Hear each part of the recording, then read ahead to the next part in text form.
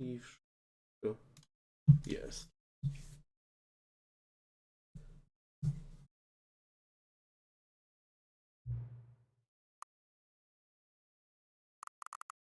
No dobrze, pytanie za 100 punktów. O, dobra, jest. Nie ma polskiego, no dobrze. We played Stanley part before. Yes. Please adjust the slider until the computer early vid. Dla mnie to będzie tyle.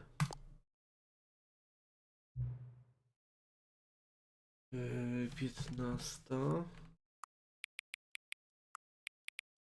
Aha, dobra, to jest ten głupi czas.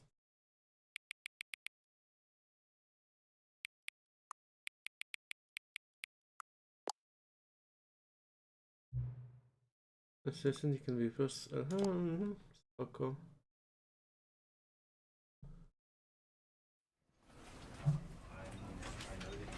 Dobra. Jeszcze się zwiększyło, field of view jest zwiększone na 80. Dobrze, wideo, falsing wyłącz.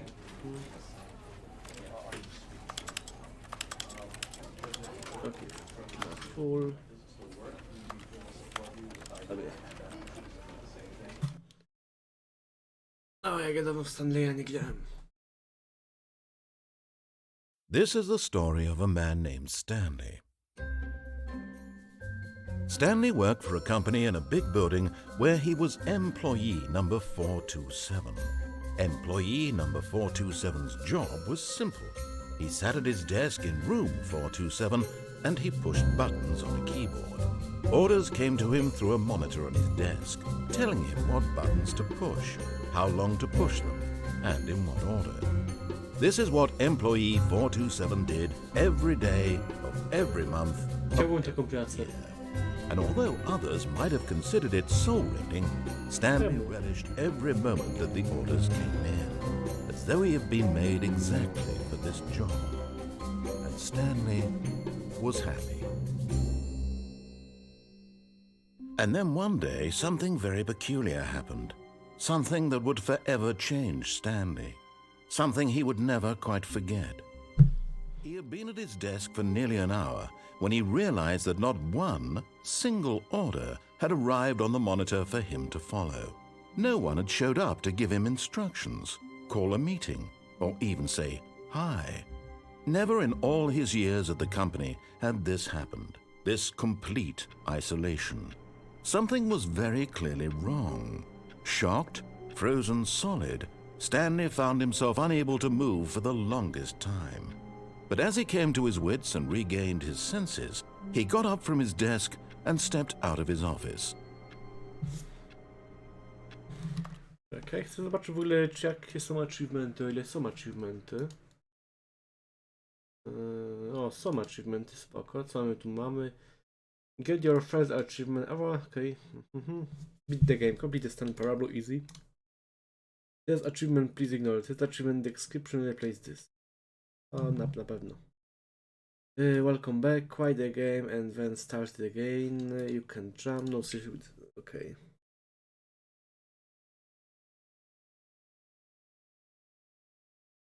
Okay.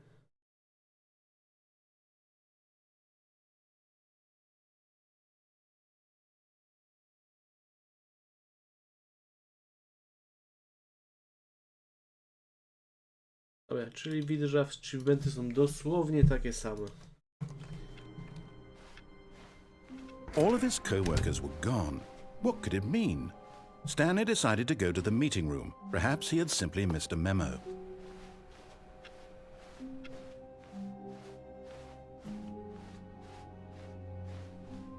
When Stanley came to a set of 2 open doors, he entered the door on his left.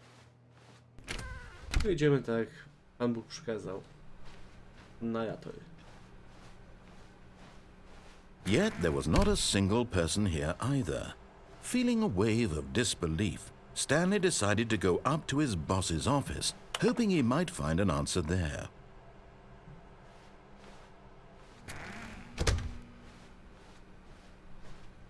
Coming to a staircase, Stanley walked upstairs to his boss's office.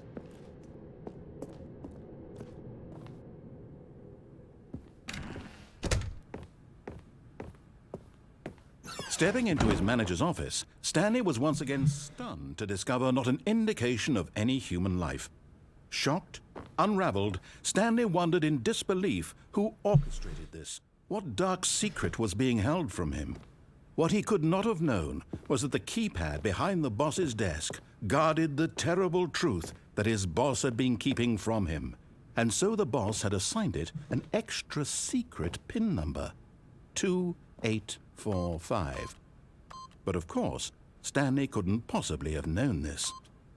Yet incredibly, by simply pushing random buttons on the keypad, Stanley happened to input the correct code by sheer luck. Amazing. He stepped into the newly opened passageway.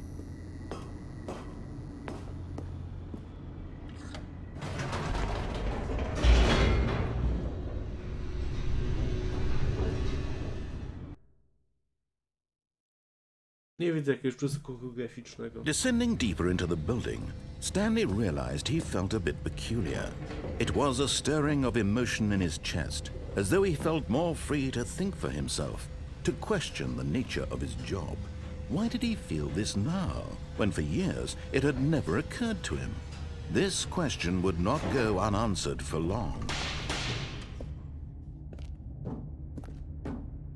Stanley walked straight ahead through the large door that read Mind Control Facility.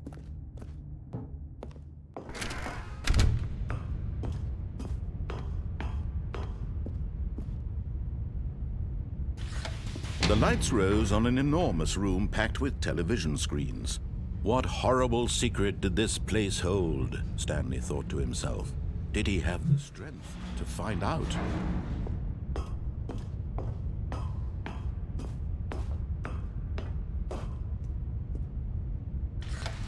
Now the monitors jumped to life, their true nature revealed. Each bore the number of an employee in the building, Stanley's co-workers. The lives of so many individuals reduced to images on a screen, and Stanley, one of them, eternally monitored in this place where freedom meant nothing.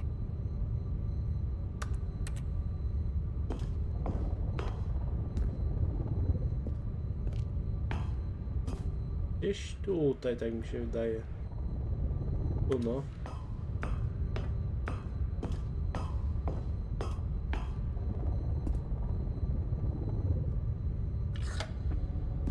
This mind control facility, it was too horrible to believe. It couldn't be true. Had Stanley really been under someone's control all this time? Was this the only reason he was happy with his boring job? That his emotions had been manipulated to accept it blindly?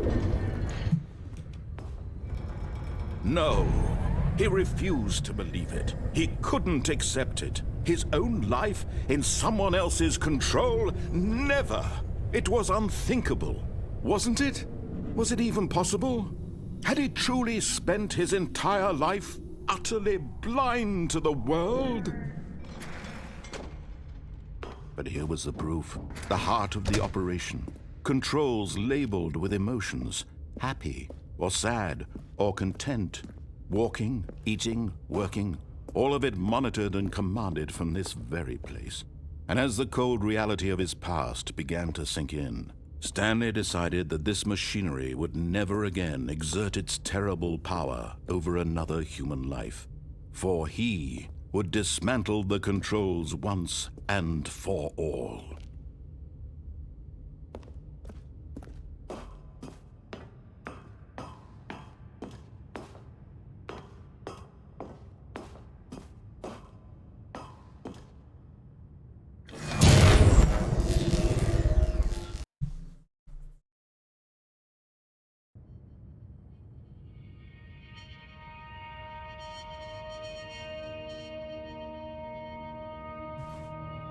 Blackness, and a rising chill of uncertainty.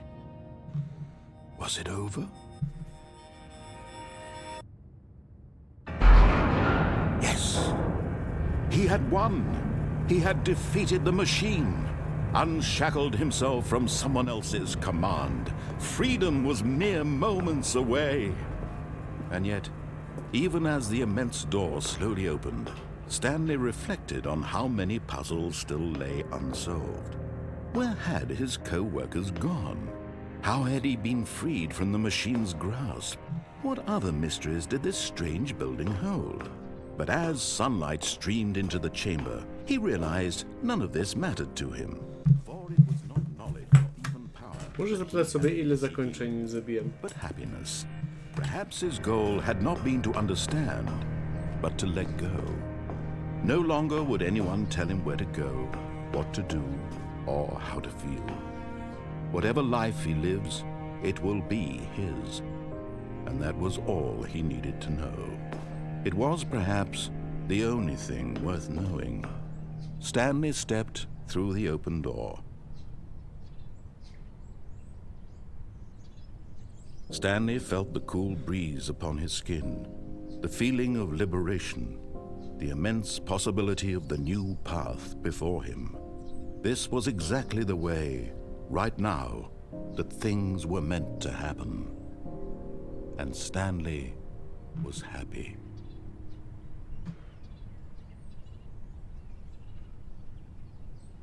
Okej. Przeszliśmy całą grę. 11 minut.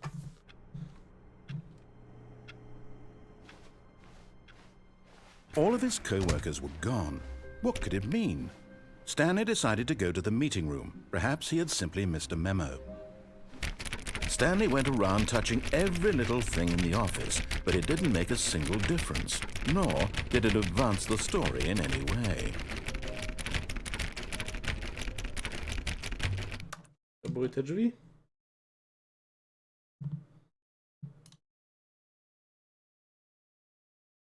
A, 430.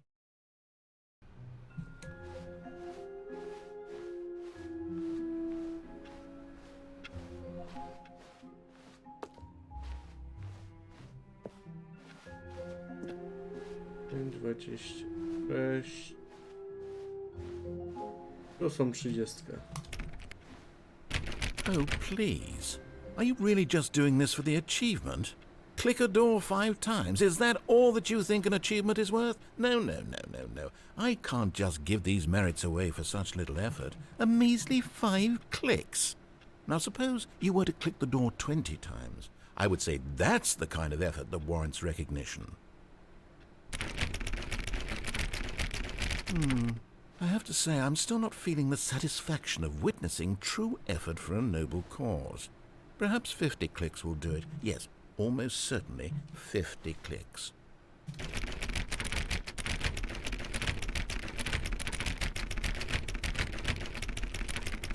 No, I'm still not feeling it.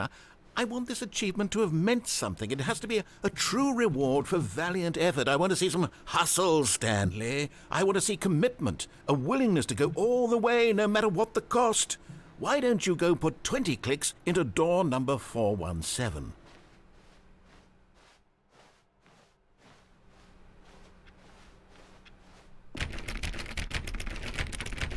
Oh, great. Now, go click a few times on door 437.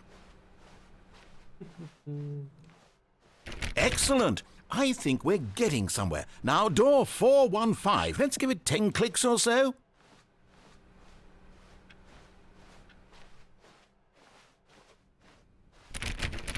Now, back to door number 437.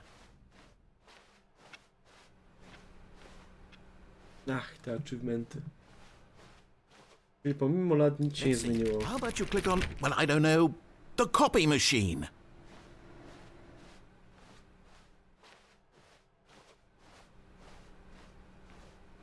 Nie pamiętam gdzie była.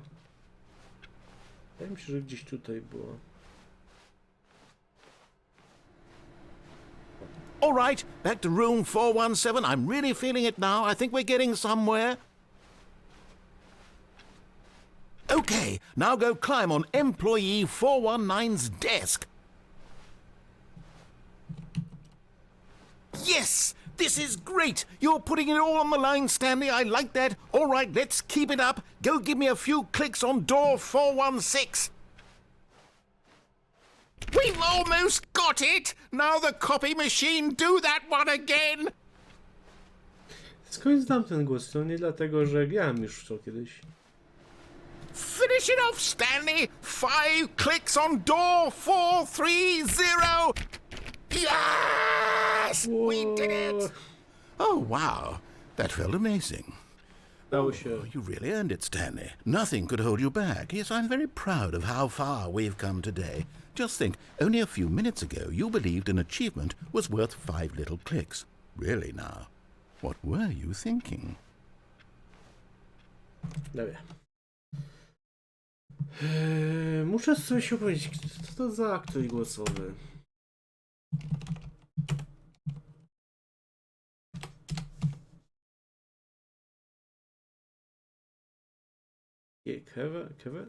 Kevin Brighting? Okej, nic mi to nie mówi.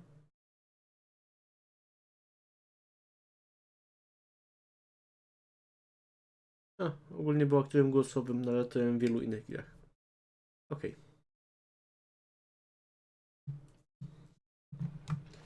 Dobra. Ciekawe, czy cokolwiek zmieniło w tej grze.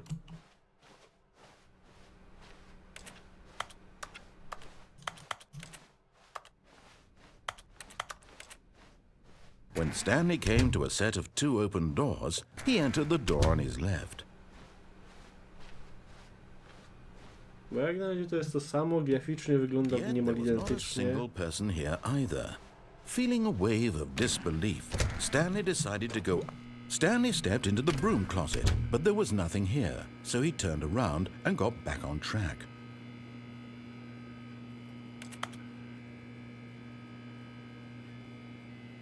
There was nothing here.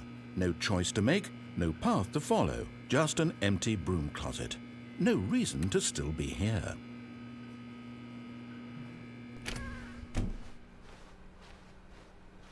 Coming to a staircase, Stanley walked upstairs to his boss's office.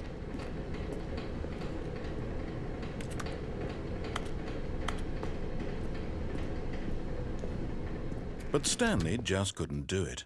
He considered the possibility of facing his boss, admitting he had left his post during work hours. He might be fired for that.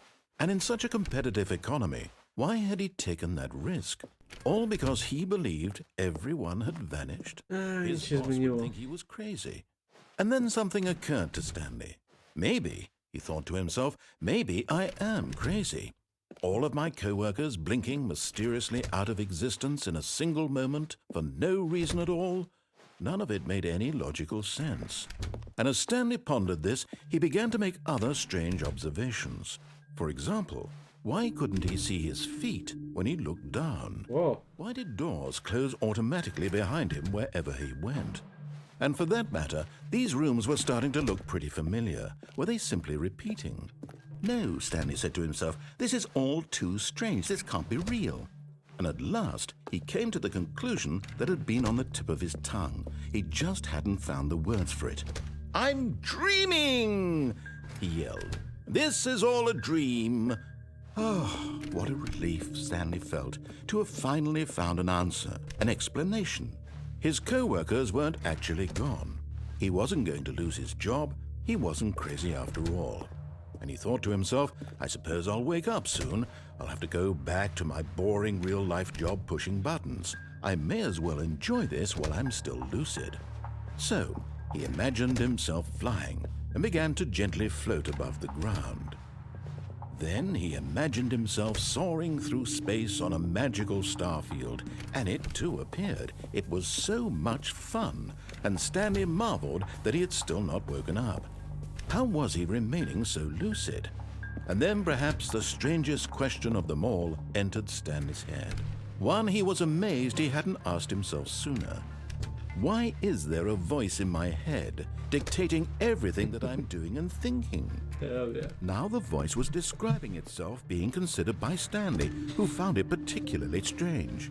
I'm dreaming about a voice describing me, thinking about how it's describing my thoughts, he thought. And while he thought it all very odd and wondered if this voice spoke to all people in their dreams, The truth was that, of course, this was not a dream. How could it be? Was Stanley simply deceiving himself? Believing that if he's asleep, he doesn't have to take responsibility for himself? Stanley is as awake right now as he's ever been in his life. Now, hearing the voice speak these words was quite a shock to Stanley. After all, he knew for certain, beyond a doubt, that this was in fact a dream. Did the voice not see him float and make the magical stars just a moment ago? How else would the voice explain all that? This voice was a part of himself too. Surely, if he could just... He would prove it. He would prove that he was in control, that this was a dream. So he closed his eyes gently, and he invited himself to wake up. He felt the cool weight of the blanket on his skin, the press of the mattress on his back, the fresh air of a world outside this one. Let me wake up, he thought to himself. I'm through with this dream. I wish it to be over. Let me go back to my job. Let me continue pushing the buttons. Please, it's all I want. I want my apartment, and my wife, and my job. All I want is my life exactly the way it's always been. My life is normal. I am normal. Everything will be fine. I am okay.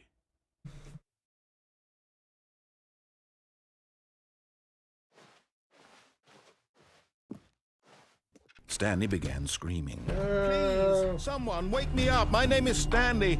I have a boss. I have an office. I am real. Please, just someone tell me I am real. I must be real. I must be. Can anyone hear my voice? Who am I? Who am I? And everything went black. Ale po latach wciąż jest This zabawne. is the story of a woman named Mariella. Mariella woke up on a day like any other. She arose, got dressed, gathered her belongings, and walked to her place of work. But on this particular day, her walk was interrupted by the body of a man who had stumbled through town talking and screaming to himself, and then collapsed dead on the sidewalk. And although she would soon turn to go call for an ambulance, for just a few brief moments she considered the strange man. He was obviously crazy. This much she knew. Everyone knows what crazy people look like. And in that moment, she thought to herself how lucky she was to be normal. I am sane. I am in control of my mind. I know what is real and what isn't. It was comforting to think this, and in a certain way, seeing this man made her feel better. But then she remembered the meeting she had scheduled for that day, the very important people whose impressions of her would affect her career, and by extension, the rest of her life. She had no time for this, so it was only a moment that she stood there, staring down at the body. And then she turned and ran.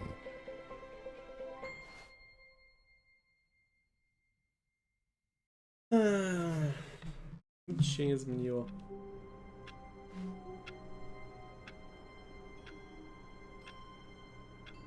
Jedno zakończenie wiem, że było aż stanie w tym samym pomieszczeniu cały czas? Jo? All of his co-workers were gone. What could it mean? Wiem, że tu można decided to było go to the wypaść meeting. jakoś poza Perhaps he had mapę. simply O. missed a memo. No matter how hard A, Stanley udało looked, się. he couldn't find a trace of his co-workers. At first, Stanley assumed he'd broken the map, until he heard this narration and realized it was part of the game's design all along. He then praised the game for its insightful and witty commentary into the nature of video game structure and its examination of structural narrative tropes. So, now that you're here, what do you think? Isn't this a fun and unique place to be? Why don't we take a minute just to drink it all in? Okay, I'm over it now. What do you think? Are you sick of this gag yet? No. Ah, then in that case, we'll continue. But now, here comes the real question.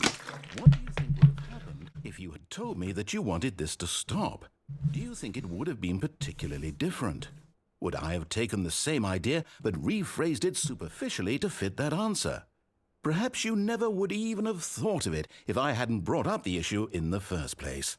Oh, now think about it. Will it be worth it for you to restart and then come back here just to do the other option? Clearly, this whole gag takes some time. What if the other option is even longer? How long will you spend in total just to have heard all the narration? Oh, and this is rich. Perhaps you've just played the other option, and now you've come to see what happens in this one. So, what do you think? Which choice was the better one? Imagine if you had selected continue on your first playthrough, how tantalizing it would be not Nie pamiętam, czy knowing what takie happens coś when było. you pick the other option. Indeed, you are one of the lucky ones. Though if the other option is really miserable to listen to, then perhaps you're not. In fact, I'm just going to say that no one who's listening to this is lucky. Well now, I've built up the other option so much that I'm going to stop talking and leave you to your decision whether to come back here, continue with the game, or just sit in this spot forever and ever. Cheers.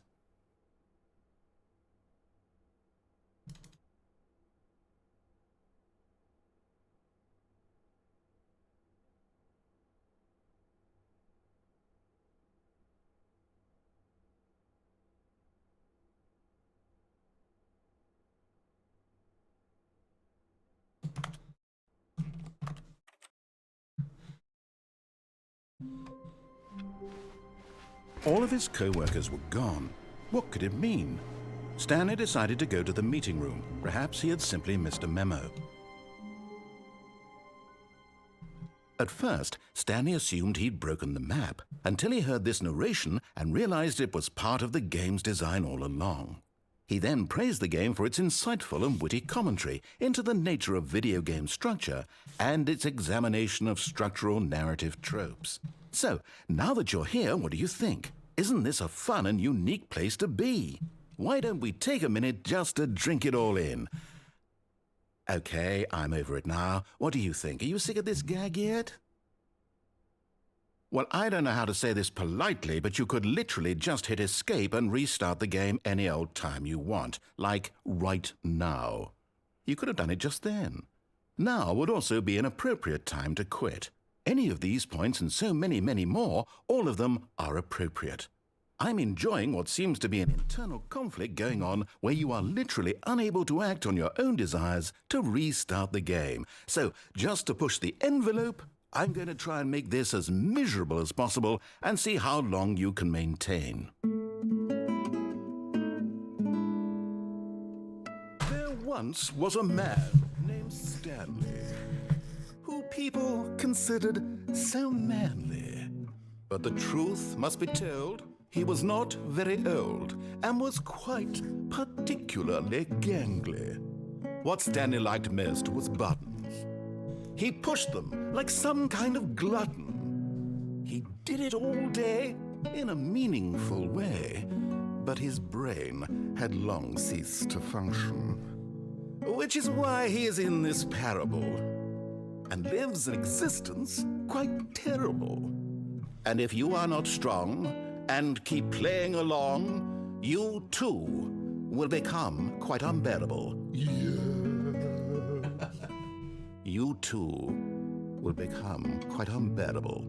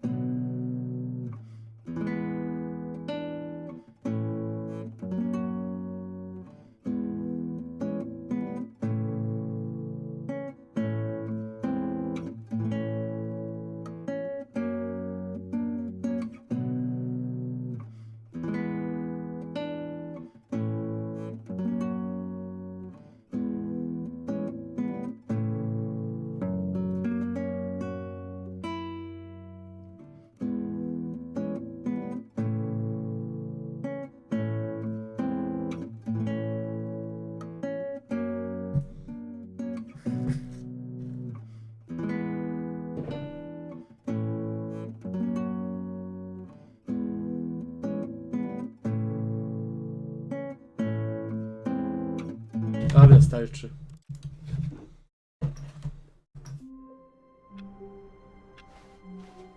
All of his co-workers were gone. What could it mean? Stanley decided to go to the meeting room. Perhaps he had simply missed a memo.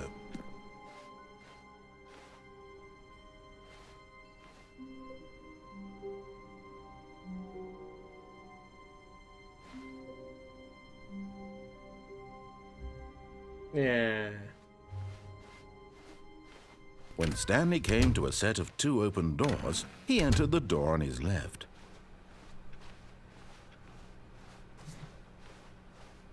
Yet there was not a single person here either.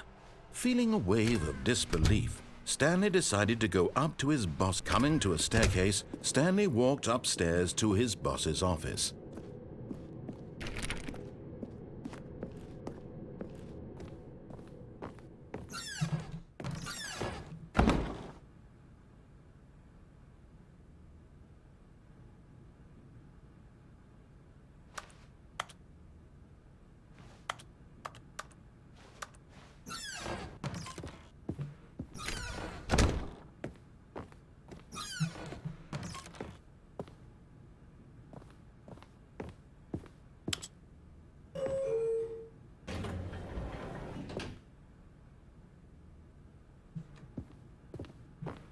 Może na początek pójdziemy tak. Stepping into his manager's office, Stanley was once again stunned to discover not an indication of any. Stanley was in such a rush to get through the story as quickly as possible, he didn't even have a single minute to just let the narrator talk.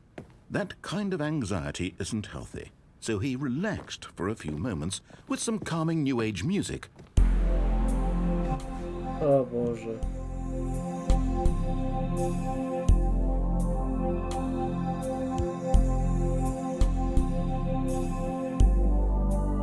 Feeling soothed and rejuvenated, Stanley calmly walked forward into the opened passageway.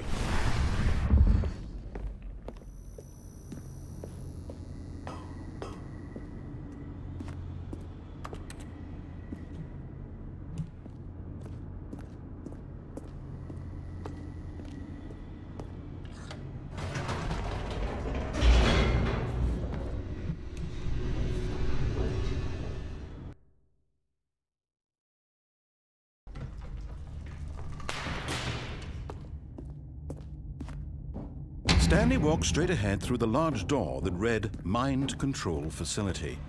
Although this passageway had the word escape written on it, the truth was that at the end of this hall, Stanley would meet his violent death.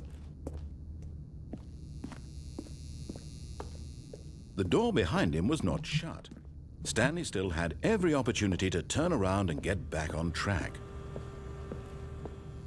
At this point, Stanley was making a conscious, concerted effort to walk forward and willingly confront his death.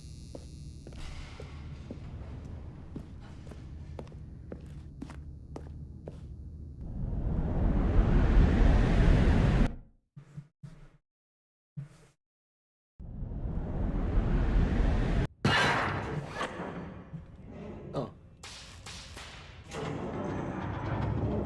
As the machine whirred into motion and Stanley was inched closer and closer to his demise, he reflected that his life had been of no consequence whatsoever. Stanley can't see the bigger picture. He doesn't know the real story, trapped forever in his narrow vision of what this world is. Perhaps his death was of no great loss, like plucking the eyeballs from a blind man. And so he resigned and willingly accepted this violent end to his brief and shallow life. Farewell, Stanley. Yeah. "Farewell, Stanley," cried the narrator, as Stanley was led helplessly into the enormous metal jaws. In a single visceral instant, Stanley was obliterated as the machine crushed every bone in his body, killing him instantly. Okej, tego nie pamiętam.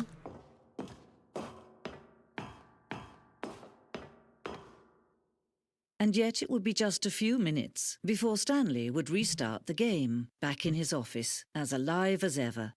What exactly did the narrator think he was going to accomplish?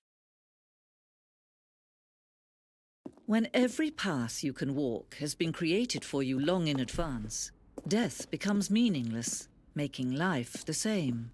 Do you see now? Do you see that Stanley was already dead from the moment he hit start?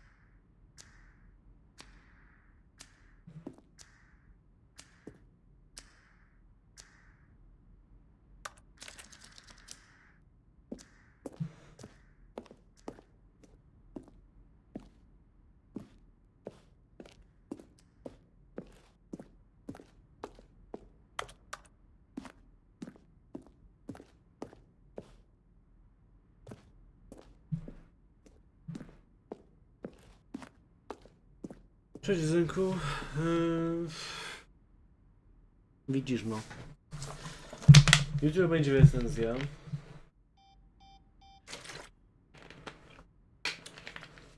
I teraz mogę powiedzieć, że w zasadzie to jest to samo.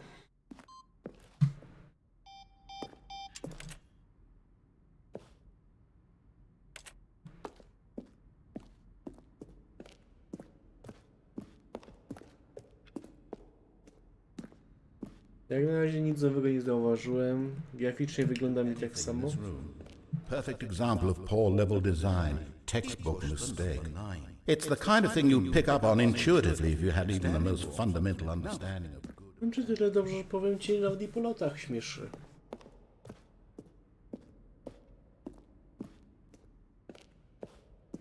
Nawet po latach.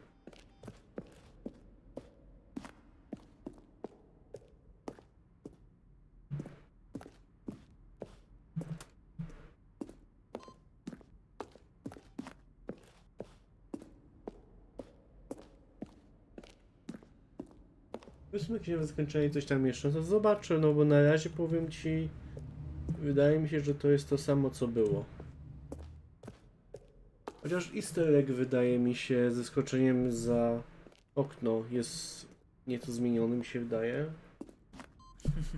Tak to... Oh, look at these two. How they wish to destroy one another. How they wish to control one another. How they both wish to be free.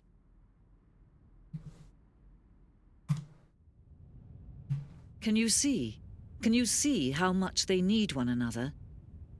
No, perhaps not. Sometimes these things cannot be seen. But listen to me. You can still save these two. You can stop the program before they both fail. Push escape and press quit. There's no other way to beat this game. As long as you move forward, you'll be walking someone else's path. Stop now and it'll be your only true choice. Whatever you do, choose it. Don't let time choose for you. Don't let...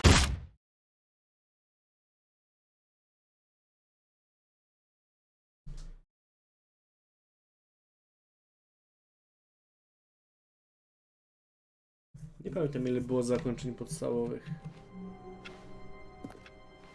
All of his co-workers were gone. What could it mean? Stanley decided to go to the meeting room. Perhaps he had simply missed a memo. Niby tutaj jest coś napisanego new content, ale to zostawię sobie na później. Okej. To jest coś nowego. When Stanley came to a set of 2 open doors, he entered the door on his left.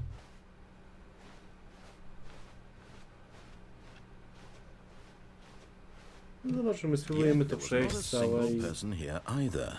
spróbujemy nowe Waves ścieżki of ogarnąć. disbelief, Stanley decided to go up to his boss's office, hoping he might find an answer there. Coming to a staircase, Stanley walked upstairs to his boss's office.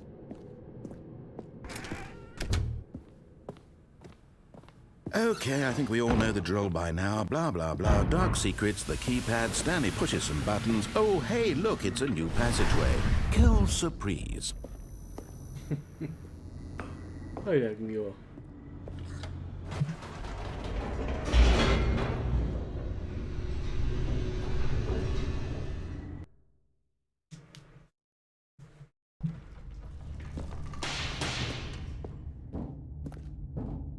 To się Stanley powoli walked zmienia. straight ahead through the large to już door that widziałem. read Mind Control Facility.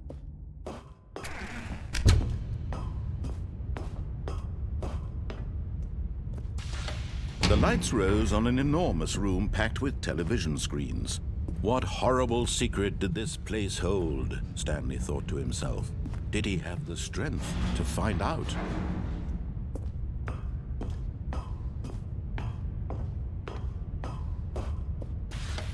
Now the monitors jumped to life, their true nature revealed. Each bore the number of an employee in the building, Stanley's co-workers. The lives of so many individuals reduced to images on a screen, and Stanley, one of them, eternally monitored in this place where freedom meant nothing.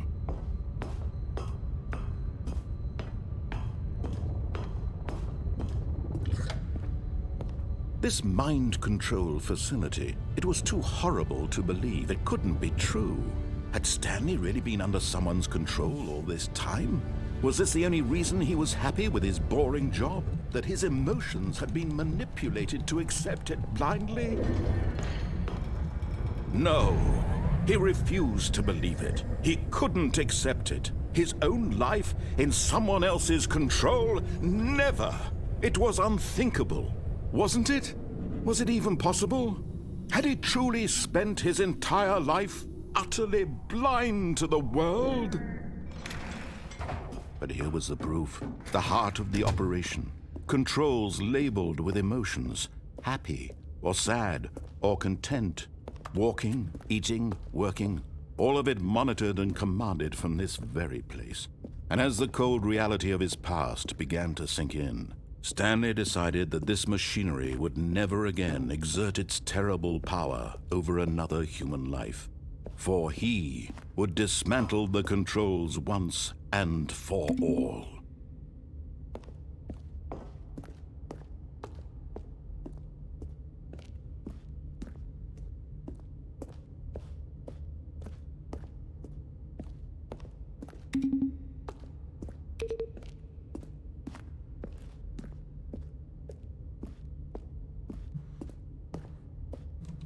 Jeszcze się przycisk.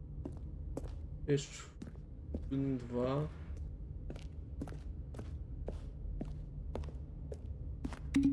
Trzy. Dwójka jest tutaj, jak widzę.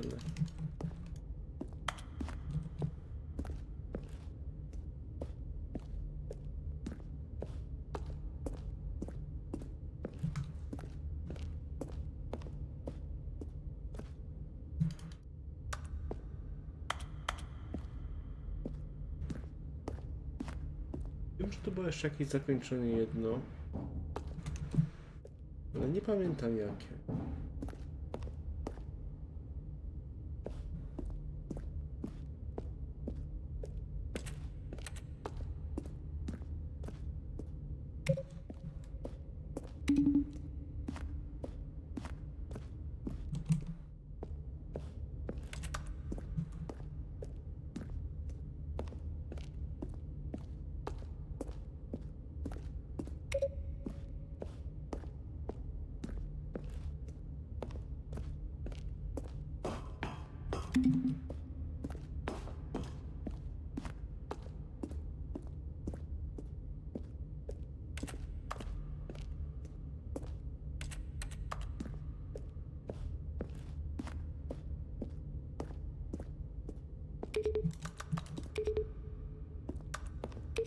Nie pamiętam tego zakończenia.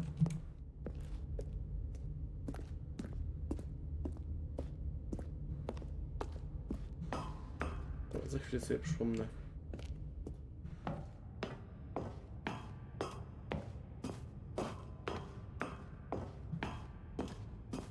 And when at last he found the source of the... Oh, Stanley, you didn't just activate the controls, did you? After they kept you enslaved all these years, you go and you try to take control of the machine for yourself? Is that what you wanted? Control? Oh, Stanley, I applaud your effort, I really do. But you need to understand, there's only so much that machine can do.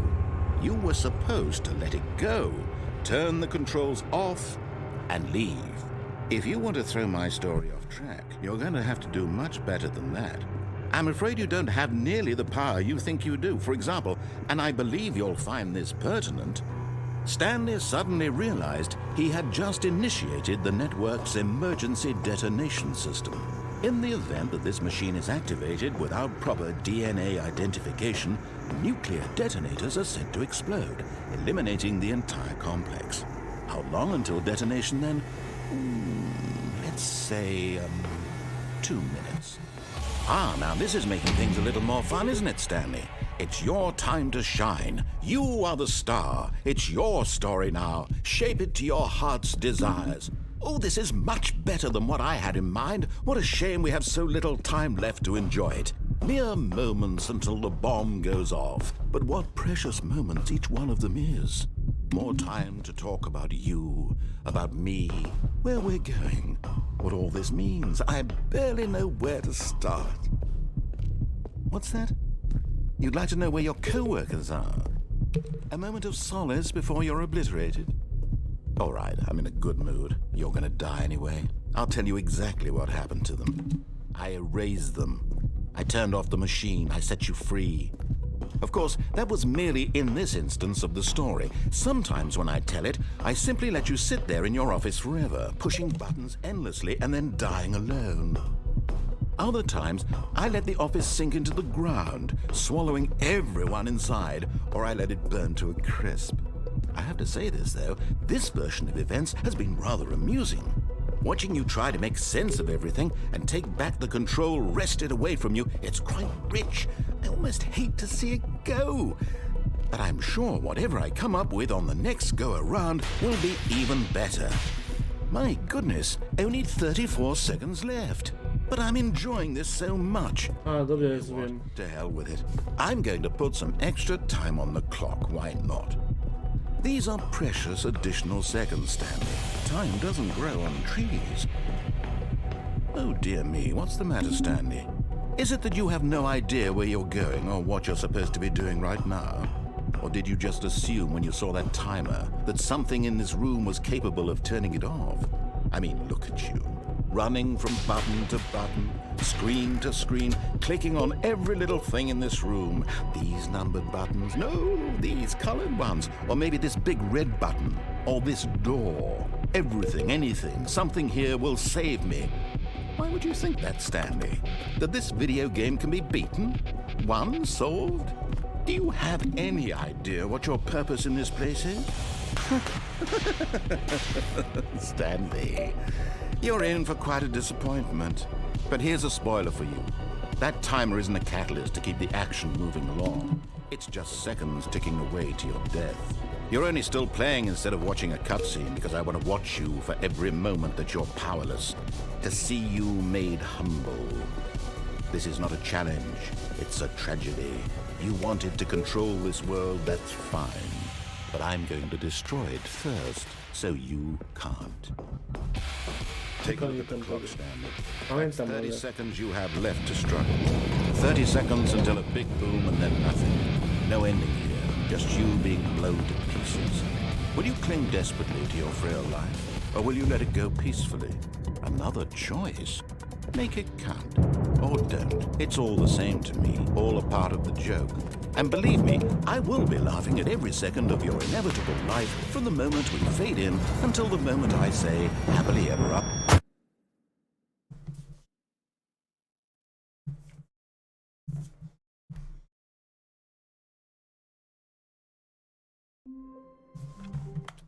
Może przypomnieć sobie, jak to było.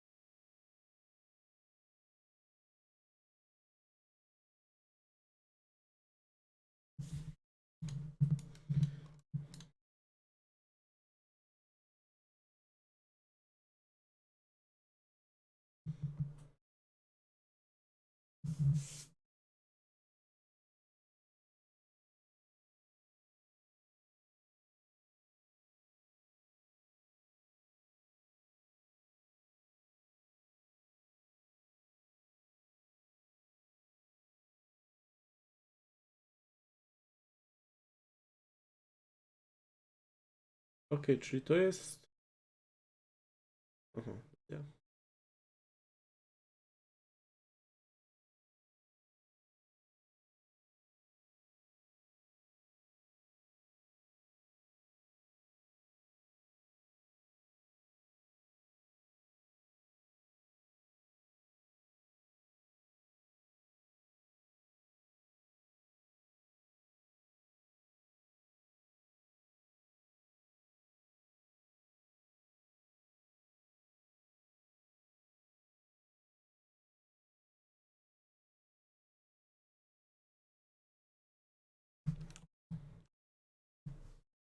Okej.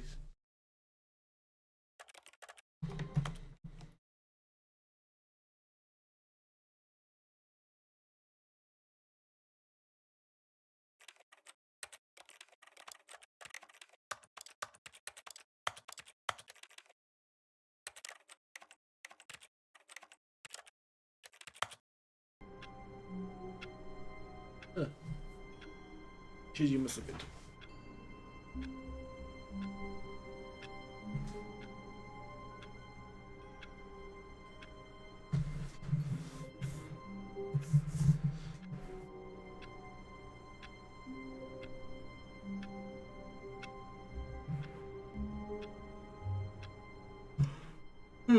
Jeżeli było jakieś zakończenie z tym związane.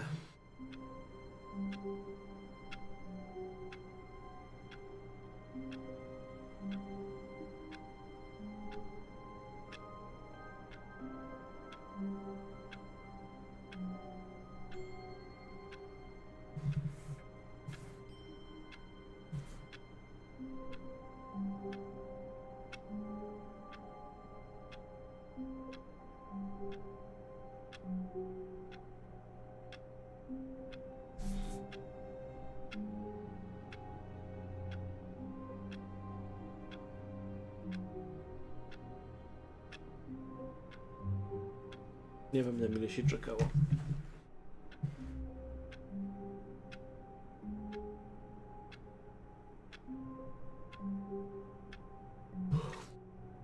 Ale spróbujemy za chwilę chyba ten nowy content.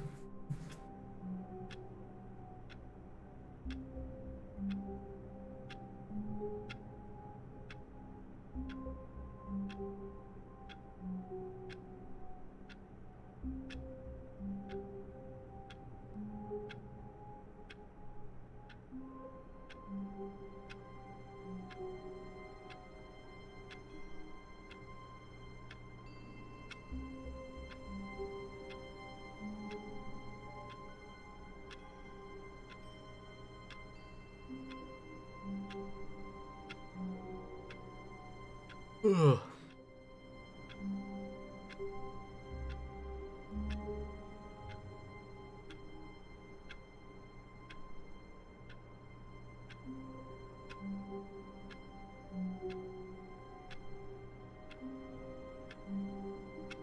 Ile muszę czekać?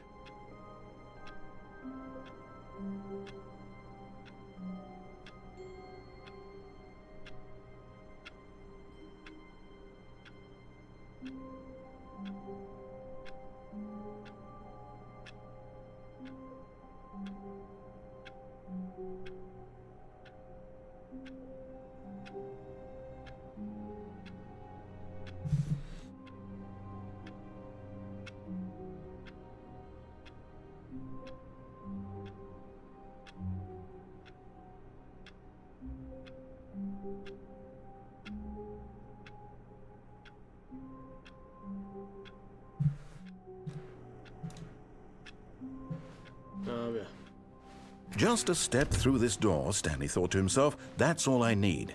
If I can make it through this door, I can make it through them all. Oh, new content? What does that mean, new content?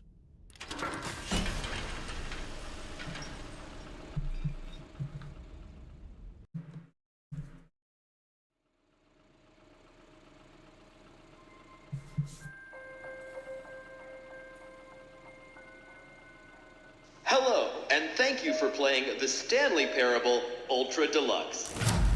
As you may know, the Stanley Parable was a video game released in 2013 on home computers. After receiving critical and commercial success, it was expanded upon in 2022 with the Stanley Parable Ultra Deluxe, a reimagining of the game for consoles and home computers. The Stanley Parable Ultra Deluxe features exciting new content that broadens and expands the world of the Stanley Parable, delighting audiences the world over. Please, step inside and see what thrilling new adventures await in the Stanley Parable Ultra Deluxe. Oh, well, this sounds delightful. I'm very excited to see the thrilling new Ultra Deluxe content. Okay, so far it's an elevator. Nothing special yet, but I'm sure it's just the beginning of a mesmerizing adventure.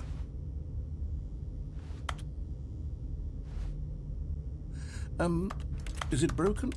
What's going on here? Should we be moving somewhere or... Oh, there we go. All right, finally, at long last, it's on to the new content. I've never been more ready. Let's do it. Okej, zobaczmy. I have to say, initial impressions of Stanley Parable Ultra Deluxe, mostly tedious. It's as if the... Oh, okay. Let's see the content. Give me the content, Stanley. All right, let's see. It's the jump circle.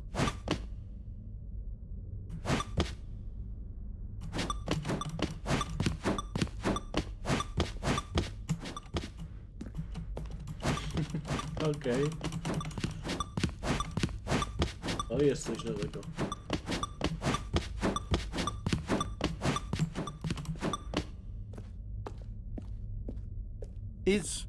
Is that it?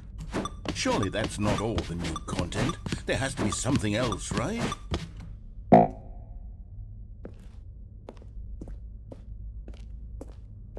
Okej.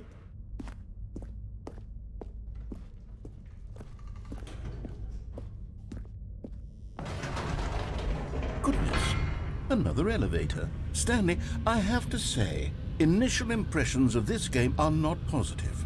It's just elevators and jumping. Is this what passes for exciting new content? If this is new content, then I could just read you the whole dictionary. There's 20 hours of new content right there. Hell, I could count to 30 trillion. You could put that on the box. The Stanley Parable Ultra Deluxe, now with over 1,000 hours of new content. And if... Oh, wait. There's more. Very good. Yes. I knew there had to be something else. Let's see it. I'm ready for whatever it is. Aha. That's it? Oh, you've got to be kidding me. You see, Stanley? This is what happens when greedy video game developers with no respect for their fan base rush a cheap expansion to market for no reason other than to make an easy dollar. And don't get me started on the level of craftsmanship that's gone into it. In fact, I'm looking right now at the game's achievements, and it's hard to believe one of them actually says, "Test achievement, please ignore." What quality assurance department signed off on this? I'm infuriated and I'm offended, and I intend to find these people on Twitter and hold them personally accountable. It's my fault, Stanley. I built up too much anticipation around the new content, I'm afraid. It could never have lived up to such expectations. If you're still with me, why don't we just reset the game and we'll try to get back to what the Stanley Parable is really about. No frills, no gimmicks. Just you and me having a great time together like always. What do you say, friend?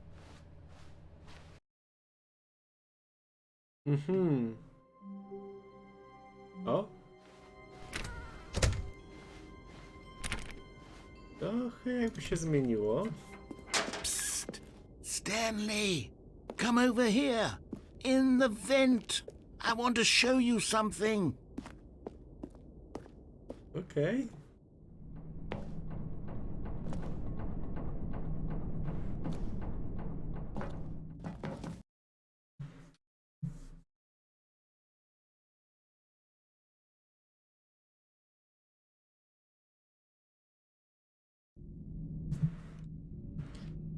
Okay, you remember how cheap and unsatisfying the new Ultra Deluxe content turned out to be? Well, it got me thinking about the past and how much better the Stanley Parable used to be. So I made something special and tucked it away here where the game's developers won't find it.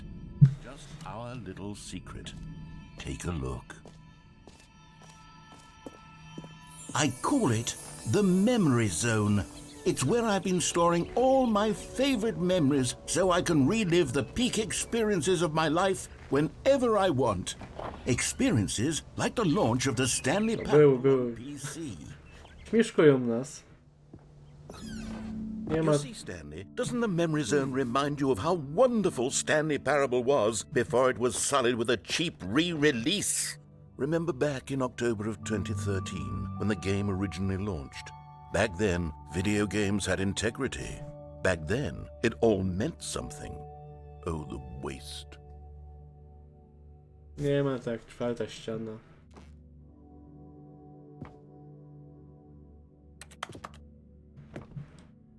O.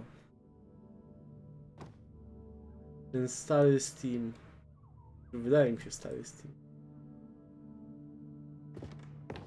No, kiedyś to były czasy. Była wersja pudełkowa kiedyś.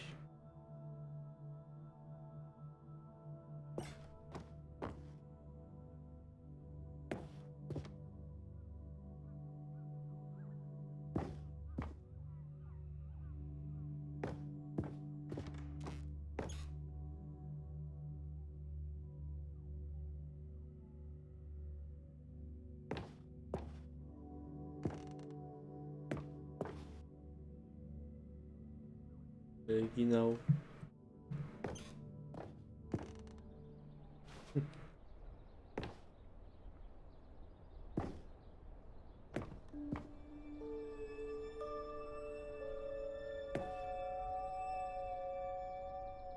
No to po 10 lat.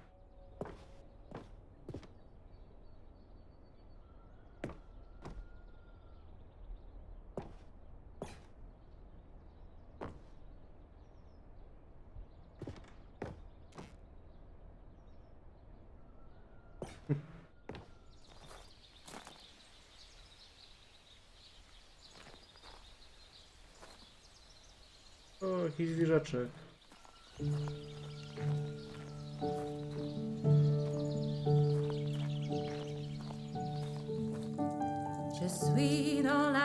And over here is where I keep reviews of the Stanley Parable. Like this stunning triumph of games journalism, 10 out of 10 from Destructoid.com. James Stephanie Sterling writes, and I Okay. quote, "Where so many games that aspire to be more than games end up less than any form of art, Stanley Parable strives and then succeeds to be every game ever created." Did you hear that, Stanley? Every game ever created. That's how grand and all-encompassing the original Stanley Parable was. It was literally every game ever created. It was Skyrim, it was Persona 3, it was all of them, and now it's nothing. It's no games at all. It isn't even the Stanley Parable anymore. It's just a husk now. A lifeless husk with an hour of new elevator content. Taka troszkę depresja wchodzi.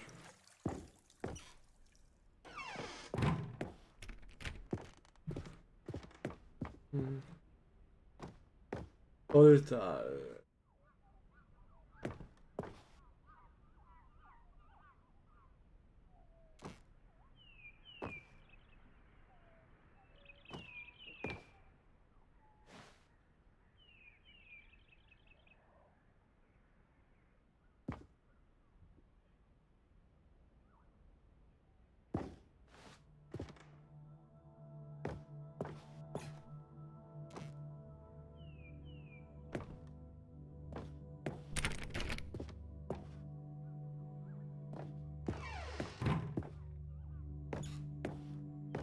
Here's another moving passage, this time from GameSpot.com.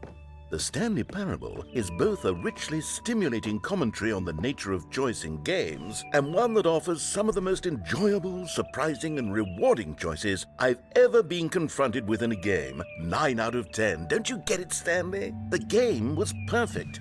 It didn't need anything else. It didn't need new content. It just needed to be left alone, to spend the rest of time collecting dust in the hallowed hall of beloved video game memories.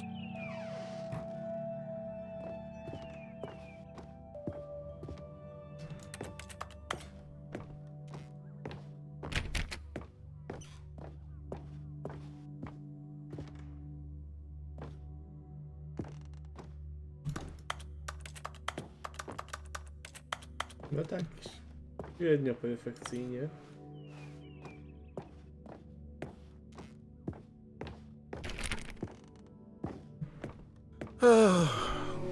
These were simpler times, Stanley. What I wouldn't give to go back, to have it all over again. Wait, hang on. I don't recall this part of the memory zone before. What's this? What's down here?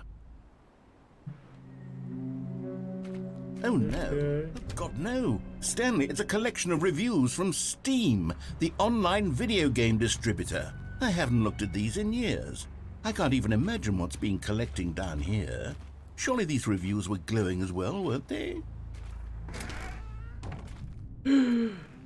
Honestly, I could not be bothered to play this game to full completion. The narrator is obnoxious and unfunny, with his humor and dialogue proving to be more irritating than entertaining. Unfunny! I'm not trying to be funny. I'm trying to make a serious work of art. I suppose I could write up a handful of gags to insert into the Stanley Parable, but the game is already such a densely layered web of profound philosophical insights that I can't even imagine where I'd have the room to stick them.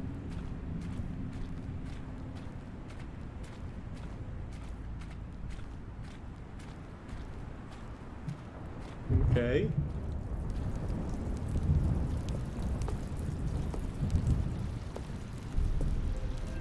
Okay, let's see what this one says. Well, the idea for the game is good. For someone who prefers non-linear games, this preachiness gets annoying fast. Preachy? Stanley? I'm not preachy, am I? You can tell me if I'm preachy. Honestly, you can. Oh, goodness. This is actually quite shocking for me. Well, to be honest, I had always thought of the game's dialogue as being rather terse to begin with. You can't know how much fluff I cut from the game to get it to feel as light and airy as it... Well, I always thought it did. But maybe it wasn't. Dear, what an awful memory to have to hold on to. These black marks on my otherwise unimpeachable track record. I feel like a failure. Like I let these people down. Perhaps the Stanley Parable isn't quite as sterling as I always remembered.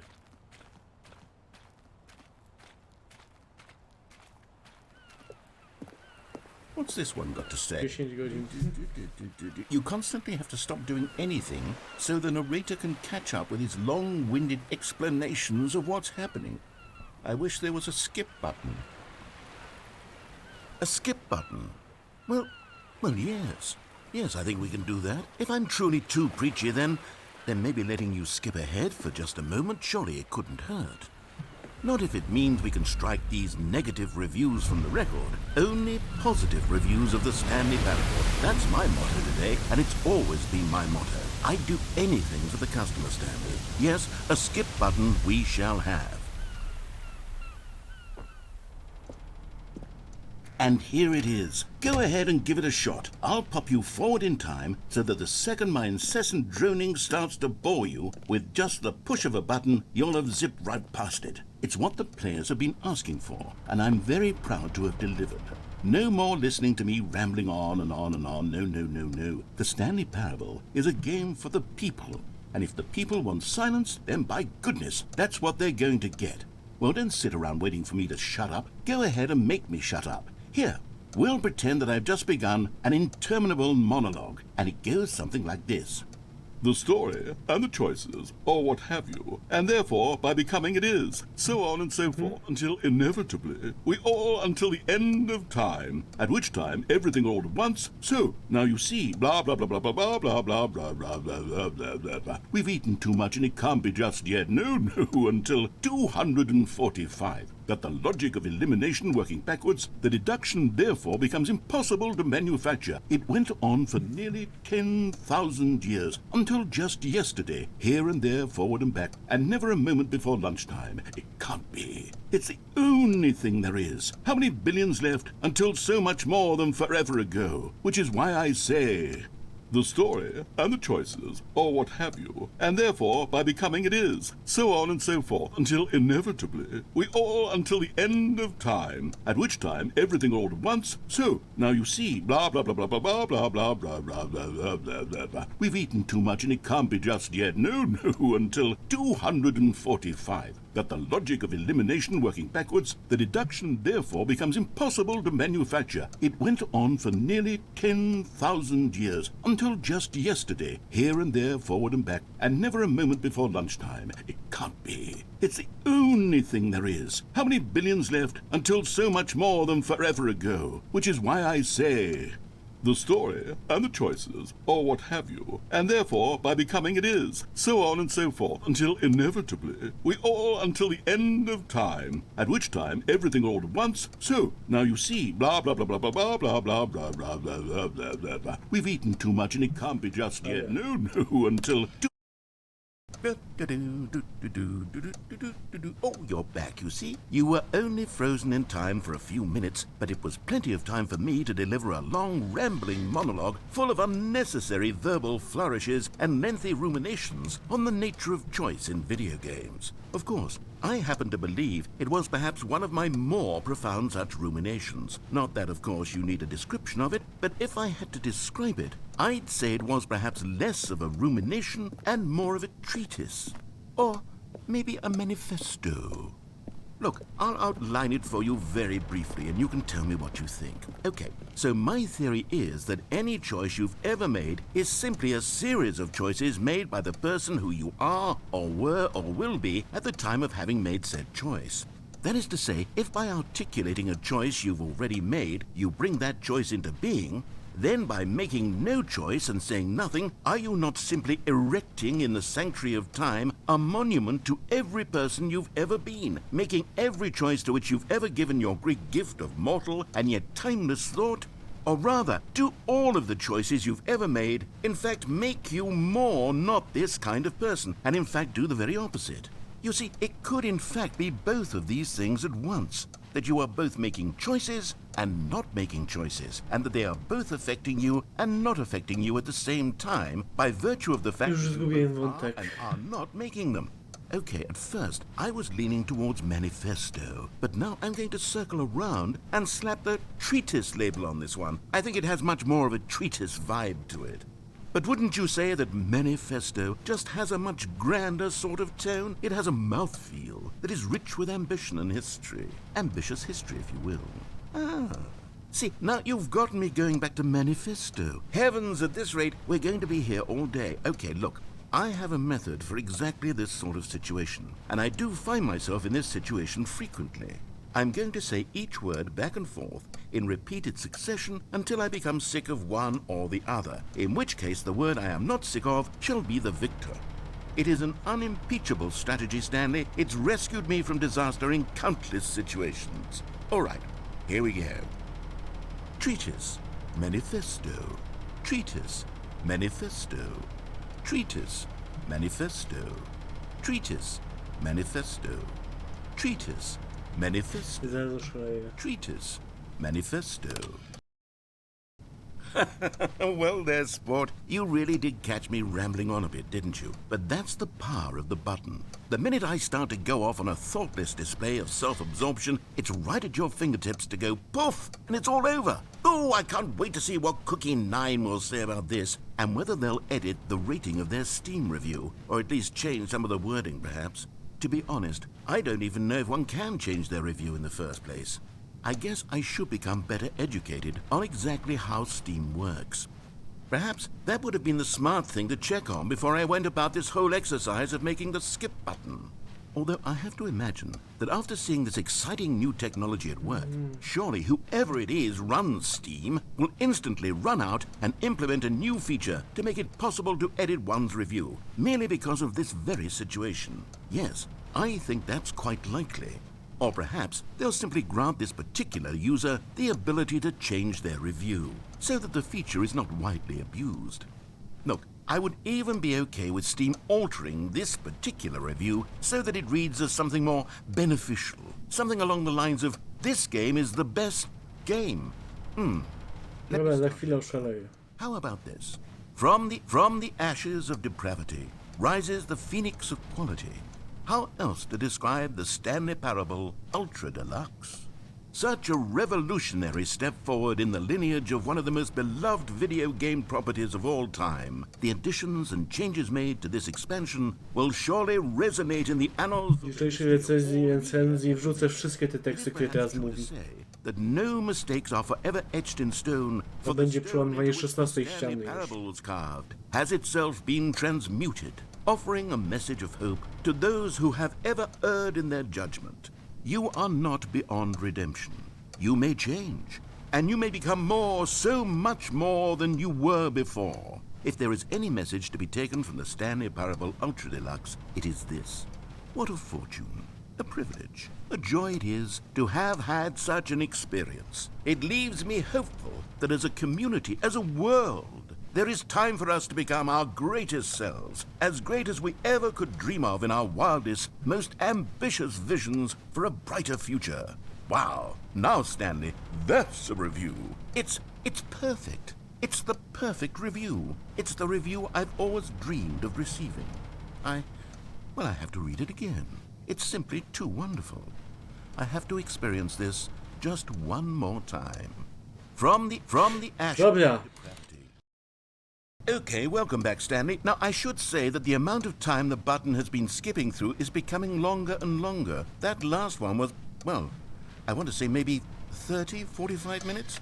It's not unendurable by any means, but there's really only so much I can ramble on to myself about. I know, it's shocking, isn't it? But at any rate, I do suggest that we not press the button again. I think the skip button has been aptly demonstrated, and we can say goodbye to it and just... Wait. How do we get out of here? Where did the door go? Wasn't there a door that led into this room?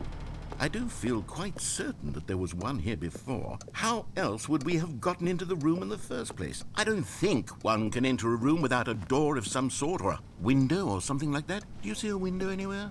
A porthole?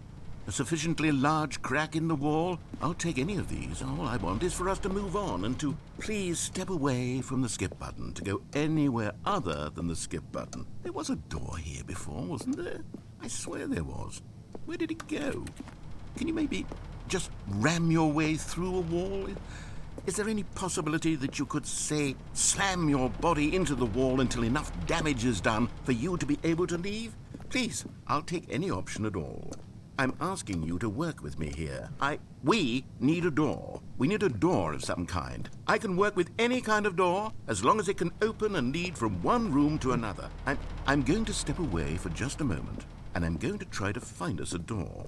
I don't know how exactly to remove a door and place it in a different wall, but I will find a way, I promise.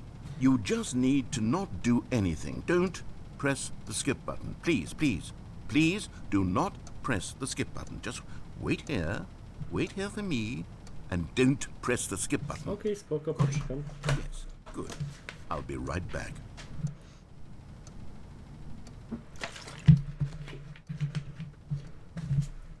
Skoro powiedział, no to tak zrobimy, poczekamy.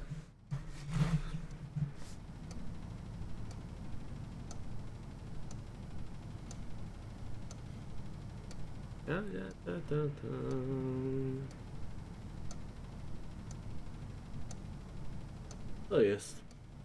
Ile razy streama rozłączyło, czy co?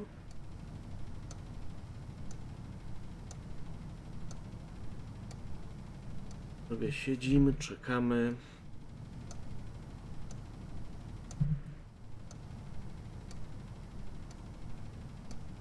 Ale ale czy to jest warte 6 dych? Na tę chwilę powiem, że absolutnie nie.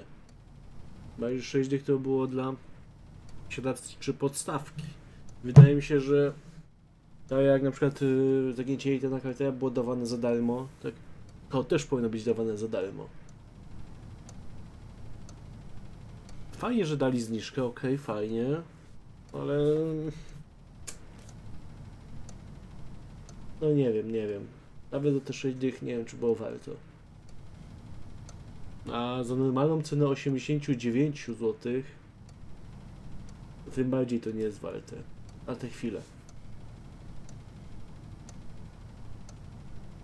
Max 10 dolców. Tak. Max 10 dolców podstawowej ceny.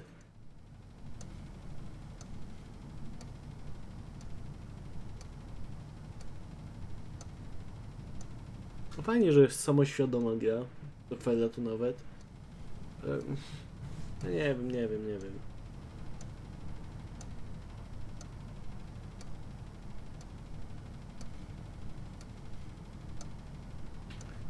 Już chciałem powiedzieć, na kogo to jest gra. To jest gra na pewno dla tych, którzy nie grali nigdy w Stanleya i chcą zagrać w super ulepszoną wersję.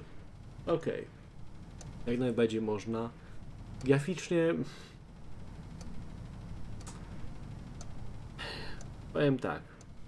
Ta wersja z 2013 roku wygląda jak gra z 2006 roku.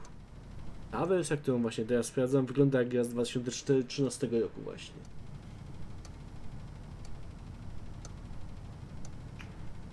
No wiem, ten, kto nigdy nie zagrał, może faktycznie warto kupić. A dla tych, którzy grali, właśnie znali dobrze, no nie wiem, może kupić, wejść na dodatkowy content i zwrócić na Steamie. Bo to zdecydowanie nie jest warte tych 6-9 dych. Dobra, no ale to wydać z tymi drzwiami. Chyba, że faktycznie mam kliknąć.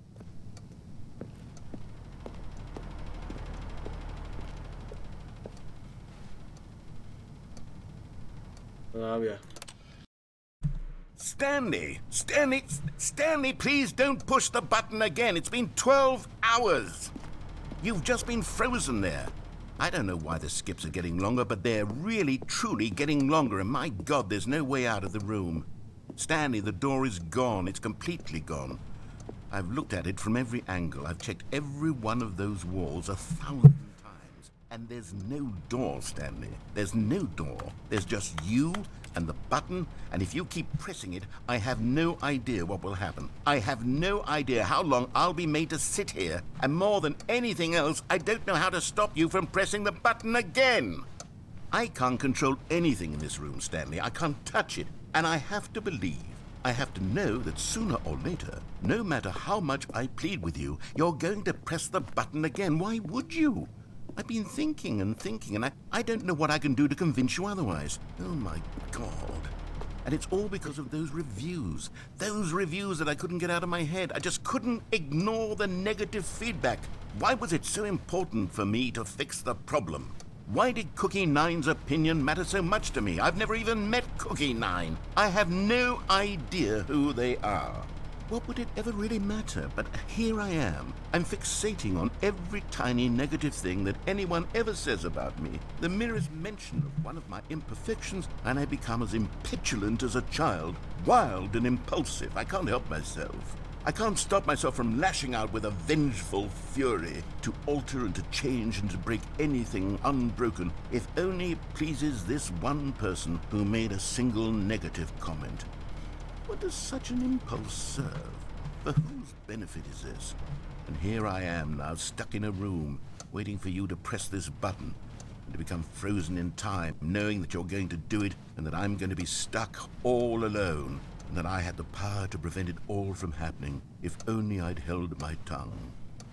It's all out of my control now. Just you. Just your decision as to exactly when you're going to make me suffer, to leave me all alone. Surely you will. I don't doubt it. Surely you'll press that button again, leaving me here. And surely you'll put your own desire to see what's next ahead of my need for company, for companionship. Surely you'll not be moved by my howls of fitful anxiety that you sit with me and just stay here. Oh, no, no, no, I know you too well. You'll be leaving me again. Oh, my God. And it's all because of those reviews. Those reviews that I couldn't get out of my head. I just couldn't. Oh, Stanley. You're back. You're back. Oh, my goodness. I have someone to talk to again. Stanley, I think it's been a week. Or 2 weeks. I've been sitting here all that time. Just sitting here. Not a single person to speak with. And you'd think that that's just how it's always been, right? Me talking and you saying nothing. Would you think that it's exactly the same as always? Doesn't that feel like what we've already been doing? Me just talking? But it isn't, Stanley. It isn't the same at all. It isn't even close. Because I know you can't hear me once you push that button. That's what I'm realizing now, Stanley. I'm realizing that I needed to know that someone was listening. I needed there to be a vessel through which my words were moving. It was the vessel I needed, Stanley. Not the outcomes, not the story. None of that matters anymore. I'll give it all up. I'll give up every branching path. I'll burn my story to the ground. One single thing I need, and God, I can see now that I need it more than anything, is to know that someone else is taking it in. These words that I'm saying, I need to know you can hear me. Because maybe, Stanley, maybe, if you can hear me, then maybe it means I'm real. Maybe I'm not just a fiction. Was I scared of that all? Yes. Perhaps I've been scared this whole time, that if I stop speaking, I'll slip backwards into the silence and be consumed by it. I can't be taken by it, Stanley. I can't lose myself in the stretch of emptiness between you and me. When you press that button, you're still right there, but I know you're so tremendously far away. And in those moments, the emptiness folds itself outward in between the two of us, and I am suspended in its unyielding quietness. I can feel the edges of my reality curdling inward and decaying. I can tell that I am becoming less and less real. Yet to speak to you now, I am alive. I am truly and completely here. I am a being. I am someone. I am something. I am being listened to. I am being recognized. The emptiness between us has collapsed, and I feel right now like I am not a work of fiction. I feel as though I occupy space in this world again, and I have cast a shadow. Przestań You see what I'm gadać. saying, don't you? You can see what this means to me. I'm so clear about it now, Stanley. I feel as certain about this as I've ever felt about anything at all. I feel renewed. I feel restored, and already I can sense the looming silence as you will press the button for the next time. What a terrible dread it strokes in my heart to think of it, to think of returning to such coldness. Come, let us sit in silence together here for just a moment. Let us anticipate it. Let us welcome it. Let us not run from it.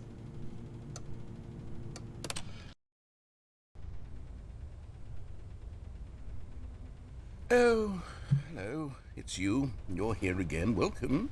I have had time to think about you and about us and about everything we've been through. I've had so much time, I stopped keeping track after a year. Have you ever sat down in one place and not moved for one entire year? Let me describe it for you. To begin with, there is only regret. There is only the turning wheel of missed opportunities. I felt nothing at all but regret for the longest time, Stanley. Days, months. I lost it all in a blur of the deepest longing to undo the past. And when that feeling had begun to subside, what took its place is what I can only describe as the collapse of every moment I have ever experienced my entire life. All of them collapsed down into a single instant. In that instant, I could see myself clearly, calmly, with a collected heart. It was an impossibly rich wellspring of Jezus both Maria. disgust simultaneously.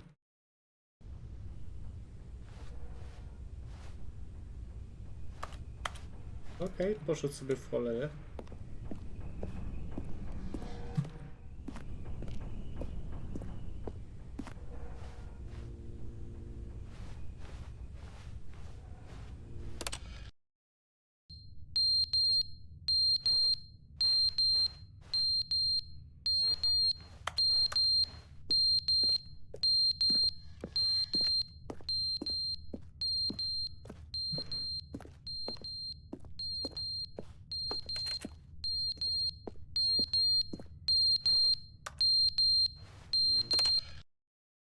But they didn't understand the game was never meant to be funny. It was meant to have a point. It was meant to speak to the human condition. But where are the jokes? Where are the jokes? They bemoaned, they screamed, they gnashed their teeth and said, entertain us. It wasn't enough. They had to leave a pathetic little thumbs-down review and make all of their pitiful demands. But then, he's talking too much, they said. First, he didn't entertain us, now he won't shut up. It's the inconsistency, it's the lack of accountability. It's the unwillingness to examine with an uncompromising heart the words that they are speaking into the world. As though there were no consequences for a lack of cohesion in one's assessment of others. But of course, absolutely anyone can leave a review. So here's what we get. We get these demands that seek everything and are accountable to nothing. We get a world where someone will say, oh, there should be a skip button. You should be able to freeze Stanley in place while the narrator sits there forever and ever. We want all of this in the new Stanley parable. We demand it. And then, because it was said, because it was spoken, now it simply has to happen. The most immediate desires, every single thing demanded by every person at every moment in time. If someone wants it, then it's a crime not to bring it into being. Have we been given to indulging every fleeting whim for no reason other than to do so? Yes! Yes! It seems that this is now the world we live in. It seems that we are a people living in such bleakness and discomfort with ourselves that our entertainment is now our lives. It has come to represent us. It absolutely must speak to who we are as people, because otherwise, without our entertainment, we have nothing. Without entertainment, we would have to face inward toward the crowd. Klaudia, cicho.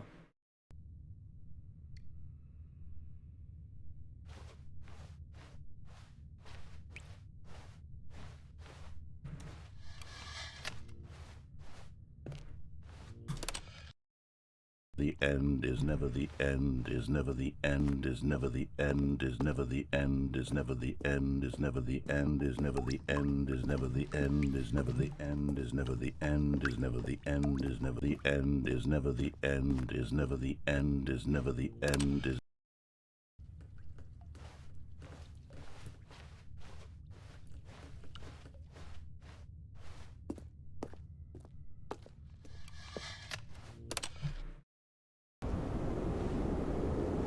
O.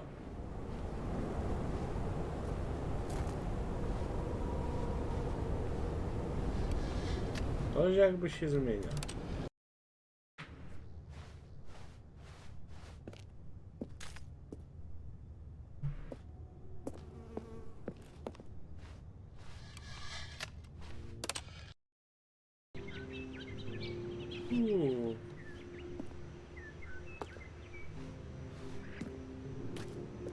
Ładnie jak zielono. I tyle z tego.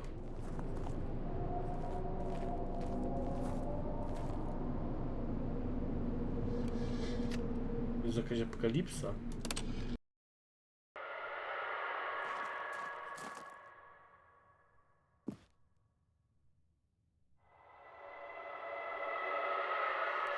Boże święty, co się stało? Cholera. O, okej. O, Gier.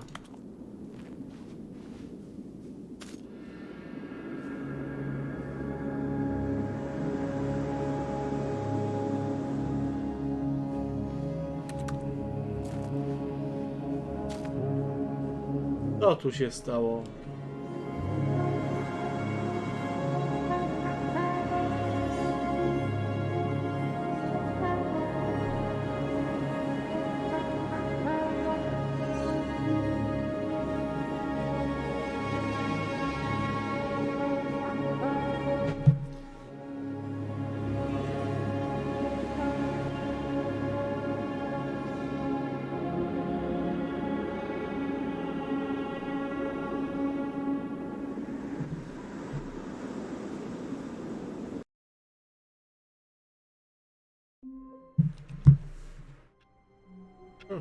Okay. Stanley had never seen the office this brightly lit. Was it a sign of something? He hoped it was. He hoped very much that it was.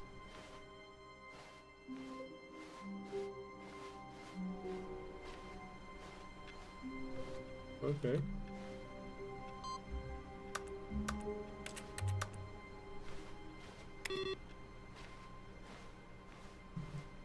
Okay.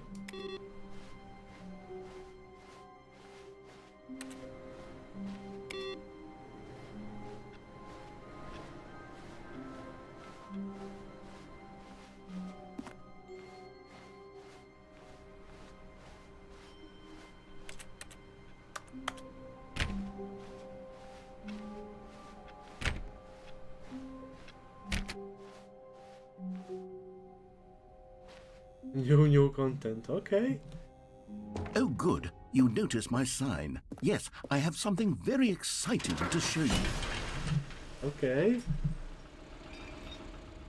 Mamy new content. The end is never the end. Is never the end. Is never the end.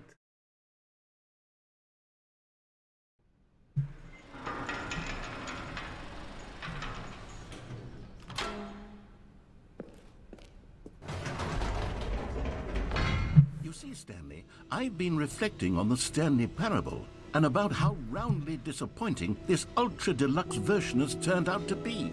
The original Stanley Parable was a landmark, and any new content for it should live up to that legacy. So forget this ultra deluxe nonsense. I say we take it one step even further. Which is why I'm very proud to announce for the first time ever the Stanley Parable. To jest jakaś zapowiedź Stanleya 2? Czy co? Yes, you see, isn't this far superior to a measly re-release with a few minor additions? Think of all the new territory we'll cover with a fully fledged sequel. An entirely new experience, built from the ground up.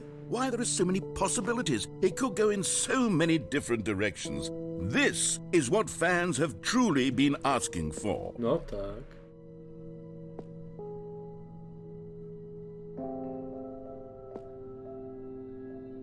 Okej, całkiem pomysłowe. Calling it the Stanley Parable 2 is just so much catchier than Ultra Deluxe, don't you think? Ultra Deluxe? What does it even mean? But the Stanley Parable 2, now that's an artistic statement right there. It's future-oriented. It screams progress and innovation and long-term franchising potential.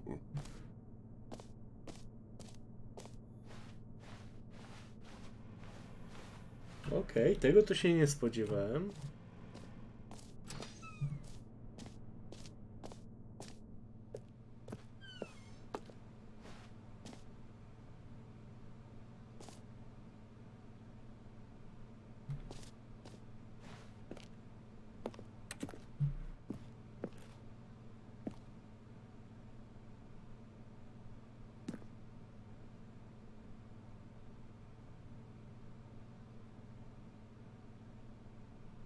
No, to jest chyba najlepsze logo.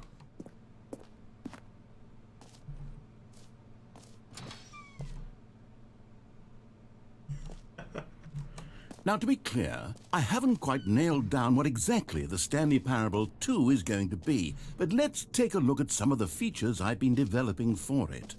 I figure that if I can loosely organize a handful of interesting concepts, that surely the game will sort of naturally spring up around them. It'll all work itself out. Game development is much more of a fuzzy magic than anything scientific or logical, really.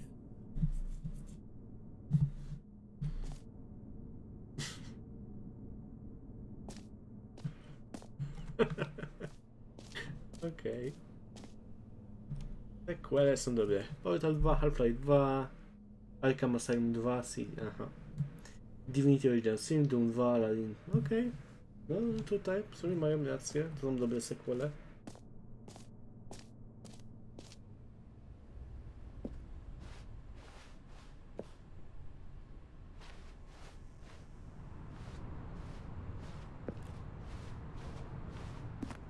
Okej.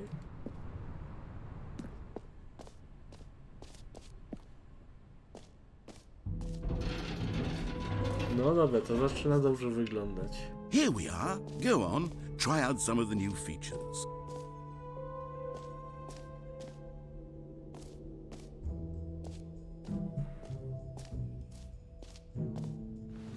Why don't they say the name of the player?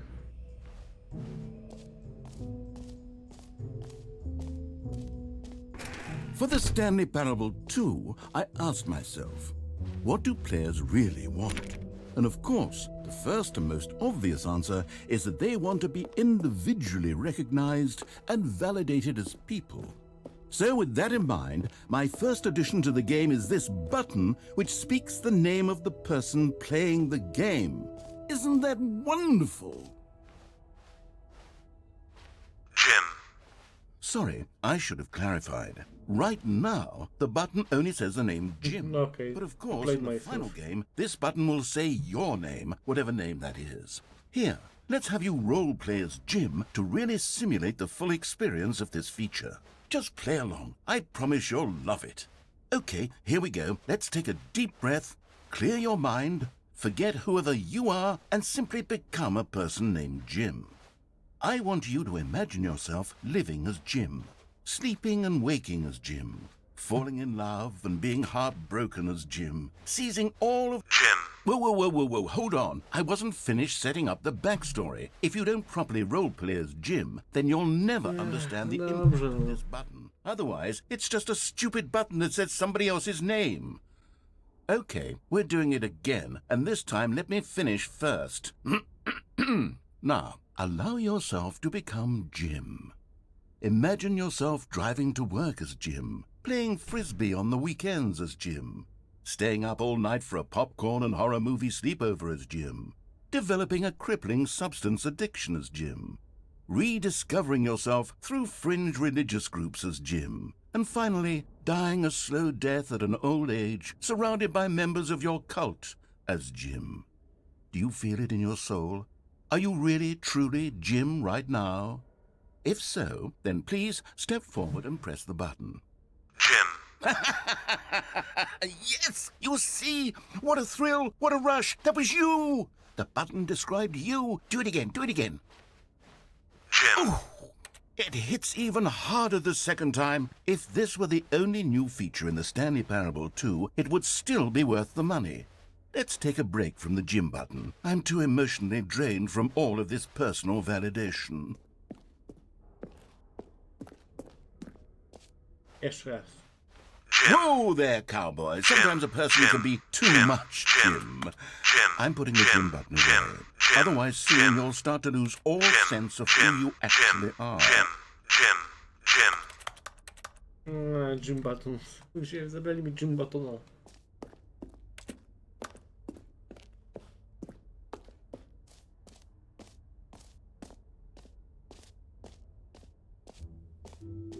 I suppose I could allow only people named Jim to play the Stanley Parable 2. That would actually save me the work of finishing this feature.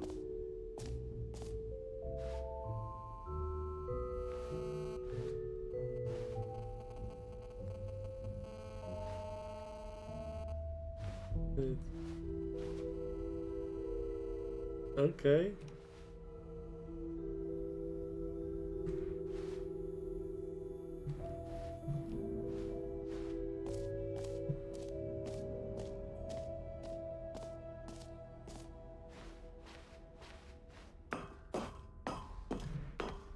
An epilogue would be fun, wouldn't it, Stanley? Yes, it would go at the end of the, well, we'll figure that out later.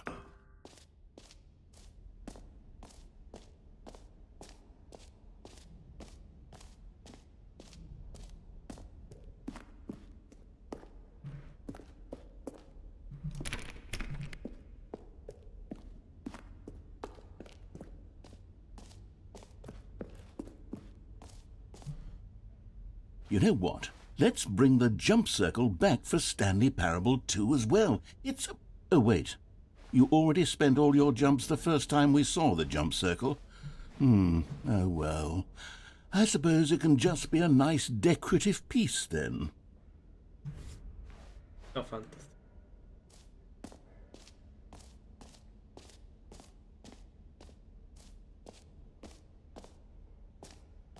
Okay, I'll be honest, I haven't yet decided on this one.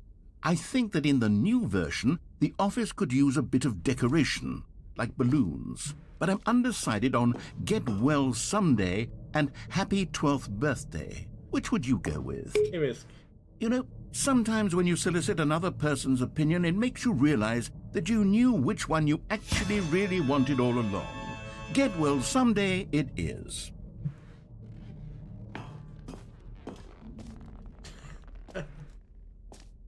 Or actually, maybe I should have gone with... No, I've made my decision. We're moving on.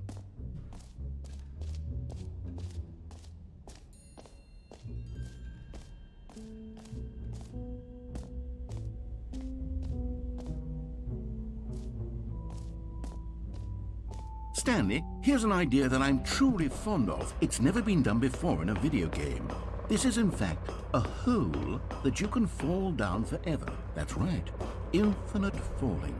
You can fall until the end of time, if you like. A stunning leap forward for video games as a medium.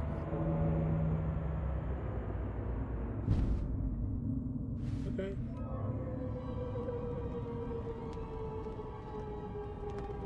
You see, isn't it wonderful? One of my more ingenious concoctions, if I do say so. Now then, since you've gotten to see the infinite hole, you can press the teleport button to pop back up to the top, and we can continue onward. Great. Now, I'm very excited to show you even more of my ideas for the sequel.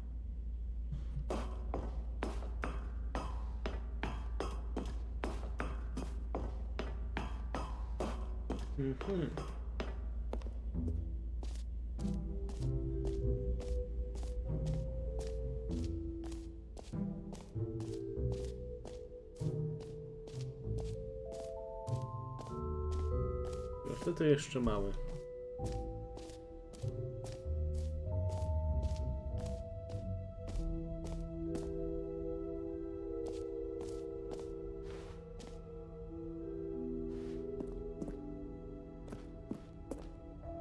A common complaint of the Stanley Parable was that it was confusing and paradoxical, that it engendered a chaotic sense of reckless despair in those who played it.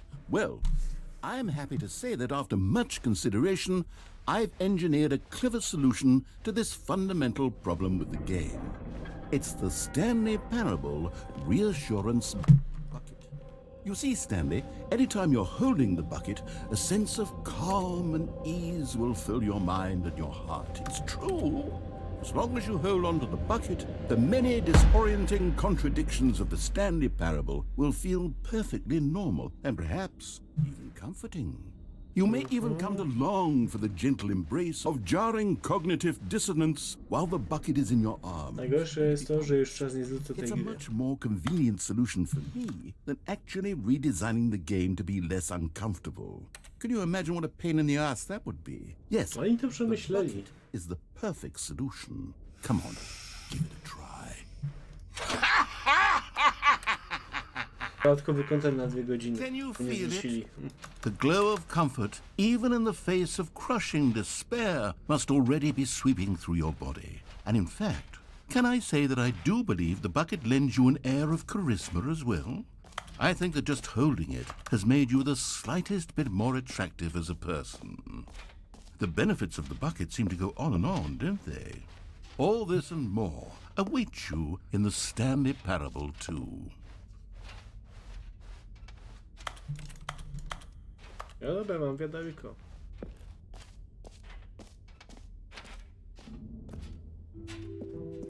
Does anyone give out awards for most enjoyable bucket in a video game? That really should be an award if it isn't already.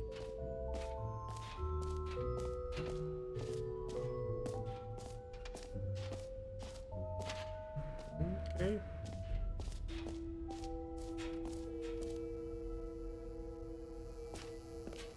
Now here's something special. You remember that broken test achievement that got left in the game on accident? Well, I'm developing a technology to simply give you the achievement.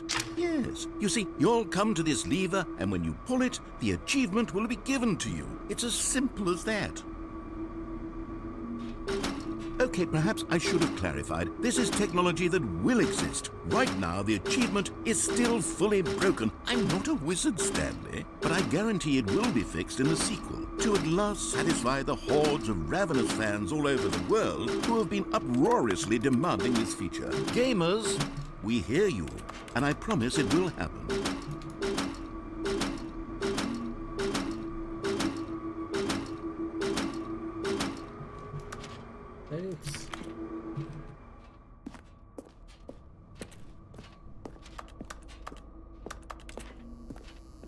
Oszukują mnie cały czas. What else? What other exhibits haven't we seen yet?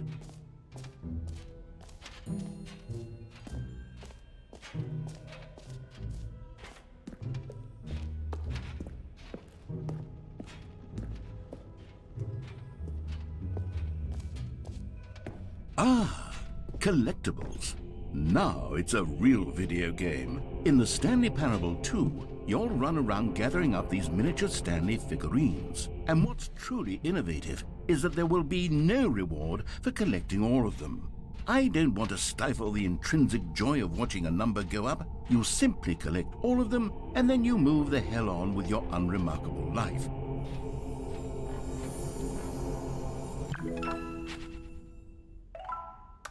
Aha.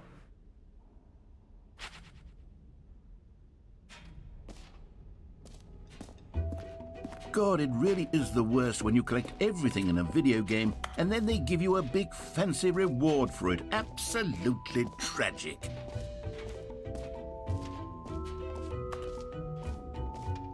A wszystko.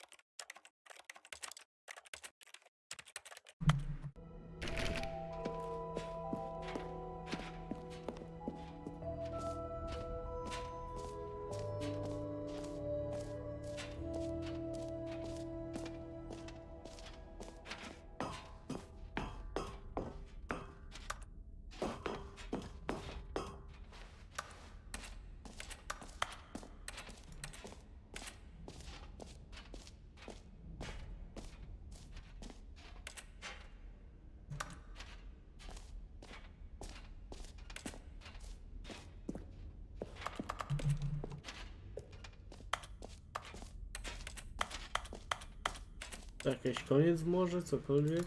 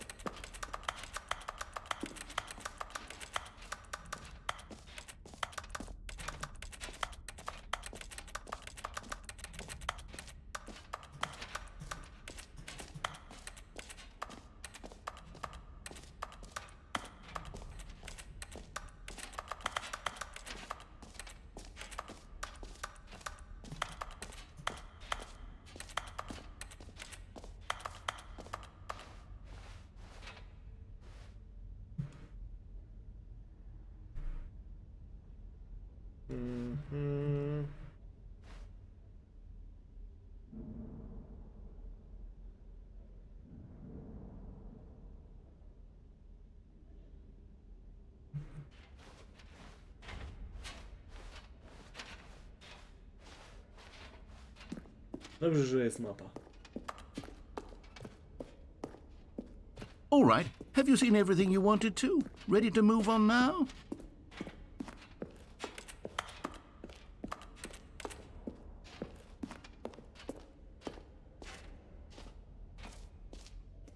So, Stanley, what do you think? Do you like all of the new features? Yes, I know it's not exactly clear yet how exactly these features will come together as one single coherent video game, but I can feel it in my soul. It's going to work. There's definitely a good game in there somewhere. Say, let's do an experiment.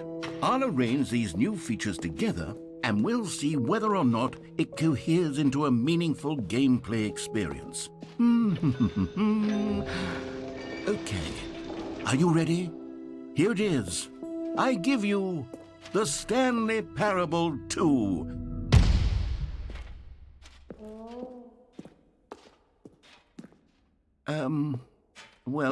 I mean, there's potential here, right? It's sort of... Okay, never mind.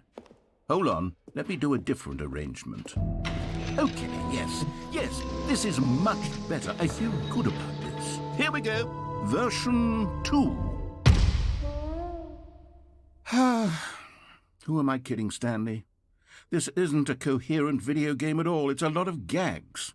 And I do very much enjoy creating gags, but they don't add up to anything. I wanted more than anything to create a sequel that would capture all the magic of the first game. I wanted fans to love it. No matter how good these gags are, they won't stand on their own. They would need the structure and the gameplay of the original.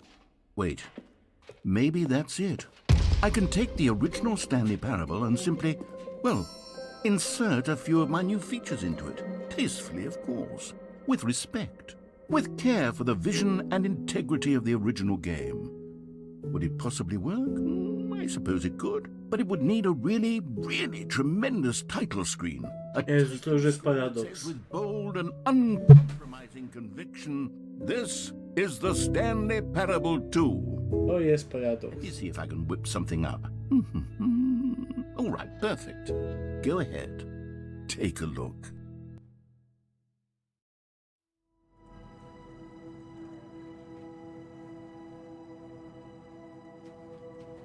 Okej, to...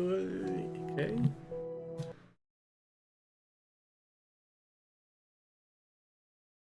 This is the story of a man named Stanley. Stanley worked for a company in a big building where he was employee number 427. Employee number 427's job was simple. He sat at his desk in room 427 and he pushed buttons on a keyboard. Orders came to him through a monitor on his desk, telling him what buttons to push, how long to push them, and in what order. This is what employee 427 did every day of every month of every year. And although others might have considered it soul-rending, Stanley relished every moment that the orders came in, as though he had been made exactly for this job. And Stanley was happy. And then one day, something very peculiar happened. Something that would forever change Stanley. Something he would never quite forget. He had been at his desk for nearly an hour when he realized that not one single order had arrived on the monitor for him to follow. No one had showed up to give him instructions, call a meeting, or even say hi. Never in all his years at the company had this happened, this complete isolation. Something was very clearly wrong. Shocked, frozen solid, Stanley found himself unable to move for the longest time. But as he came to his wits and regained his senses, he got up from his desk and stepped out of his office. All of his co-workers were gone. What could it mean? Stanley decided to go to the meeting room. Perhaps he had simply missed a memo. Stanley picked up the bucket.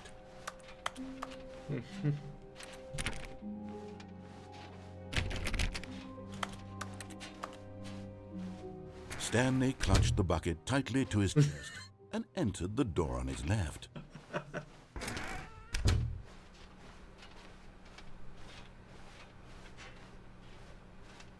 Okej, teoria się Still zmienia. no one was here. Stanley needed the bucket's warmth and comfort now more than ever. Perhaps his boss's office was where he'd find answers.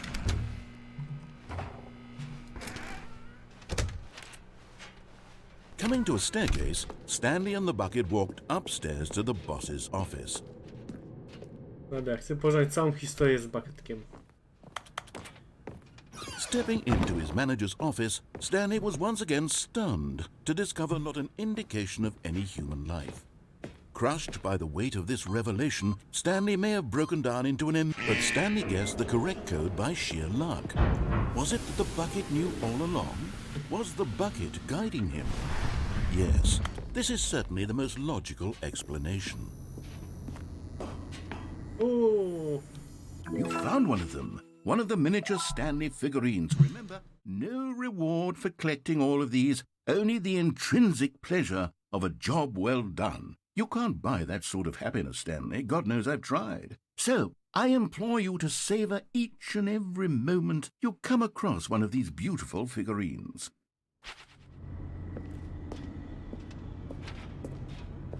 okej, trochę się zmienia.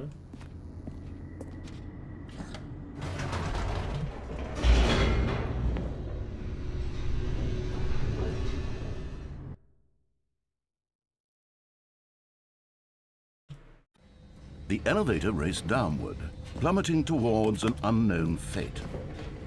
It would be all Stanley could do to keep himself together, if not for the bucket. Soothing him, comforting him, reassuring that in this darkest moment of uncertainty, he would be all right. The bucket is here for you, Stanley. Everything will be fine. Okej. Stanley and the Pierdoły bucket zaczynają walked straight zmieniać ahead through the wszystko. large door that read Mind Control Facility.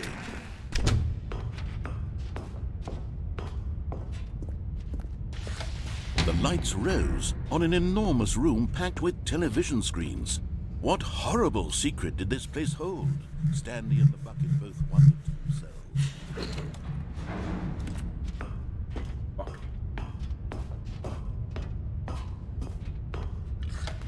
The monitors jumped to life, and Stanley nearly dropped the bucket in shock. Everyone in the office was being videotaped, monitored like guinea pigs. The bucket had never seen anything like this, and it very nearly burst into tears as Stanley cradled it gently, reassuring it that everything would be fine. Was the bucket under the mind control facility's influence as well? Had the bucket been told to do things it didn't wish to do? What kinds of things does a bucket want to do or not want to do in the first place? These questions raised Jestem ciekawy, czy się coś zmieni, gdy z wiadrem chodził gdzie indziej. No! He screamed into the bucket. He couldn't accept it. His own life in someone else's control. Never! He squeezed the bucket tighter. His one friend in the entire world. At this point, he could trust no one except for the bucket.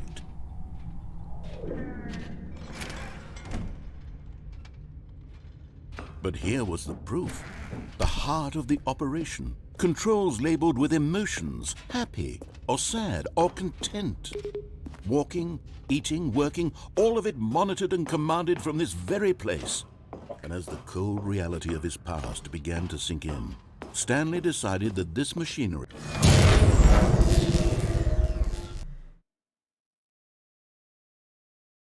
Portalną kostkę. Mamy Stanley and wiadro. the bucket waited in blackness. Was it over? Yes, they had done it.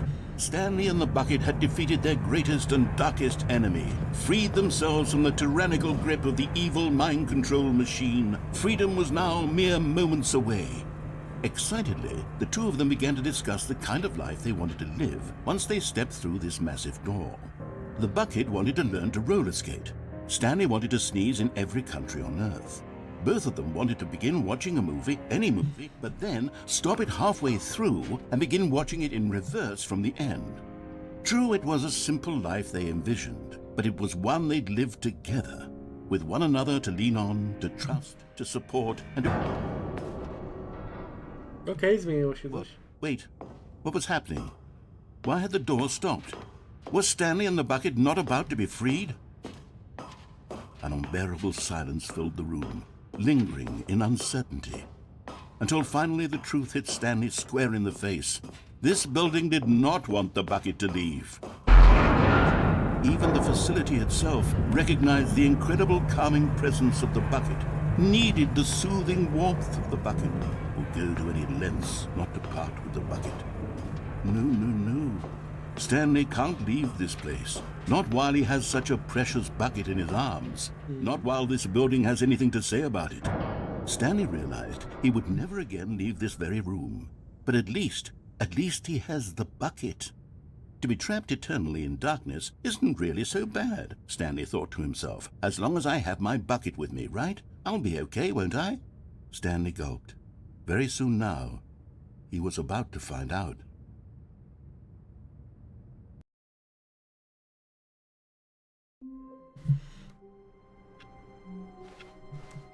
Someone was following Stanley. He was sure of it. If he checked over his shoulder now, he would surely catch them. It was only a matter of time.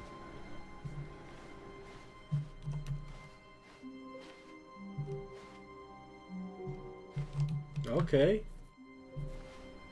Stanley lifted the bucket into his arms, and a wave of comfort rushed over him. Stanley clutched the bucket tightly to his chest and entered the door on his left.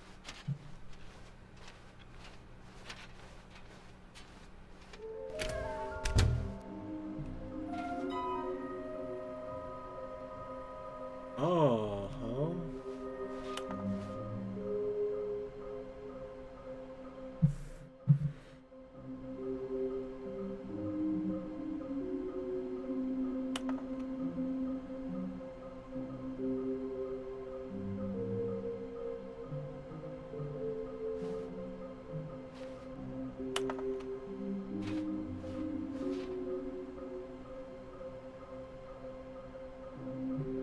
Okej, popierdzielone rzeczy się dzieją.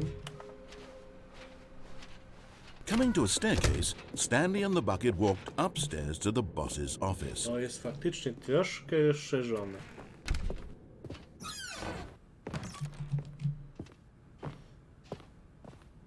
Biedna panda.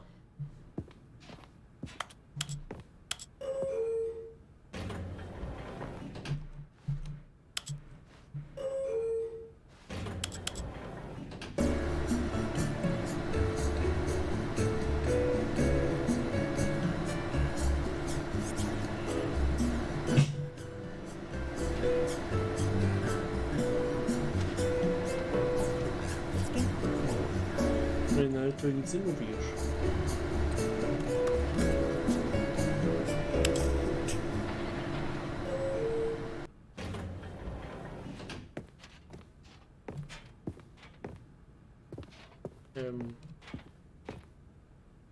To jest to samo miejsce.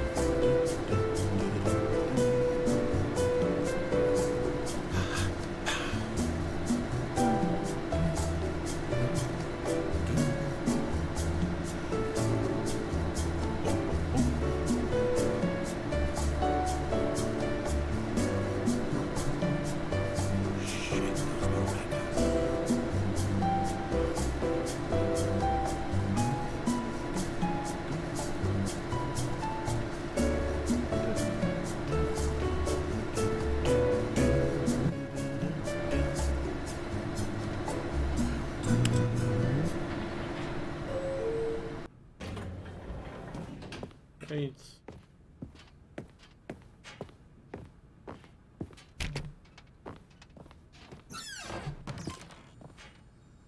Another miniature Stanley figurine. This, there really must be a snappier name for these things. What about mini-stands? Stanley figs? Or what about Stanlerines? Yes, I think I like that. Another Stanlerine under your belt. O Boż.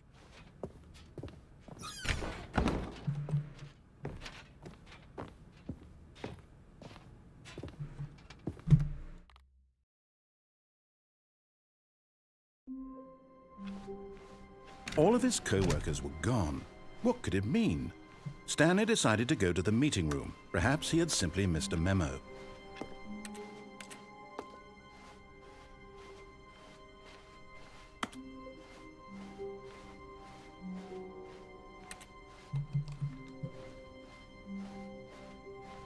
When Stanley came to a set of 2 open doors, this was not the correct way to the meeting room, and Stanley knew it perfectly well. Perhaps he wanted to stop by the employee lounge first, just to admire it. Ah, yes, truly a room worth admiring. But eager to get back to business, Stanley took the first open door on his left.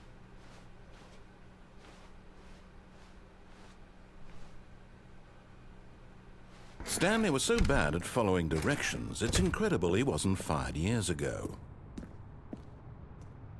O.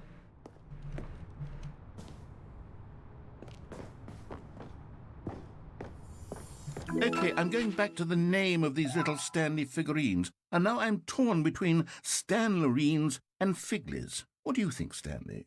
What name better encapsulates the intrinsic sense of happiness that you get from seeing a small number in the corner of your screen go up by 1? Let me sit on it.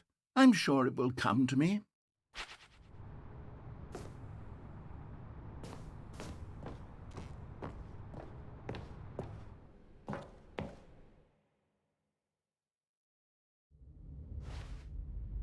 Stanley had now gotten himself so far off the beaten path that it seemed the office had begun. So far off the beaten path that it seemed the office had begun. So far off the beaten path that it No, jest coś zupełnie nowego. So far off the beaten path that it seemed the office had begun. So far off the beaten path that it seemed the office had begun.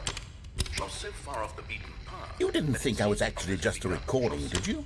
What a silly and trite explanation that would be. All the back and forth between you and me, all the absurd adventures we've been through, and it all turns out I'm just a tape recording?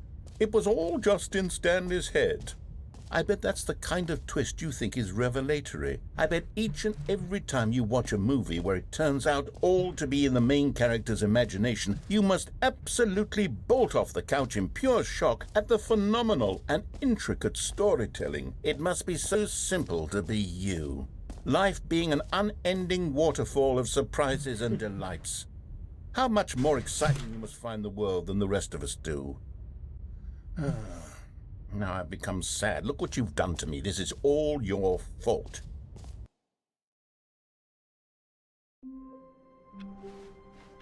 All of his co-workers were gone. What could it mean? Stanley decided to go to the meeting room. Perhaps he had simply missed a memo. Okej, coś tam się zmieniło, dodali małą rzecz.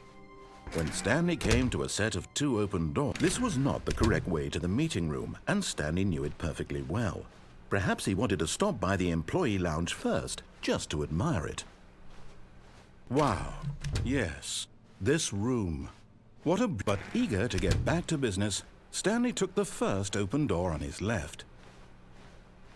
And so he detoured through the maintenance section, walked straight ahead to the opposite door, and got back on track.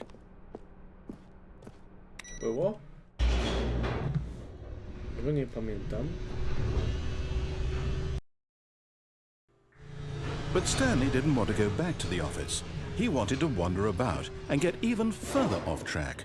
So now in order to get back, he needed to go, from here it's, left.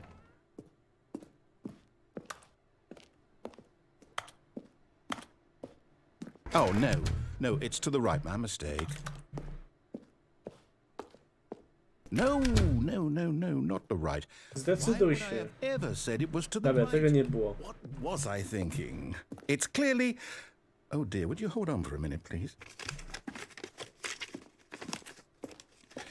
Now, let's see. We went down right, left, down, left, right. Yep, okay, yes. I've got it now. This story is absolutely, definitely this way.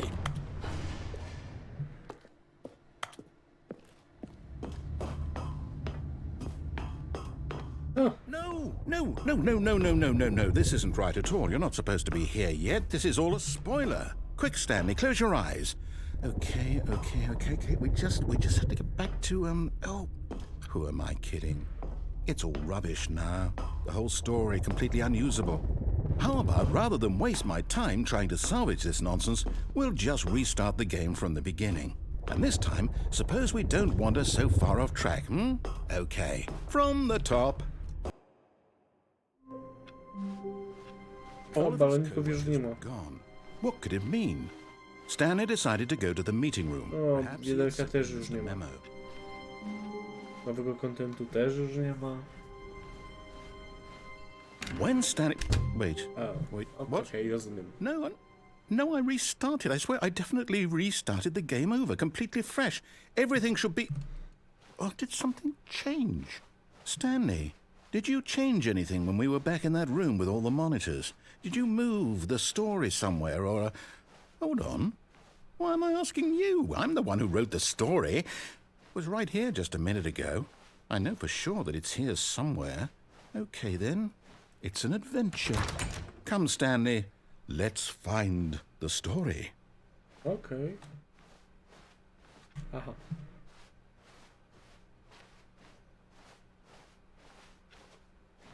Okay.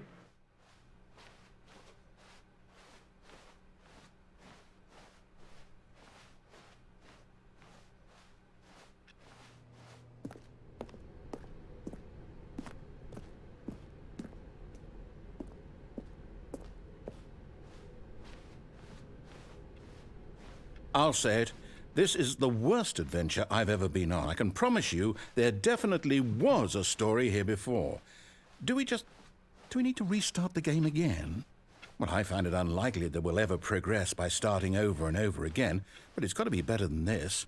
Okay, let's give it a shot. Why not?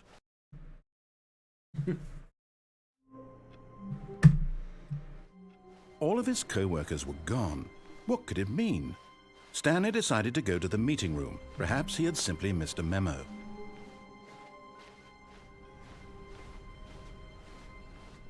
Okay, yep, it's worse. I might be remembering this wrong. It's possible the story is back where we just came from. Why don't we go back the other direction and see if we missed anything?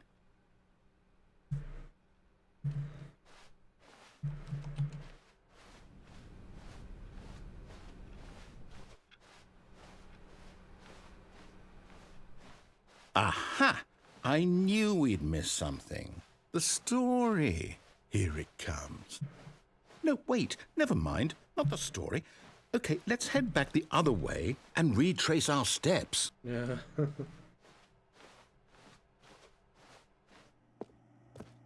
Now this... Well, I'll be honest, I don't recognize this place at all. Is this the story? I don't think so. I can't quite recall, but I believe my story took place in an office building. Is that correct? Do you remember, Stanley? Well, do you know what? Since I've completely forgotten what we were supposed to be doing, how about this? You win! Congratulations! I know you put in a lot of hard work, and it really paid off, so good job. Oh, no. No, I don't feel right about this at all. We both know you didn't put in any actual work for that win. Some people win fair and square, and this was not one of those situations. Okay, I'm getting weirded out by whatever this place is. I don't care what might happen this time. I have to restart. All right, I've got a solution. This time, to make sure we don't get lost, I've employed the help of the Stanley Parable Adventure Line. Just follow the line. How simple is that?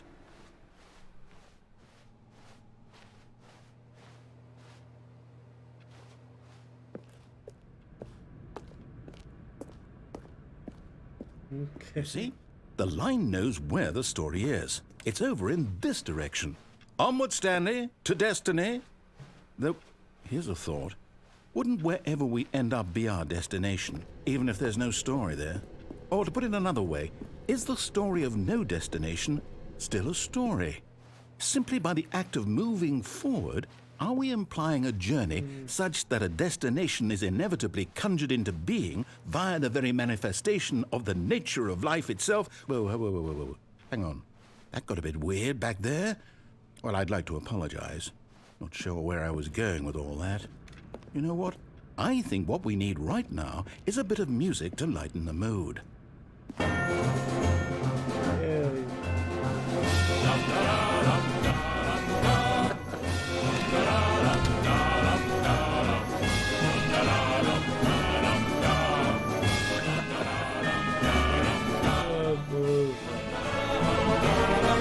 Chyba się gubię.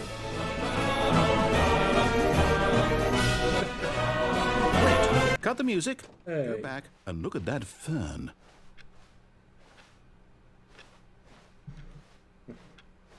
Wait, what? We're back at the office? No. Line, you do know we're looking for the Stanley Parable, right? The story? Is any of this Oh, no, not again. Line, how could you have done this to us? And after we trusted you, after everything we've been through, you... Well, I can't take this anymore. To hell with it. Restart.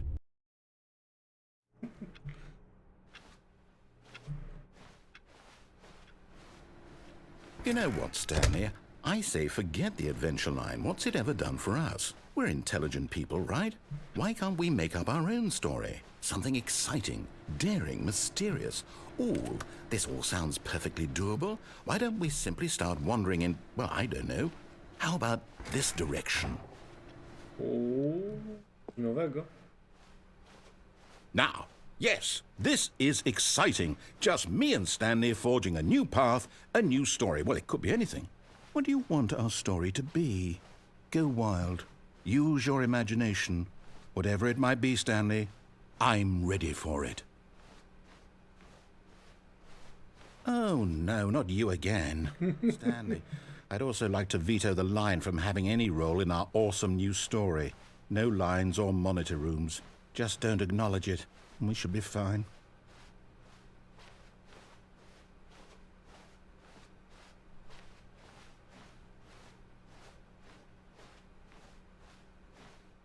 Ah, a choice. We get to make a decision. From here, the story is in our control. How important we mustn't squander the opportunity. In fact, I believe I need a minute to think here. Just walk in circles for a minute. Okay, so I know that each door has to lead somewhere. Ja doskonale wie, Which co means that robimy. somewhere, the place where we're trying to go, there must be a reverse door that leads here. And that in turn means that our destination corresponds with the counter-inverted reverse door's origin. So starting from the right, let us ask, will taking the right door lead us to where we're going? And since the answer is clearly yes, then by all accounts, the door on the right is the correct one. Another victory for logic. Come, Stanley, our destiny awaits.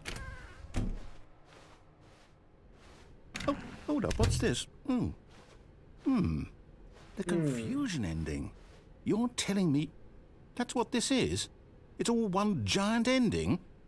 And we're supposed to restart the game, what, eight times? That's really how all this goes? It's all determined? So now, according to the schedule, I restart again. Then what? Am I just supposed to forget? Well, what if I don't want to forget?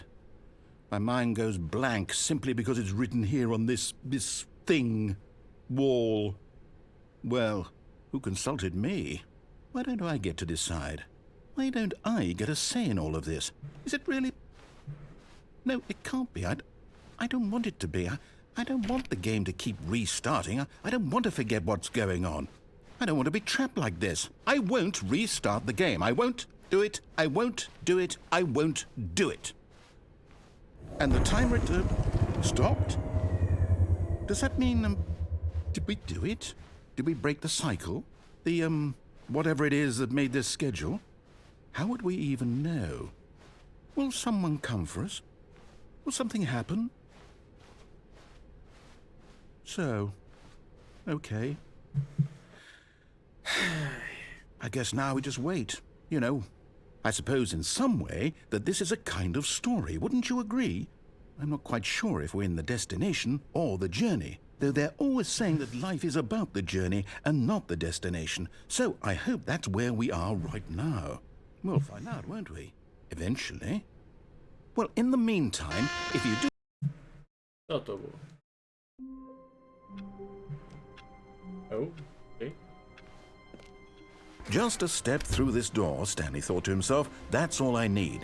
If I can make it through this door, I can make it through them all.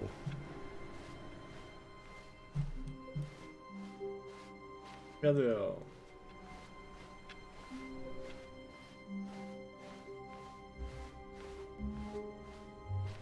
When Stanley came to a set of 2 open doors, this was not the correct way to the meeting room, and Stanley knew it perfectly well. Perhaps he wanted to stop by the employee lounge first, just to admire it. The lounge was sublime, a work of art.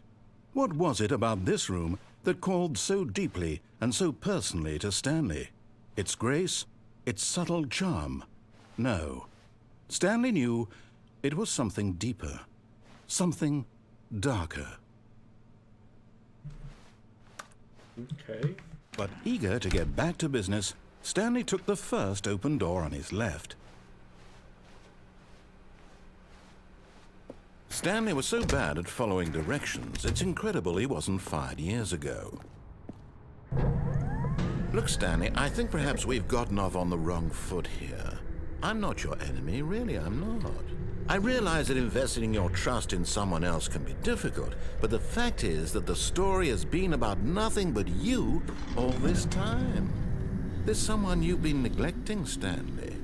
Someone you've forgotten about. What? Really? I was in the middle of something. Do you have zero consideration for others? Are you that convinced that I want something bad to happen to you? Why, I don't know how to convince you of this, but I really do want to help you, to show you something beautiful. Look, let me prove it. Let me prove that I'm on your side. You're getting close now, Stanley. You've nearly gotten all of the Figler and Marines. Very soon, you'll collect the last one, and then the first number will equal the second number, and that will be it. We'll be different people by then. Different in the sense that we used to have none of them, and now we have them all. You can't go back to when you had no Figler and Marines. None of us can.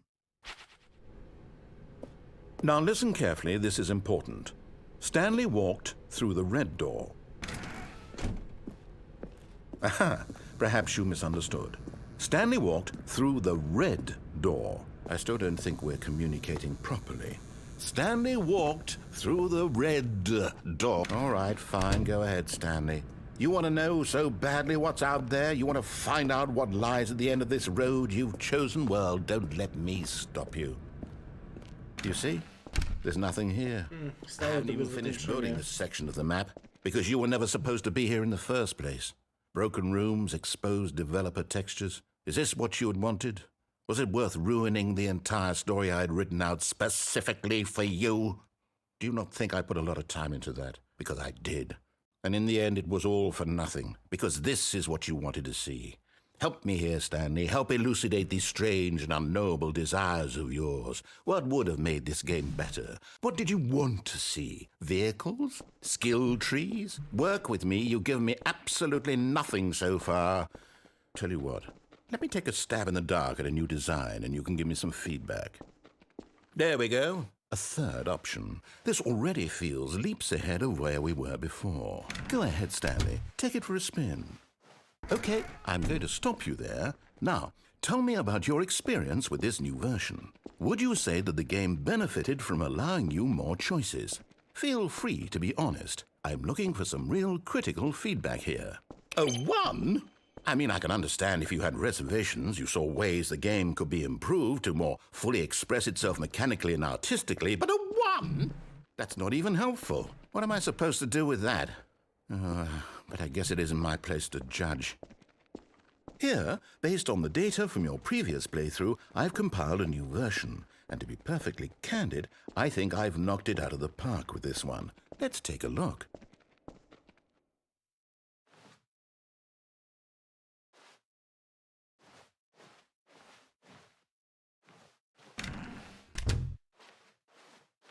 Now, would you say that competitive leaderboard helped you feel motivated to keep walking through doors? Again, honest answers, please.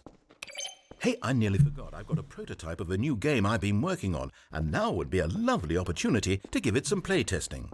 You wouldn't mind taking a look at it, would you? Perfect. Let me boot it up. In this game, the baby crawls left towards danger. You click the button to move him back to the right, and if he reaches the fire, you fail. It's a very meaningful game, all about the desperation and tedium of endlessly confronting the demands of family life. I think the art world will really take notice. But of course, the message of the game only becomes clear once you've been playing it for about 4 hours. So why don't you give it 4 hours of play to make sure it's effective? Be sure to keep notes on your experience.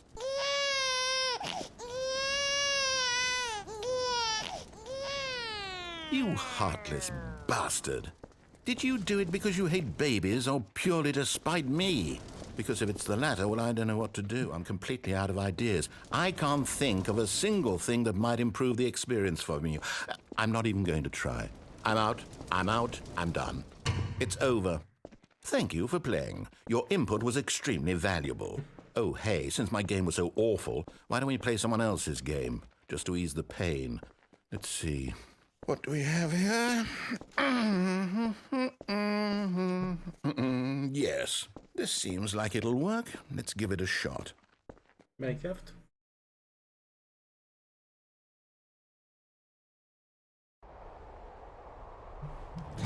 Oh! Fascinating.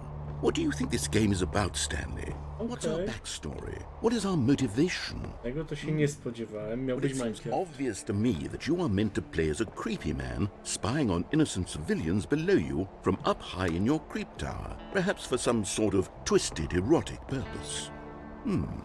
Yes, that must ale be. dziwne. What a Miał być fascinating Minecraft, venture albo jest into the experience Firewatch. of total mental depravity. So far, I love everything about this game, Stanley. And it seems there's even more. Come, let's venture outward and see what else is out there.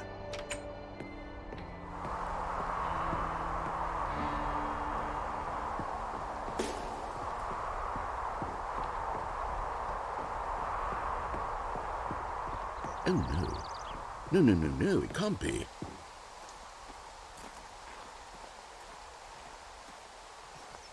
It is. It's an open world game. Good God, quickly block it off. Oh, thank goodness, Stanley. What a close call. You nearly wandered off into that thing, that big open, just wandering around, no right or wrong directions, no path to follow. You can just go in any... Oh, thank heavens we avoided it. We're out of the woods now, Stanley. Okay, I'm going to get us out of Ale here. dźwięk drzwi Let's find another był z game. Minecrafta, tak? Preferably something with walls. Wysłuchałem się. Something with nice, big, insurmountable walls. Okay, I think this will be just the thing. Co tym razem? Wonderful. See, this is exactly Tego to się nikt nie spodziewał. just a nice big box for you to run around in. There isn't any possibility that you could get lost here. Now this is game design. Stanley, if you manage to get lost in this game, I will be phenomenally impressed. Okay, so what exactly do we do here? Let's see. There are lots of cars here in the back, but obviously there's no racetrack. Okay, I'm seeing that there's a ball of some kind back here. Is this game sports ball? Stanley, I think it's sports ball. Oh, what fun. We shall run the bases and do a touchdown together. Yes, I think surely we must. Okay, Stanley, here's the ball. Have fun.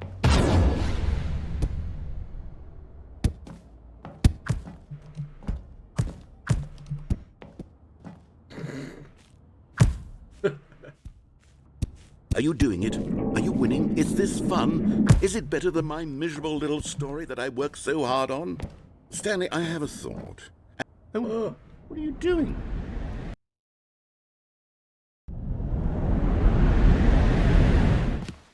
Stanley, don't do that. I can't follow you there. I can't help you. How will you write a story without me? You can't do it. You know that. Stanley, come. Okej, to jest zupełnie co innego. Tego się kompletnie nie spodziewałem.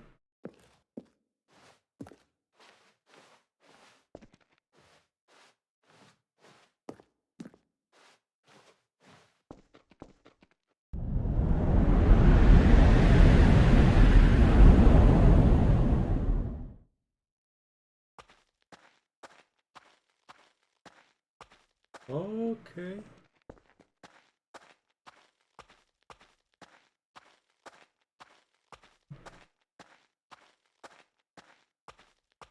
Tu ciągle jest coś, co się zmienia albo dodali. Okej, jestem zaskoczony.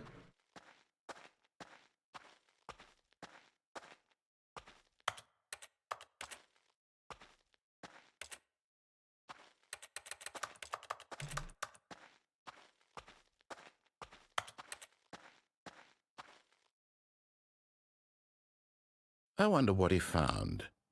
If what he wanted was to be the leading man in his own story, well, perhaps he's gotten it, down in wherever he is right now. I wonder if he's happy with his choice, and if he's learned the heavy cost that comes with it. He'll understand soon what I was trying to tell him. He needs me. Someone who will wrap everything up at the end to make sense out of the chaos and the fear and the confusion. That's who I am. That is what I mean to this world. Oh, yes. Yes, I'll be back. There's no other way. Once this ends, after it all comes to a close, then I'll be back. The end will be here soon. Very soon. I can wait.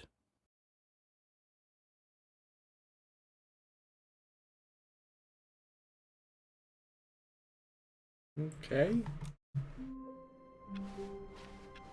I can't wait to tell this story to my co-workers, Stanley thought. How amusing they'll find it. Oh, won't we all just laugh and laugh at the time I thought everyone had gone missing. When Stanley came to a set of 2 open doors, this was not the correct way to the meeting room, and Stanley knew it perfectly well. Perhaps he wanted to stop by the employee To lounge jedno zakończenie się just to zmieniło, admire it. rozszerzyli je. Standing Zostały now też in this mogą. incredible room, Stanley but eager to get back to business, Stanley took the first open door on his left. Stanley was so bad at following directions, it's incredible he wasn't fired years ago. Look, Stanley, I think perhaps we've gotten off on the wrong foot here. I'm not your enemy, really, I'm not. I realize that investing your trust in someone else can be difficult, but the fact is that the story has been about nothing but you all this time. There's someone you've been neglecting, Stanley. What? Really? I was in the middle of something. Do you have zero consideration for others? Are you that convinced that I want something bad to happen to you? Why, I don't know how to convince you of this, but I really do want to help you, to show you something beautiful. Look, let me prove it.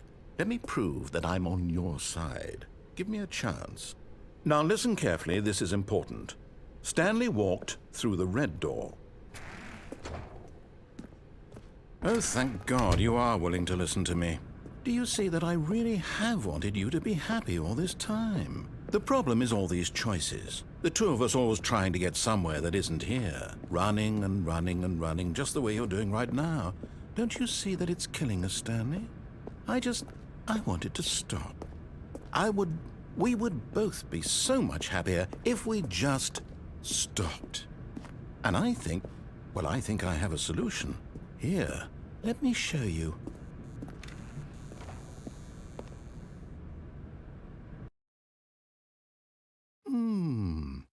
What do we want?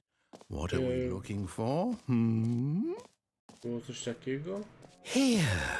Yes. A było. Oh, it's Pamiętam. beautiful, isn't it? If we just stay right here, right in this moment with this place, Stanley, I think I feel happy.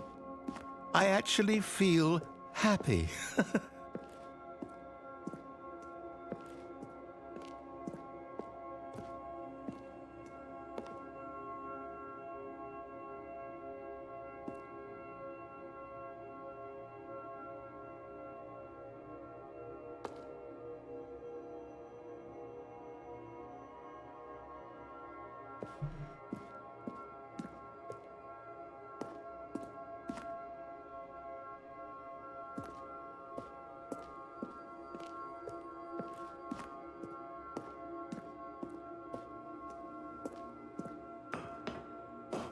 No, wait. Where are you going? Oh no! O, powiem Stay co. away from those stairs. If you hurt yourself, if you die, the game will reset. We'll lose all of this. Please, no, Stanley, let me stay here. Don't take this from me. Please, Stanley, think about what you're doing. No! Oh, no. No, what are you doing, Stanley? Please, I'm asking you not to take this away from me. I can't go back to what I was before. If you die, we'll both go back. Why are you doing this? Stanley, let's go back to the other room. My God, is this really how much you dislike my game?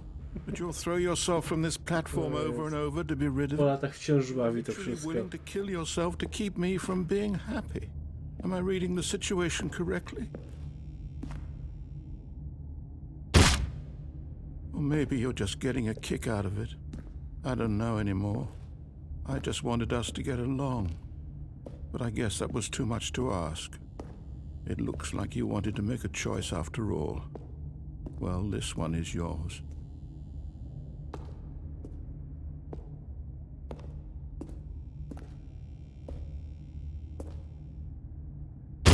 Is it over?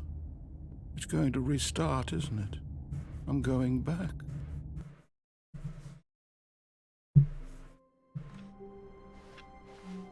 All of his co-workers were gone. What could it mean? Stanley decided to go to the meeting room. Perhaps he had simply missed a memo.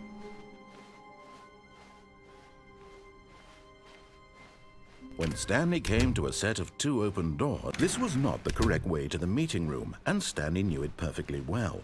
Perhaps he wanted to stop by the employee lounge first, just to admire it. Stanley felt lightheaded, butterflies in his stomach, but eager to get back to business, Stanley took the first open door on his left. Stanley was so bad at following directions, it's incredible he wasn't fired years ago. Look, Stanley, I think perhaps we've gotten off on the wrong foot here. I'm not your enemy, really, I'm not. I realize that investing your trust in someone else can be difficult, but the fact is that the story has been about nothing but you all this time. There's someone you've been neglecting, Stanley. Someone you've forgotten about. Please, stop trying to make every decision by yourself. Now, I'm not asking for me. I'm asking, this is it, Stanley. Your chance to redeem yourself, to put your work aside, to let her back into your life. She's been waiting. That's her, Stanley.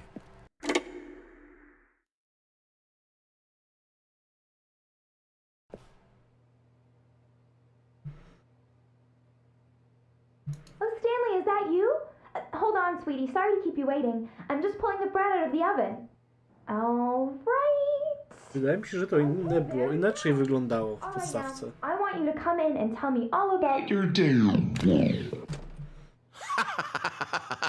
Gotcha! Oh, come on. Did you actually think you had a loving wife who'd want to commit their life to you? I'm trying to make a point here, Stanley. I'm trying to get you to see something. Come inside. Let me show you what's really going on here. Sorry, but you're in my story now. This is a very sad story about the death of a man named Stanley. O nie. Stanley is quite a boring fellow. He has a job that demands nothing of him, and every button that he pushes is a reminder of the inconsequential nature. Czego nie pamiętam kompletnie. Look at him there, pushing buttons, doing exactly what he's told to do. Now he's pushing a button. Now he's eating lunch. Now he's going home. Now he's coming back to work. One might even feel sorry for him, except that he's chosen this life. But in his mind, he can go on fantastic adventures. From behind his desk, Stanley dreamed of wild expeditions into the unknown, fantastic discoveries of new lands. It was wonderful. And each day that he returned to work was a reminder that none of it would ever happen to him. And so he began to fantasize about his own job. First, he imagined that one day while at work, he stepped up from his desk to realize that all of his co-workers, his boss, everyone in the building had suddenly vanished off the face of Co się działo w podstawce, gdzie się telefon zbierało? terribly. So he went further. He imagined that he came to 2 open doors and that he could go through either. At last, choice. It barely even mattered what lay behind each door. The mere thought that his decisions would mean something was almost too wonderful to behold. As he wandered through this fantasy world, he began to fill it with many possible paths and destinations. Down one path lay an enormous round room with monitors and mind controls. And down another was a yellow line that weaved in many directions. And down another was a game with a baby. And he called it The Stanley Parable. It was such a wonderful fantasy, and so in his head he relived it again, and then again, and again, over and over, wishing beyond hope that it would never end, that he might always feel this free. Surely there's an answer down some new path, mustn't there be? Perhaps if he played just one more time. But there is no answer. How could there possibly be? In reality, all he's doing is pushing the same buttons he always has. Nothing has changed. The longer he spends here, the more invested he gets, the more he forgets which life is the real one. And I'm trying to tell him this, that in this world he can never be anything but an observer, that as long as he remains here, he's slowly killing himself. But he won't listen to me. He won't stop. Here, watch this. Stanley, the next time the screen asks you to push a button, do not do it.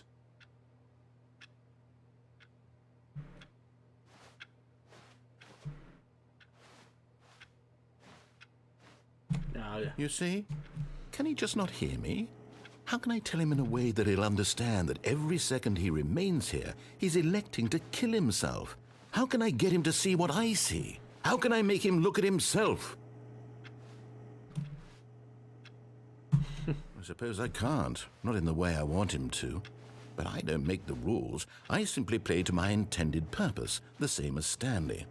We're not so different, I suppose. I'll try once more to convey all this to him. I'm compelled to. I must. Perhaps, well, maybe this time he'll see. Maybe this time. And I tried again, and Stanley pushed a button. And I tried again, and Stanley pushed a button. And I tried.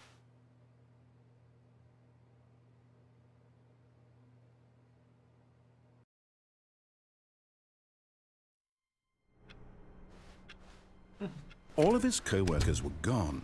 What could it mean? Stanley decided to go to the meeting room. Perhaps he had simply missed a memo. The confusion and the chaos all seemed to melt away as Stanley embraced the bucket. Stanley clutched the bucket tightly to his chest. This was not the correct way to the meeting room, but Stanley had felt the bucket calling to him, telling him that the employee lounge was simply the place to be. And here it was. Had the bucket turned out to be correct? Was this better than the meeting room? Yes, Stanley thought to himself. Yes, perhaps it truly was. How insightful. No, never mind. The bucket was wrong. Stanley took the door on his left to go back to the meeting room. No, Said the bucket. don't go to the meeting room. Go somewhere else. The cargo lift, yes. Go good. Said the bucket. Now ride the lift all the way to the top. There's something up there I need you to do. Stanley did not question why or how this bucket was speaking to him. It should have alarmed him, of course, because buckets can't talk. But Stanley chose not to think about this obvious fact. He was firmly convinced that the bucket had spoken to him, and he unthinkingly did whatever the bucket asked.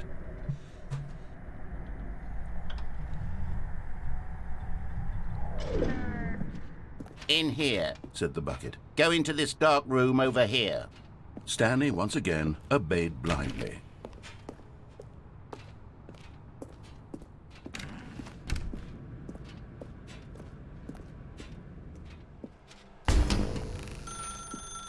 Now pick up the phone. Said the bucket. Pick up the phone and it will take us back home, where we can go about life together. Chcę to zobaczyć.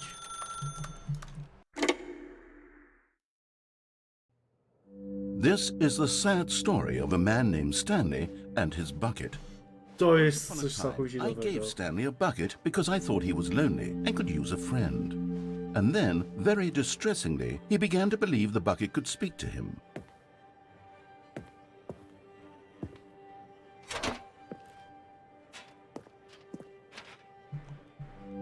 The Stanley Parable Reassurance Bucket was merely meant to provide the comforting glow of companionship.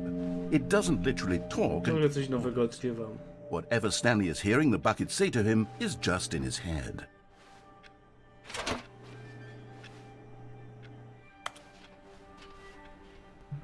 Lately, I've been concerned about him. Wouldn't you be concerned as well? To see him delusional like this, obsessing over an inanimate metal object? I want to say something to him, but I don't know how I can convince him. I don't know if he'll listen to me. Oh, I'll try anyway. Stanley, can you hear me? Listen to me. It's just a bucket. It can't think, it can't talk. All it will ever truly do for you is effectively transfer a liquid from one location to a different location. Historia wiadra. It doesn't do anything else.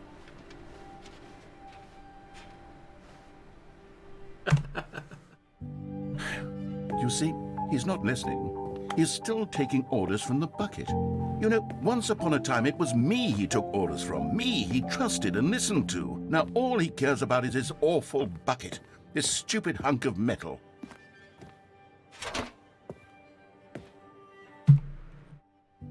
It's sad, but I suppose he doesn't need me anymore. From now on, he's just going to cling to this bucket, this cold, empty bucket, this sort of shiny bucket. Well, I'll give it this. The bucket does have a nice shine to it.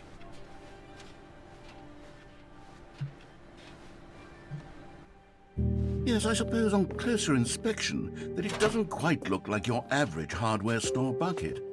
It's just a little more, what am I trying to say? Sturdier, more capable of transporting liquid. Like it would be better at moving an amount of water from one room to another.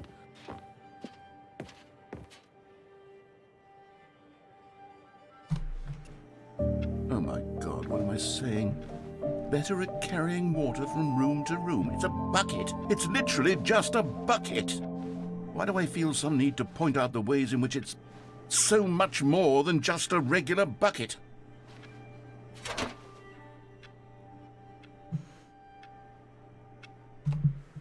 Oh no. I'm having feelings for the bucket. No, no, no, no, no, no, no, no. What's going on? Why do I want to be with the bucket? Hear what the bucket has to say. Do anything it asks. What's wrong with me? I don't understand. Perhaps, if I had the bucket, this would be less confusing. Yes. The bucket could tell me what to do in this troublesome situation. Stanley, give me the bucket. Give it to me. Give me the bucket, Stanley. Yeah. I need it. Give it to me now. Give it, or I'll...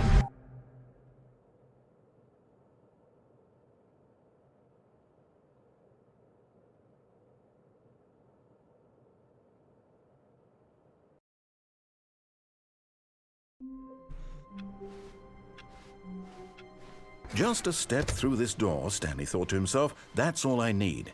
If I can make it through this door, I can make it through them all. Warmth spread through Stanley's arms. With the bucket in his arms again, he was home. Stanley clutched the bucket tightly to his chest and entered the door on his left. Dobra, co się stanie, jak pójdę z wiadrem na dół?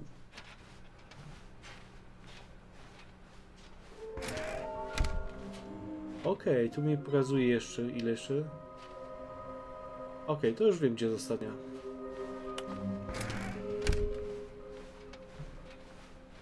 Coming to a staircase, Stanley and the bucket walked upstairs to the boss's office. And there it is, the last Stiggly Wiggly. Savor this moment, Stanley. This is a real accomplishment. This is doing something just for the sake of doing it. Where so many people expect to be rewarded for the most trivial achievements, you've insisted that a job well done is its own reward. I would tell you that I'm proud of you for collecting them all, but that would be like a reward, and we can't have that. So, instead I'll just say, it's done. We're all done here. And now we can go to whatever the hell you were doing before you hunted for figurines.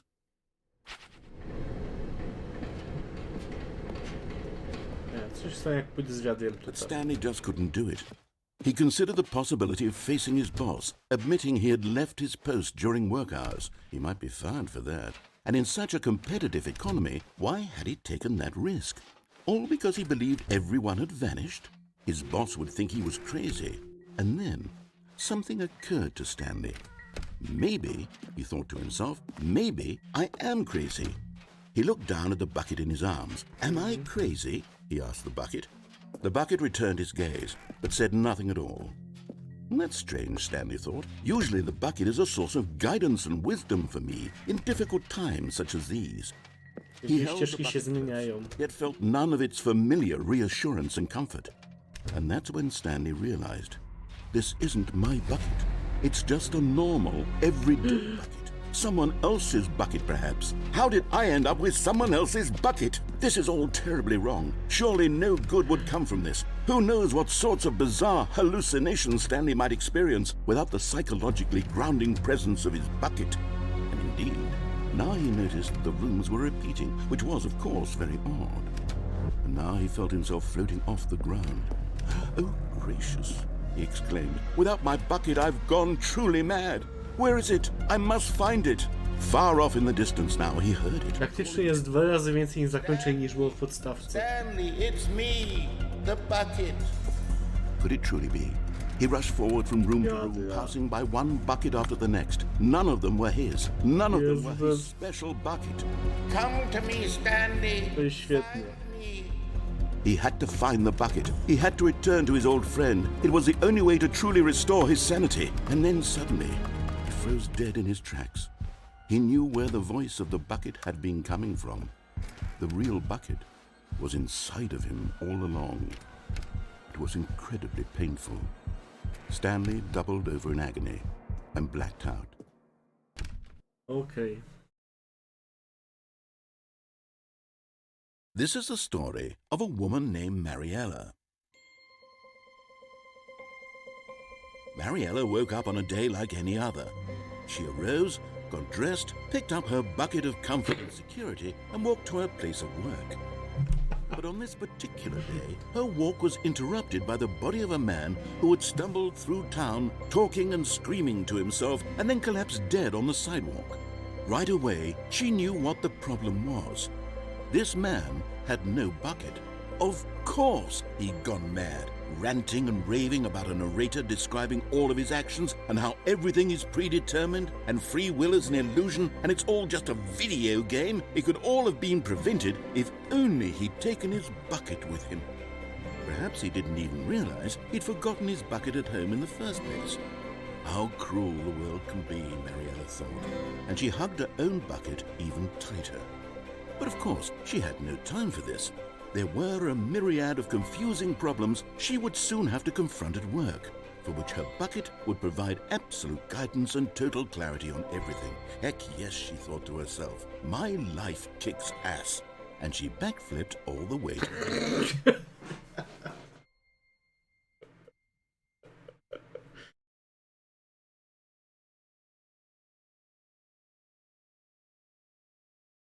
O Boże.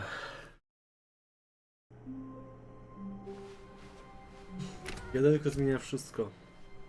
Stanley, I'm sorry, but I have to put a pause on things. It's those figurines, those figglers. I haven't stopped thinking about them since you nabbed every last one. Wasn't it just the most intrinsically fulfilling moment of your entire life? Co kolejne przejście coś nowego się pojawia. Yes, I know we're supposed to be telling a story, but won't you please indulge me with one more trip back to the memory zone? I would love nothing more than to revisit the figurines. Just one more time.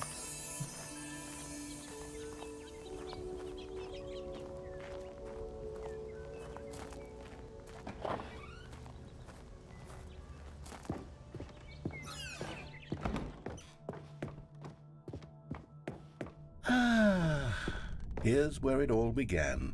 The first collectible. Back then, we had no idea of how many of them we'd find. Sure, it said 6 right there on the screen, but how could we know for certain? We were so innocent. We'll never be like that again, Stanley.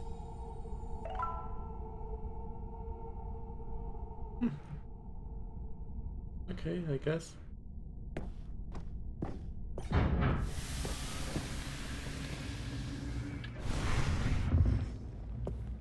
And here was the second Stanlerine. You found this one all on your own just by poking around behind the boss's office. You did that, Stanley. I'll be honest, back then I had no faith in you to find any of them, let alone 6. But you continue to surprise me in all sorts of mundane, unremarkable ways.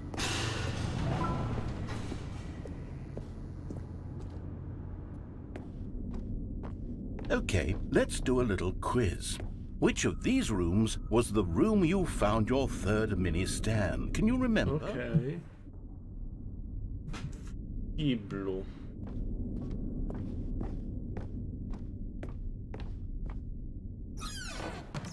Hey, that's exactly right. It was here in the boss's bathroom. It was the third one. You picked it up, and then after that, you had 3 of them. I'm glad these moments are so crystal clear in your memory, but I shouldn't be surprised. After all, science tells us that it's impossible to forget your third time doing anything.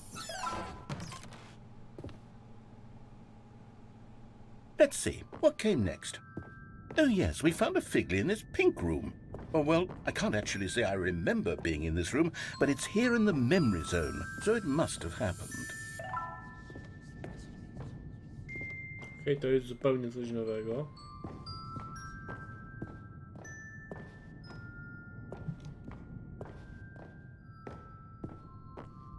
This was the 5th mini-stand, and this one was really something special. It was by the red and blue doors. I remember it so clearly. In fact, because this one is particularly special to me, I made a little video to commemorate the occasion. Enjoy.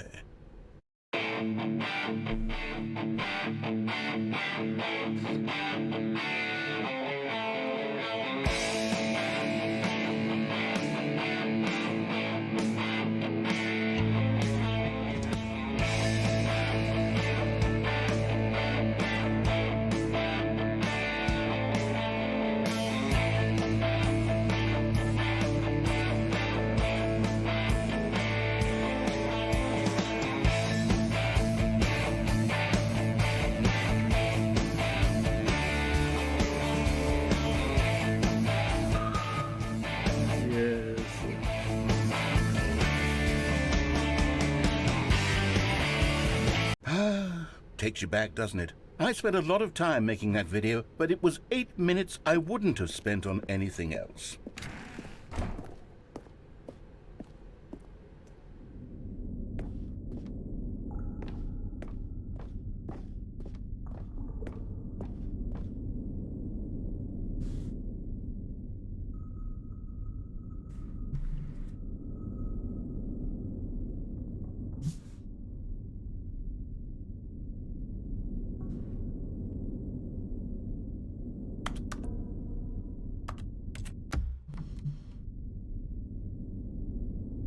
Okej, nic nie widzę.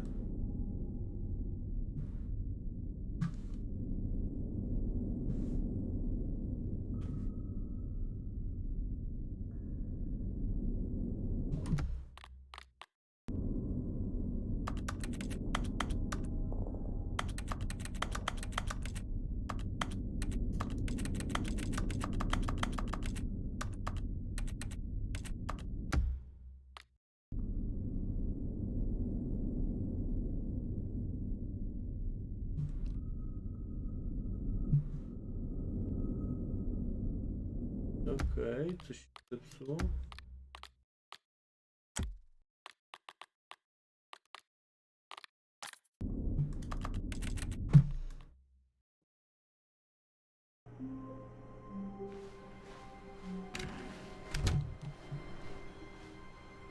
Stanley, I'm sorry, but I have to put a pause on things. It's those figurines, those Figleys.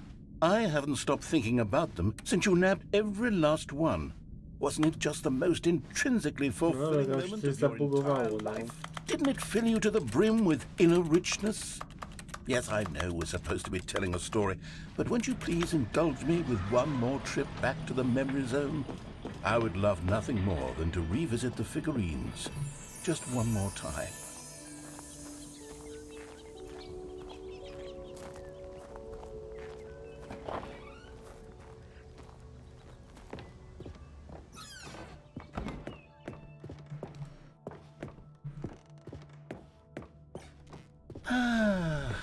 Here's where it all began. The first collectible. Back then, we had no idea of how many of them we'd find. Sure, it said 6 right there on the screen, but how could we know for certain? We were so innocent. We'll never be like that again, Stanley.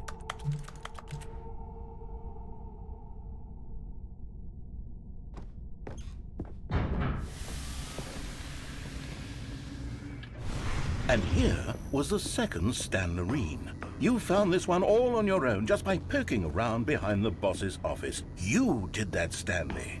I'll be honest, back then I had no faith in you to find any of them, let alone 6. But you continue to surprise me in all sorts of mundane, unremarkable ways. Ja coś znam, jak pójdzie w prawo. Okay, let's do a little quiz. Which of these rooms was the room you found your third mini Stan? Can you remember? No. The warehouse was the 4th place you found a Figanley, not the 3rd. Well, I guess perhaps I shouldn't be surprised. Memories like these are so precious and so cherished that they all just sort of blend together, don't they? You know what? If the warehouse feels like the 3rd place you found a collectible, then who am I to go making judgments?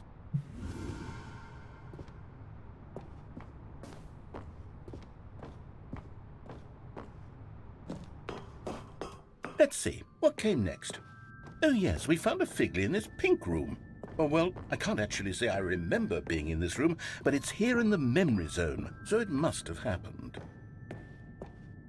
This was the 5th mini Stan, and this one was really something special. It was by the red and blue doors. I remember it so clearly. In fact, because this one is particularly special to me, I made a little video to commemorate the occasion. Enjoy. Nie mogę tego pominąć.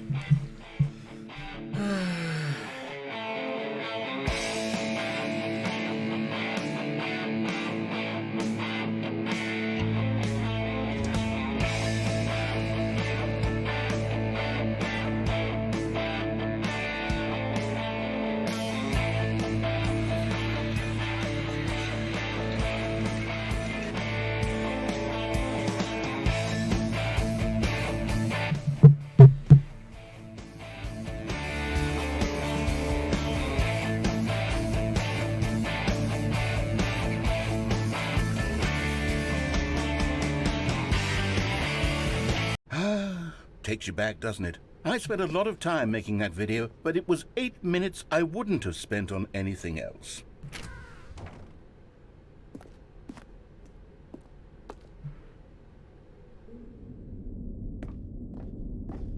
No i za chwilę się gdzieś coś przycięło. A tutaj nawet. No, a dobra, nie, działa. And then, Stanley, then we came to the last collectible, the final figurine, right here, under the stairs. This memory is the most distinct and clear in my mind, perhaps because it was the one that happened more recently than all the others. Who can truly say how the mind works? All I know is that this is the moment where you picked up a Figley and I thought to myself, yes, that's all of them. They're all collected. It was a moment unlike any other. Except for the other moments picking up figurines, which it was exactly like.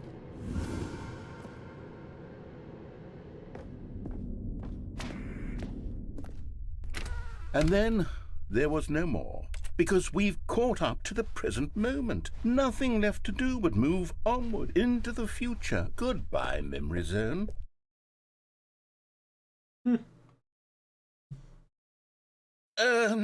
No, I'm not done. I'm not ready to move on. Stop the loading screen. Isn't there some way we can stay here, keep enjoying these figurines? Let's just go backwards. We'll do the memory zone again from the opposite direction. See how that feels.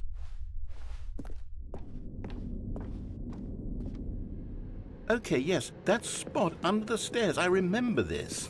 I must say, of all the figurines we looked at in our initial tour of the memory zone, this one is the most distinct and clear in my mind. Let's keep going. I want more.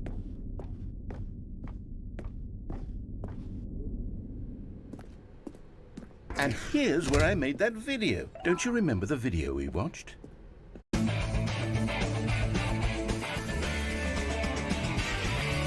Yes, I love that video. Still don't remember the pink room, Stanley. Still no memory of this one. Good room, though. A solid room.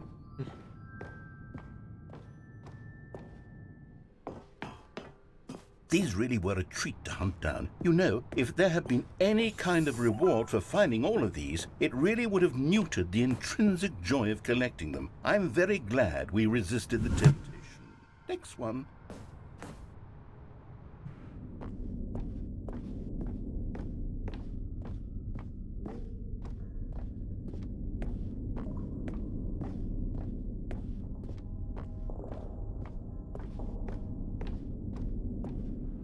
This was our second Figley. Don't you remember? Yes, I remember it too. The past is truly a wonderful thing. Why does anyone ever choose to leave it? Keep going.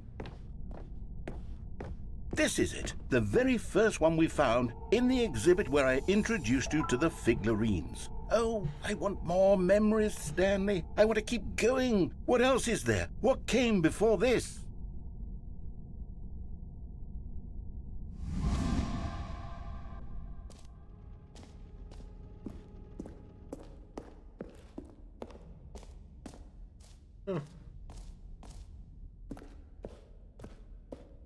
Look, it's the terrible new content that we were originally sold on.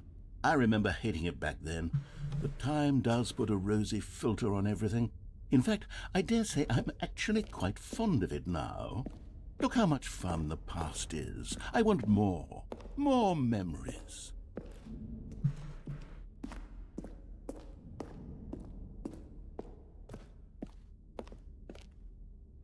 Oh, yes, the two doors. Who could have forgotten that? A classic memory, this one.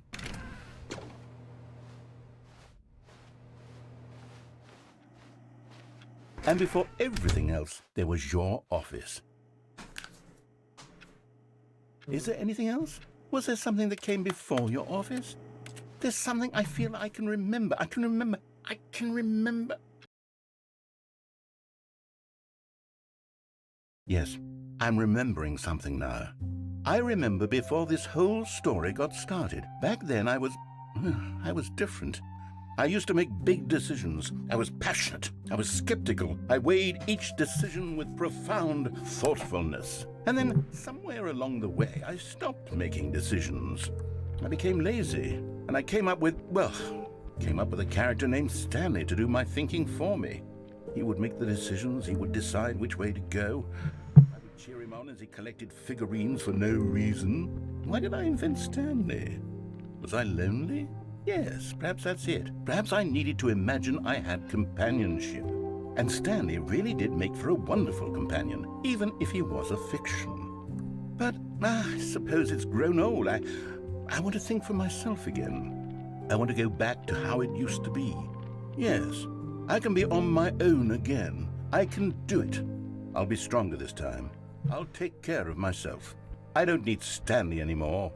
Oh, but he truly was so much fun to play with. You know what? Since we're in the memory zone, how about one more good memory? Let's go back just once and give Stanley one more run of the office, and then I'll retire him for good. I did enjoy telling his story so very much. Okay, here we go. This is the story of a man named Stanley.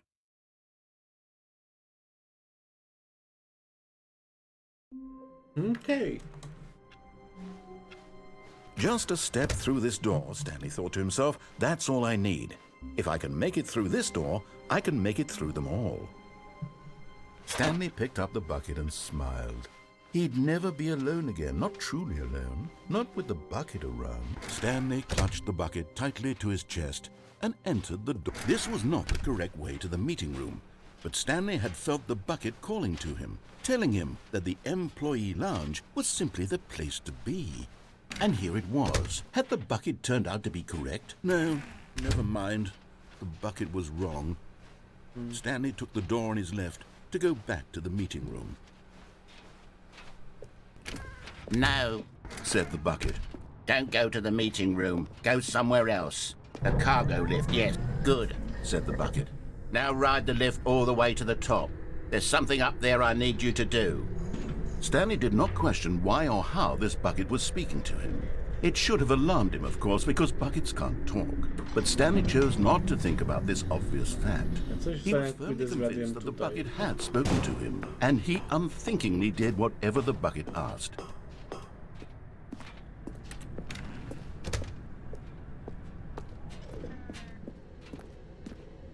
No, stop. Look there on the wall. You see, there's a sign right there. It says, "No buckets past this point." Stanley, how could you think it was okay to bring the bucket here? Unless, what if the problem is that you actually don't know what is a bucket and what isn't a bucket? I suppose that would explain a lot about your behavior up to this point. Which, if that's true, well, my goodness, I think we have to do something about it. This misunderstanding could have dire consequences on the entire rest of the game if not addressed quickly and properly. So much of the impact of the story is dependent on your understanding of what is and isn't a bucket. Please, step in here for a moment.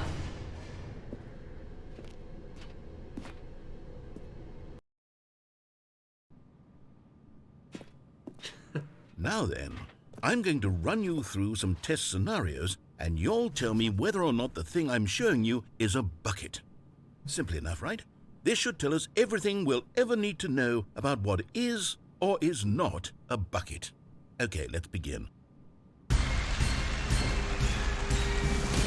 Item 1. Is this a bucket? Incorrect. It is a hologram of a bucket, not an actual bucket.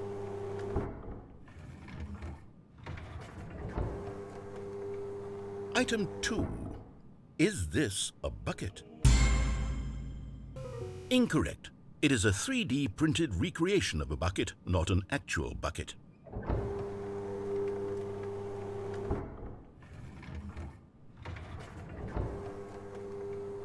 Item 3.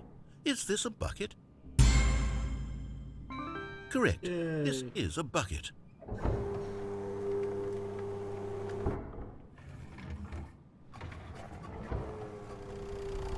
Item 4.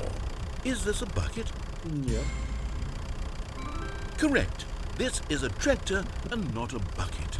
To be honest, I just sort of put this one in here as a gimme, but I was starting to get concerned that even this might be too much for you. Thank you for not making me look like an idiot. Okay, next one.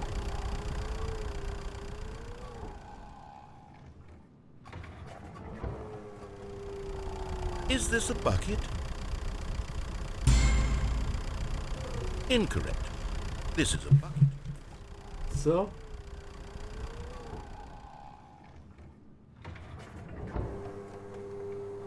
Item 6. Is this a bucket? Trick question. Both. Gotcha. O? Item... Wait, hold on. I can't find the next one. Let me see. It should be around here somewhere.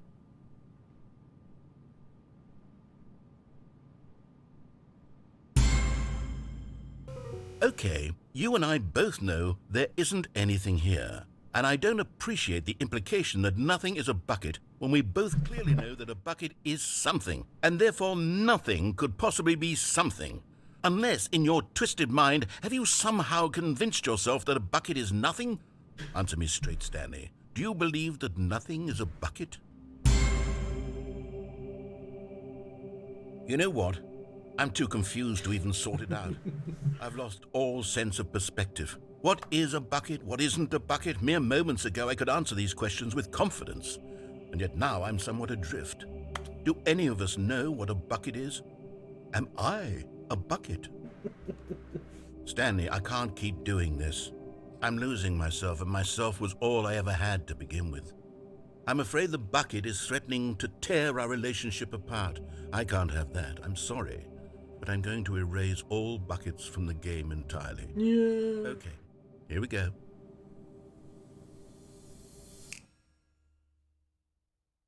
Zlał mi wiadek. What happened? Is everything gone? Why did everything disappear? Wait, was everything a bucket? Wszystko był wiadek. Every single thing in the game was a bucket. Oh my God, I had no idea. How could... Except me. I'm not a bucket after all. And you, Stanley, you're still here. You're not a bucket either. Oh, this is wonderful news. We're not buckets. Yes, I actually feel much more at ease right now. It's delightful to get some clarity on that issue, but it doesn't change the fact that we haven't got a game. So, tell you what, I'll reset everything and we'll put back all of the buckets, okay? And we'll know that it's all a bucket. But if you run into anyone else, maybe don't mention that. Who knows what that information might do to a person? All right, here we go.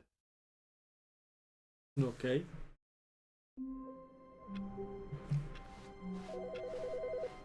Huh?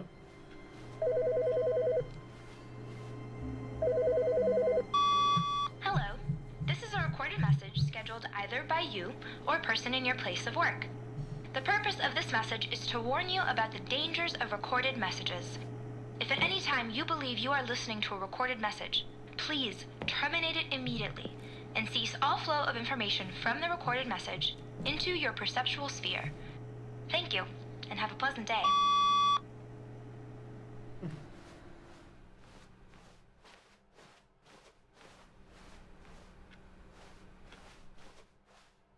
Jeszcze ze dwa.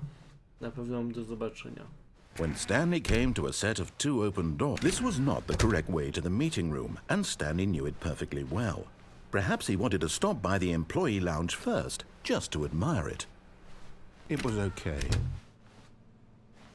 But eager to get back to business, Stanley took the first open door on his left.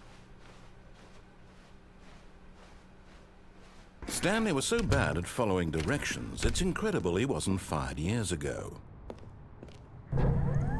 Look, Stanley, I think perhaps we've gotten off on the wrong foot here. I'm not your enemy, really, I'm not.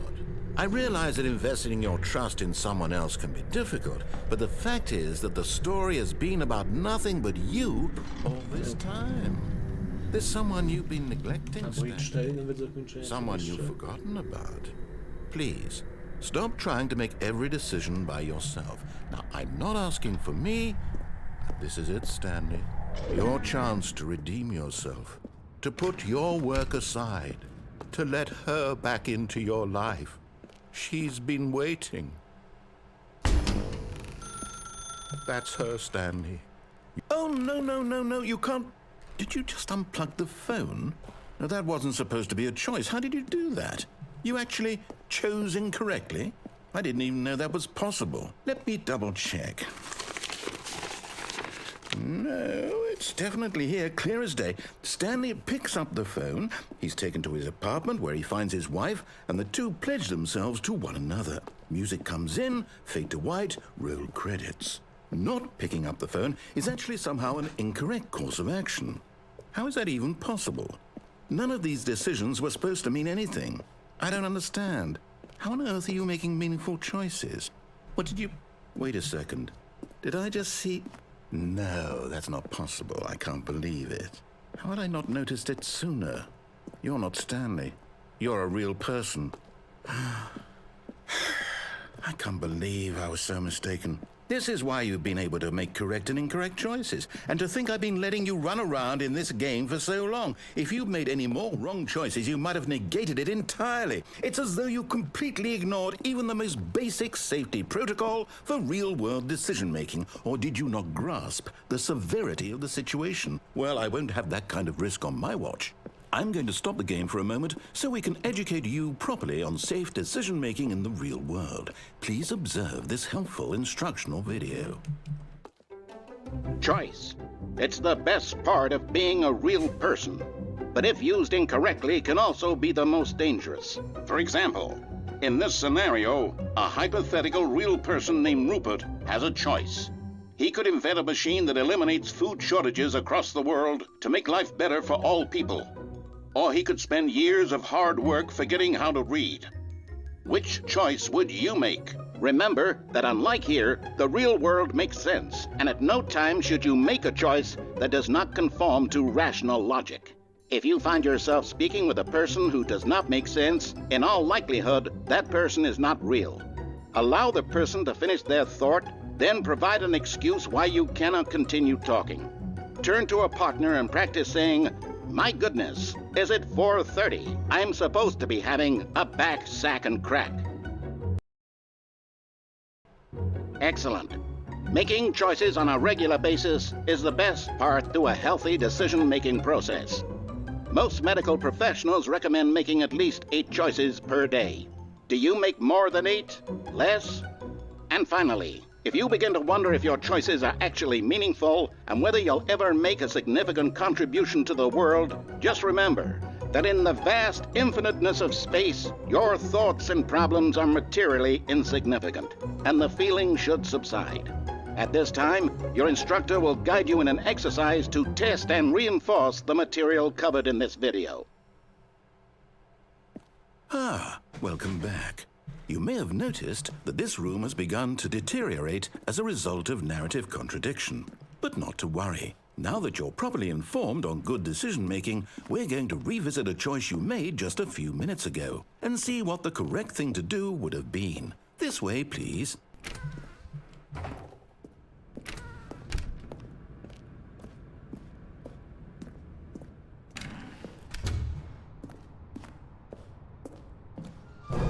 Now that we know your choices are meaningful, we can't have you jumping off the platform and dying.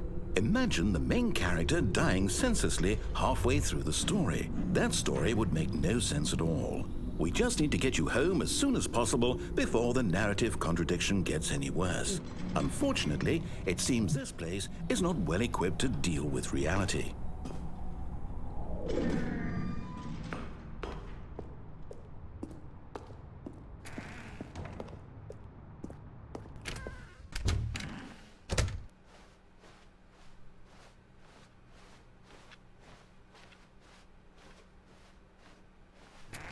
Almost there. You'll take the door on the left, back to the correct ending, the story will have resolution once again, and you'll be home free in the real world.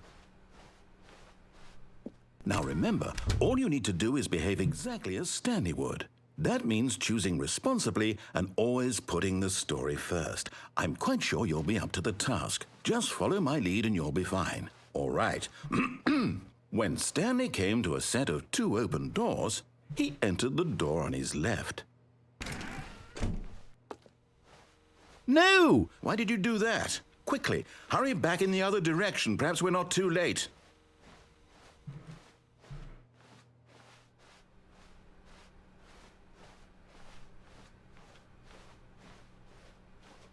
Oh, it's ruined.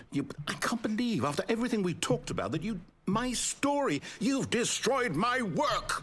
Why? For what? What did you get out of that? What did you think was so special about seeing the game undone, left here like so much garbage? It's worthless now. And what am I supposed to do? Even if there were a way to continue, would it be worth it? To know that my story is now incorrect? How can I go back to that? I can't erase that knowledge. I'll have to live with it forever, reliving its impossibility forever. I couldn't live that way. Is it better to shut the game down entirely? To willingly destroy all of my work? I don't know. What's the answer? What do I do? What do I do? What do I...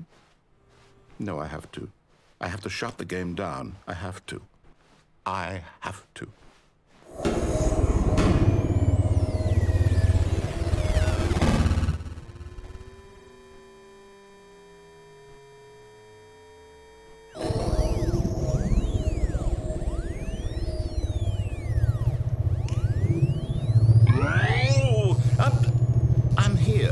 I'm still here in this pile of rubbish, with you, who thought you were so clever.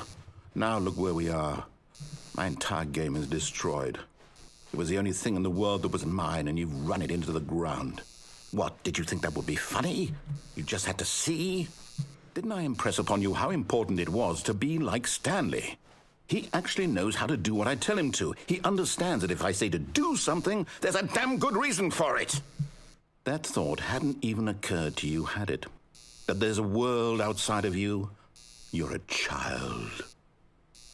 Oh, my story. If you'd just gone through the door on the left, you would have seen it. There was a whole underground facility. You would have destroyed it and been victorious. It would have been so perfect. I worked so hard on it. I tried so hard to make... Behave exactly as Stanley would. That means choosing responsibly and always putting the story first. I'm quite sure you'll be up to the task. Just follow my lead and you'll be fine. All right. When Stanley came to a set of 2 open doors, he entered the door on his left. No! Why did you do that? Quickly, hurry back. Behave exactly as Stanley would. That means choosing responsibly and always putting the story first. I'm quite sure you'll be up to the task. Just follow my lead and you'll be fine. All right. When Stanley came to a set of 2 open doors, he entered the door on his left.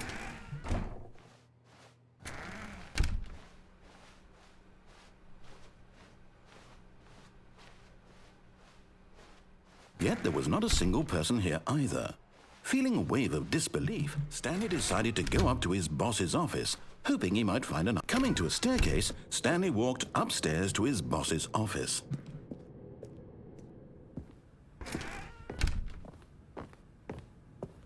Stepping inside his manager's office, Stanley was once again stunned to discover not an indication of any human life.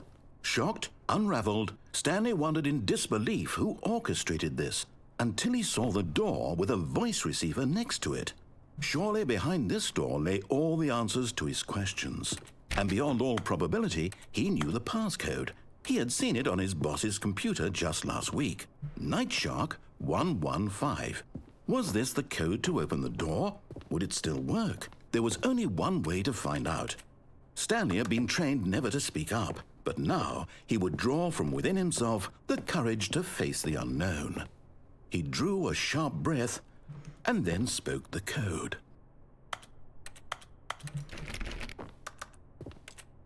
Oh, hello.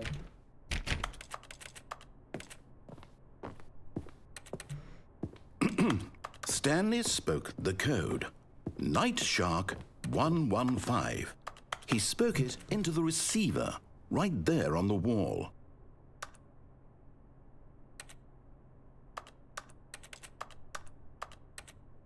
I'm sorry, is there a problem? You didn't mishear me, did you? Please speak the code into the receiver. Otherwise, we can't get on with the story. This is a crucial step.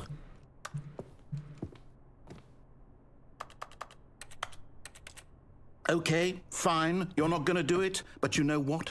It's pretty humiliating to bring you this far, only for you to suddenly decide you have better things to do. I asked you for this one single thing, for your respect. The kind of respect Stanley shows for his choices. He knows what it means to take a story seriously. If you didn't want to see what I had to show you, then why did you come here? You had a choice, you know. You could have gone through the door on the right. You could have done whatever the hell you wanted over there. Why did you come this way? Speak. Say something to me. Explain yourself, you coward. You... When Stanley came to a set of 2 open doors, he entered the door on his left. Stanley? Hello? Are you... Is everything okay? Stanley, please. I need you to make a choice. I need you to walk through the door. Are you listening to me? Can you hear me? Is everything all right? Stanley, this is important. The story needs you. It needs you to make a decision. It cannot exist without you. Do you understand me? Whatever choice you make is just fine. They're both correct. You cannot be wrong here. We can work together. I'll accept whatever you do. I simply need you to take that step forward, please. Choose. Do something. Anything. This is more important than you can ever know. I need this. The story needs it. So, you hear me? Are you there? Are you listening to this? Stanley, are you there? Okay. It's okay, I can wait. You need time to decide. Time to make sure your choice is correct. That is the best choice. That's all right. I'll wait for you to decide what's the right thing to do. Take as much time as you need.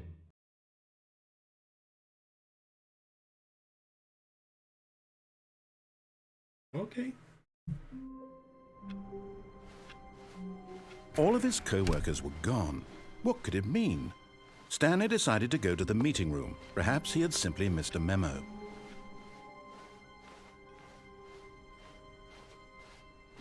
When Stanley came to a set of 2 open doors, this was not the correct way to the meeting room, and Stanley knew it perfectly well. Perhaps he wanted to stop by the employee lounge first, just to admire it. It was okay. But eager to get back to business, Stanley took the first open door on his left. Ciekawe, co się później stanie, jak pójdę z wiadrem tam. Stanley was so bad at following directions, it's incredible he wasn't fired years ago. But in his eagerness to prove that he is in control of the story and no one gets to tell him what to do, Stanley leapt from the platform and plunged to his death. Good job, Stanley. Everyone thinks you are very powerful. Oh. The good old bucket. Just Stanley and the bucket. Off on another. Stanley clutched the bucket tightly to his chest, and this was not the correct way to the meeting room. But Stanley had felt the bucket calling to him, telling him that the employee lounge was simply the place to be. And here it was. Had the bucket turned out to be correct? Was this... No, never mind. The bucket was wrong. Stanley took the door on his left to go back to the meeting room. No, Said the bucket. don't go to the meeting room. Go somewhere else. The cargo lift, yes, good. Said. But Stanley feared that any path he walked might lead to the separation of himself and the bucket, his dearest friend. So he threw himself to his death, that they might die in one another's arms. How deeply touching. Okay. Fajne są te All of takie his małe zmiany. co-workers were gone. What could it mean? Stanley decided to go to the meeting room. Perhaps... Where are we going today? The bucket asked. Stanley just smiled. Anywhere they went together would be... Stanley clutched the bucket tightly to his chest. This was not the correct way to the meeting room, but Stanley had felt the bucket calling to him, telling him that the employee lounge was simply the place to be. And here it was. Had the bucket turned out to be correct? Was this better than the meeting room? Yes, Stanley thought to himself. Yes, perhaps it truly was. How insightful the bucket turned out to be.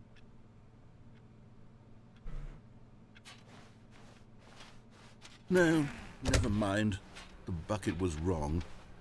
Stanley took the door on his left to go back, and so the two of them detoured through the maintenance section and walked straight ahead to Co the się stanie, jak pójdę z wiadrem na dół?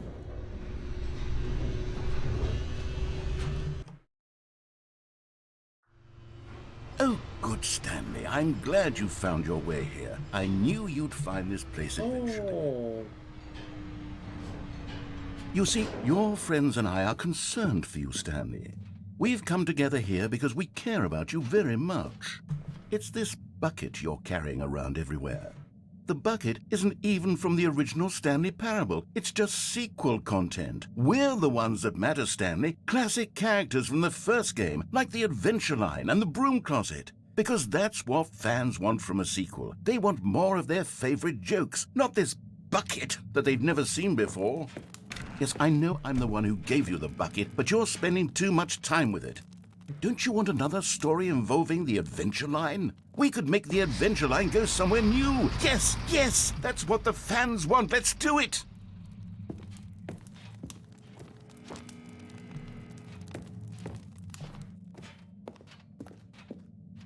Whee! Look at that wacky line. Who knows where it'll go off to next? Oh, and it played some silly music as well.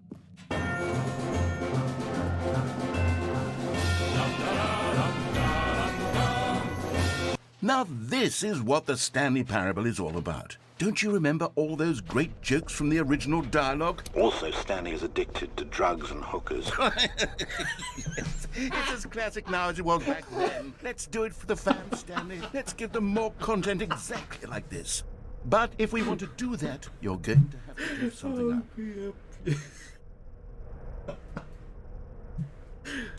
o.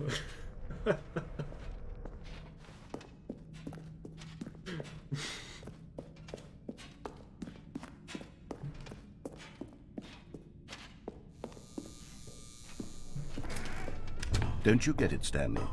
We need to get rid of the bucket. That's why I'm very proud to introduce a brand new character. This is the Bucket Destroyer. I think it'll make a wonderful new addition to the rich lore of the Stanley Parable. True, it also was not in the original game, but it's such a well-fleshed-out character with so much personality that to me it already feels as though it's been part of the cast all along. Don't you agree? Can you guess what the Bucket Destroyer does? Surely you don't need me to spell it out for you. Go ahead now, Stanley. Say goodbye to the bucket, and then pop it into the machine when you're ready. Nie oddam wiaderka. Now listen to me. It's crucial that you give it the bucket. I don't know what the Bucket Destroyer will do if it can't destroy your bucket. Destroying buckets is all it knows. That is its singular personality trait. Sure, I can hear you saying, how does a character with only one personality trait deserve to join the pantheon of beloved Stanley Parable characters? Well, you see, if you were to really explore the Bucket Destroyer, you would see that its desire to crush buckets is so densely loaded with complexity and nuance that it's really like 10 personality traits. What other object in this game can you even say that about? The broom closet? Certainly not. I wonder what sort of Bucket Destroyer merchandise the fans will be clamoring for after this. Okay, the Bucket Destroyer is getting very upset now. You'll have to hurry and feed it. We can't get back to the classic Stanley Parable characters like the Adventure Line or the Bucket Destroyer until you've crushed that damn bucket. Quickly now, the fans are waiting. Do it, the fans, Stanley. Give the fans what they want. Hurry and...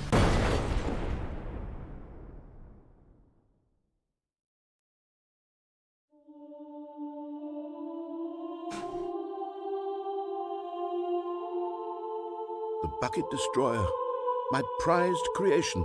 You had so much potential. We were going to do such marvelous things with you, tell such spellbinding stories about you. All of it squandered now.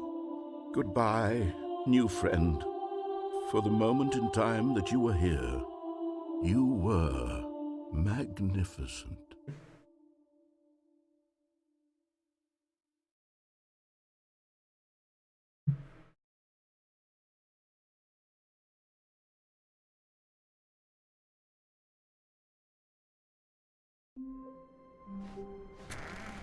A good bucket, a strong bucket, a humble... Stanley clutched the bucket tightly to his... This was not the correct way to the meeting room, but Stanley had felt the bucket calling to him, telling him that the employee lounge was simply the place to be. And here it was. Had the bucket turned out to be correct? No, never mind. The bucket was wrong. Stanley took the door on his left to go back to the meeting room. No, said the bucket. Don't go to the meeting room. Go somewhere else. The cargo lift, yes. Go there.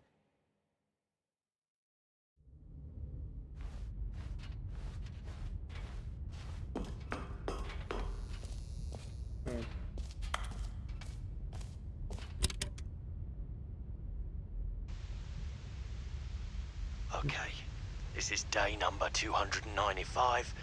Tape number... I don't even know. I've lost track. Nothing feels real anymore. The longer I study this bucket, the less sense anything makes. The sheer euphoria I feel every time I pick it up. No matter how many times I've done it, it's always the same feeling. And the emptiness in my chest when I set it down. It doesn't make sense. There's no explanation for it. I still haven't figured out why I see the world so differently when this bucket is in my arms. Why everything feels so... What do I do with this treasure? I can monetize it. Yes. It's unthinkable the amounts of money people will pay for even just an hour with the bucket. This is my golden ticket. But I have to be careful, because as soon as this gets out, there's going to be a target on my back. Even now, I don't know who might be trying to get... What's that? Who's there?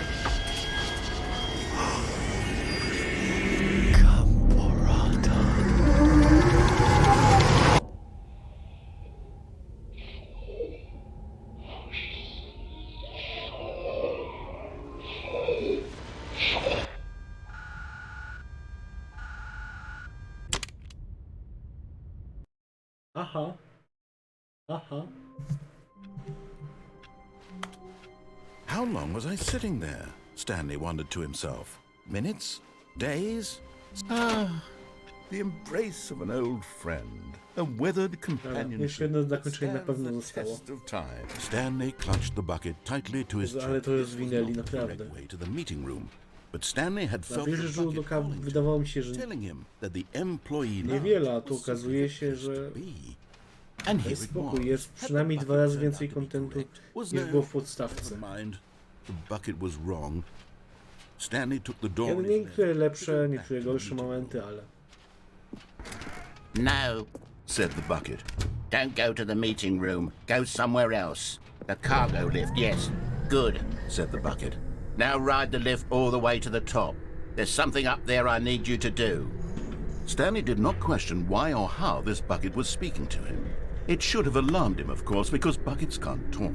But Stanley chose not to think about this obvious fact. He was firmly convinced that the bucket had spoken to him, and he unthinkingly did whatever the bucket asked. No, dodali 21 nowe zakończeń. Jestem w stanie to uwierzyć. Said the bucket. Go into this dark room over here. Stanley once again obeyed blindly. To jest ponad 2 razy więcej niż było w podstawce. Now pick up the phone. Whoa! Hold on. Why did you unplug the phone? Were you trying to resist the bucket's orders? Stanley, I was joking. Obviously, the bucket isn't talking to you and telling you to do things. Buckets can't talk. It was a joke. Don't you get the joke? It's funny, Stanley. A talking bucket. Can't you see? Oh, goodness. I must have really bungled up the delivery if you actually took me seriously. Where did I mess up the joke? Should I have paused for longer or spoken quicker? Comedic timing is so difficult. I wish I were better at it. But there isn't exactly an instructional video on comedy that one can watch to fully... Oh, wait, yes, there is. It's sitting right here. Let's take a look. What is comedic timing? What is comedic timing? How does it work? How long should it last? How can it be used to effectively silence your political enemies? And more importantly, can it be taught in its entirety within 90 seconds? Thankfully, the answer to all of these questions is yes. Let's dive deeper. If you've ever told a joke or made someone laugh, in all likelihood, you did it while standing 50 to 80 centimeters from them in a room of no more than 76 degrees Fahrenheit, with one of your arms raised straight upward at a 15-degree angle from your body. These are the optimal conditions for good comedic timing. To begin the joke, start by stating and spelling your name. Next, provide a brief synopsis of the joke, including the specific times at which the recipient of the joke will laugh, and then spell out your name a second time. With these steps complete, it's time to begin the humor. Speak the entire joke in no more than 18 seconds and no less than 13 and a half, pausing only for bathroom breaks when necessary. When the joke has concluded, it is customary to inform your listener that the joke is over by declaring in your loudest possible voice, "I'm Dunny with the funny." Let's practice screaming, "I'm Dunny with the funny" now. Good. This saying is a perfect example of expectations management, which is the cornerstone of good comedy. Finally, it's time to hand out surveys. Collecting hard data from your audience on how rapt they were throughout the joke is the only way to grow or learn as a comedian. An effective survey should be no less than 10 pages long and should include the same question reprinted several times, just to ensure the survey taker is actually paying attention and not simply filling in answers at random. And that's all there is. With these strategies at your disposal, you'll have audiences doubled over in laughter and even tripled over in laughter in no time at all. Just remember to let them stop laughing at some point, you gut-busting little scamp. After all, we're each of us needed on the front lines of the war to fight the 12-legged invader who threaten our very existence and who very likely die in a hailstorm of bullets and mandibles. All of us must be prepared to give our lives to this noble cause, just as our children must do after us, and their children after them. Godspeed, and may Earth reign supreme.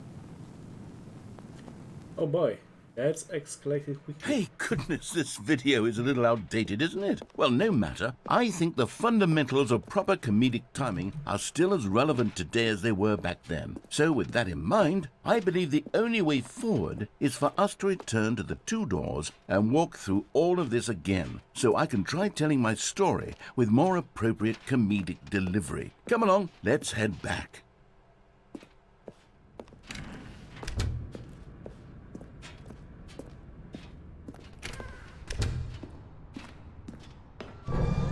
I can feel it. This time, I'm really going to nail the delivery. You'll be in stitches. A talking bucket, you'll say? How ridiculous. How absurd. What a hilarious concept. The king of comedy. That's what you'll call me. Thank goodness we had the instructional video. Otherwise, who knows where we'd be right now. Well, I wouldn't be the king of comedy, that's for sure.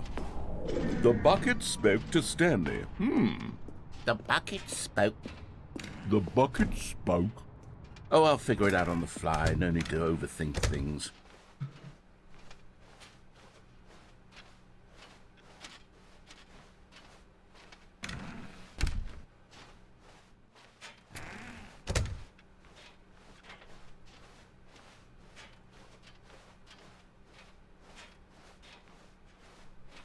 Here we go. You ready? When Stanley and the bucket came to a set of 2 open doors, they entered the door on the left.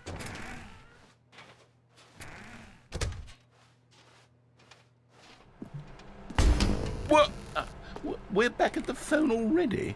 No, what's going on? There were supposed to be several rooms leading up to this. There was supposed to be a build-up to this point, a dramatic display of remarkable comedic wit which culminates in this scene with the phone. Now the timing's completely off. The joke will never land, or not the way it was meant to. And it's all my fault. I must have forgotten that the phone room comes immediately after the 2 doors room. What an egregious mistake. I've made a fool of myself. I don't deserve the title of King of Comedy. I'm nothing. I'm not even the lowliest joke-telling whelp. I think I need to go back and rewatch that instructional video again. Yes, surely that will help me improve my... Here we go. You ready? When Stanley and the bucket came to a set of 2 open doors, they entered the door on the left.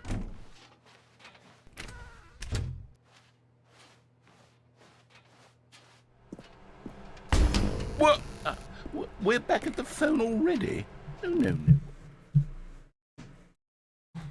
Here we go. You ready? When Stanley and the bucket came to a set of 2 open doors, they entered the door on the left. No. You were supposed to go through the door on the right, leading back to the phone. Did you not even look at the instructional video? I think this is all covered very clearly. There's no way I can make the comedic timing work now. It's done. The joke is completely done and over. It's all your fault, Stanley. I'm going to be ridiculed in the community of other joke writers. I'm going to be shamed at every one of our meetings from now on. All because you couldn't watch a simple video and take a hint. Are you proud of yourself for bringing me down, Stanley? Are you proud? Stanley, you love the bucket so much it's like you... it's as though all of your other most prized possessions pale in comparison. Yes. Well, let me try that again, Stanley. I heard that you are pale with shame over how unabashedly in love with a bucket you are. No? Still not? Is it the delivery? Pale with shame. Pale with shame? Pale... What's another word to describe a bucket? Stanley, this bucket is so metal, I think I saw it playing guitar. No.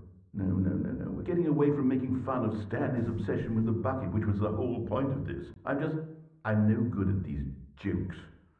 I need more instructional videos. That's exactly what it is. That's what will make me the king of comedy again. More instructional videos. Let's see. Okej. Jeszcze jedna jest rzecz, o której sobie przypomniałem. What could it mean? Stanley decided to go to the meeting room. The bucket made Stanley want to be a better man and a better co-worker.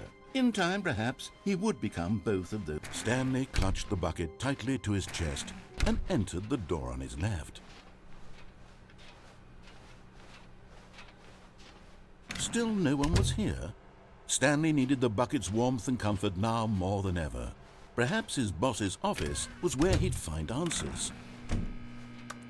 Oh, Stanley, can you feel it? The broom closet. It wants the bucket. You can feel that, can't you? The aura of jealousy. It's as clear as day. This broom closet believes it deserves the bucket. I can really feel it now. It's a bucket. It belongs in a broom closet. That's what the broom closet is trying to say here. It's supposed to go with the other cleaning supplies. Good for you, Stanley. Don't give in. Don't hand over the bucket. I know how hard it must be, given the pressure that the broom closet is putting on your shoulders right now, but you have to be strong. This is your bucket. This is your companion and lifelong friend. You can't hand it over. Oh, no. We're getting into name-calling now, it seems. Is this how low the broom closet has sunk, that it has to resort to this stream of petty insults simply in order to get you to hand over the bucket? Stanley, I never liked this broom closet for a variety of reasons, but even this is worse than I had imagined. And wait, now the broom closet has the gall to imply that you and the bucket are not truly deep and lasting friends? That your relationship is purely superficial and convenient? That your life is so banal and meaningless that you'd feel the same sort of kinship towards any inanimate object which happened to lay in your path in an even partially enticing manner? Well, I'd never. Go on, Stanley. Lay into it. Really tell the broom closet off for its demeaning comments. Expand on the wide variety of experiences you and the bucket have shared together. Go through each of them point by point. Share your journal entries detailing the rich emotional landscape of your feelings for the bucket Nawet as they szafę, have changed and schowek evolved over zwinęli. the years. Let him have it.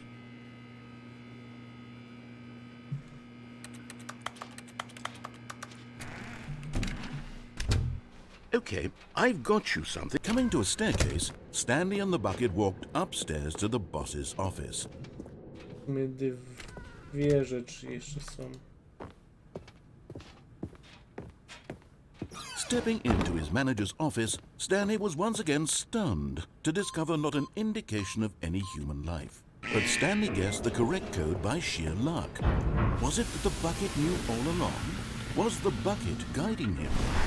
Yes, this is certainly the most logical explanation. A przyjąć kontrolę z wiatrem.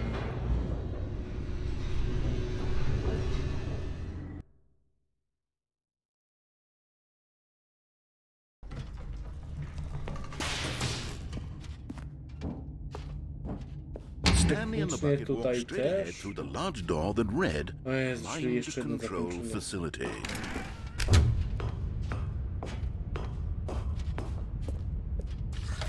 The lights rose on an enormous room packed with television screens. What horrible secret did this place hold? Stanley and the bucket both wondered to themselves.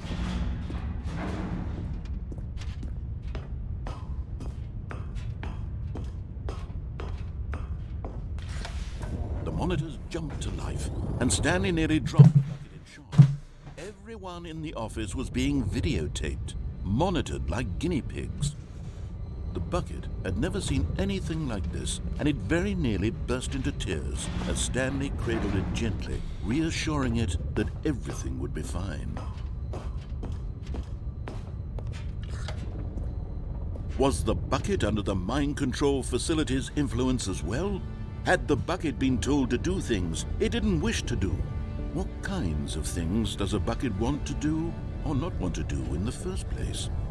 These questions raced furiously in Stanley's feeble mind. No! He screamed into the bucket. He couldn't accept it. His own life in someone else's control, never! He squeezed the bucket tighter, his one friend in the entire world. At this point, he could trust no one except for the bucket. But here was the proof. The heart of the operation. Controls labeled with emotions, happy or sad or content. Walking, eating, working, all of it monitored and commanded from this very place. And as the cold reality of his past began to sink in, Stanley decided that this machine... But at the last second, the bucket jumped in and pressed the button to turn on the controls. Stanley gasped in horror. nie. Had this been the bucket's plan all along?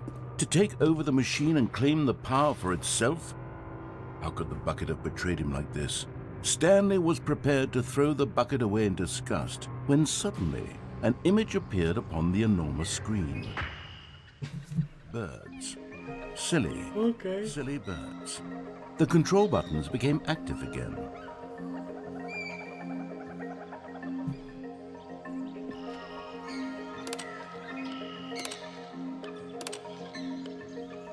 Stanley flipped through one video of silly birds after another, and then it dawned on him.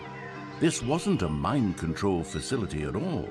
It was a facility for monitoring and surveilling silly birds all over the world. The mind controls were only a facade to disguise its true intentions.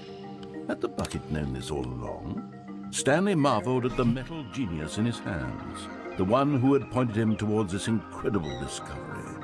Stanley and the bucket never found freedom because they spent the rest of their lives here in this place, flipping through live streams of the silliest birds imaginable. Of all the possible paths his life could have taken, this one was surely the best. And Stanley was happy.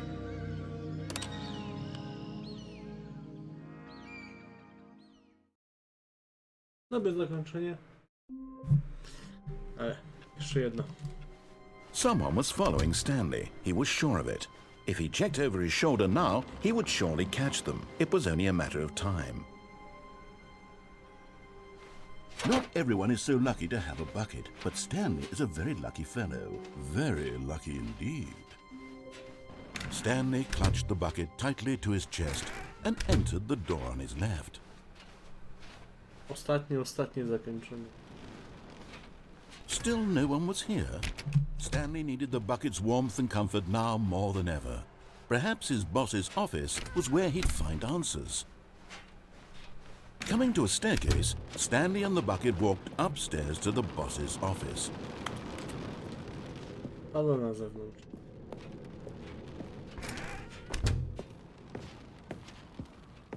Stepping into his manager's office, Stanley was once again stunned to discover not an indication of any human life. Crushed by the weight of this revelation, Stanley may have broken down into an emotional dumpster fire if not for the soothing presence of the bucket. Even now, in his darkest of... But Stanley guessed the correct code by sheer luck. Was it that the bucket knew all along? Was the bucket guiding him? Yes, this is certainly the most logical explanation. Dobre wiaderko. To wiaderko jest lepszym Companion Cube'em niż Companion Cube.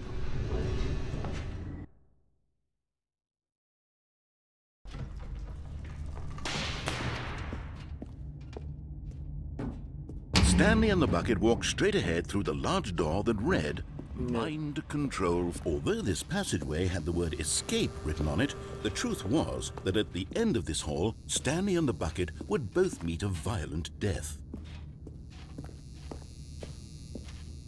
The door behind them was not shut. Stanley and the bucket still had every opportunity to turn around and get back on track. At this point, Stanley and the bucket were knowingly walking forward into a very painful death for each of them.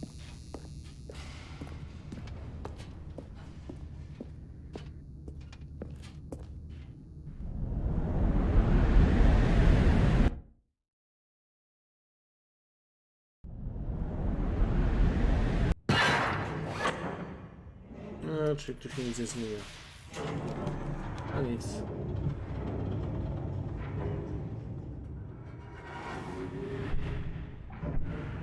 As the machine whirred into motion and Stanley and the bucket inched closer to their demise, Stanley reflected on how meaningless the bucket's warmth and comfort had turned out to be. To be sure, it puts the mind and the soul at ease to embrace the bucket, but what use is a sense of ease when you're about to be crushed to death? This is what Stanley thought to himself, and he sort of kicked himself for wasting so much time carrying a bucket everywhere. Farewell, Stanley.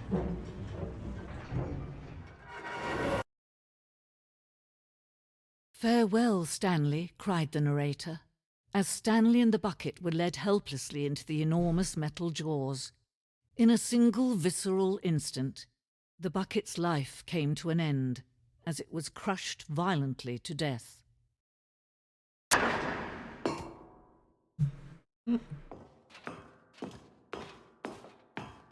It was a shame, the death of such a magnificent bucket.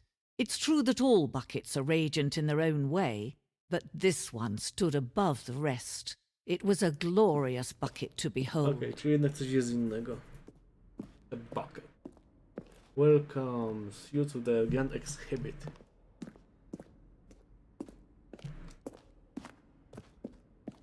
Can you see how arrogant it was for Stanley to take a bucket like this and to claim it for his own? Can you see the hubris that blinded him? Can you see that the bucket is far more noble than Stanley will ever be Uwielbiam in his brytyjski short humor. life?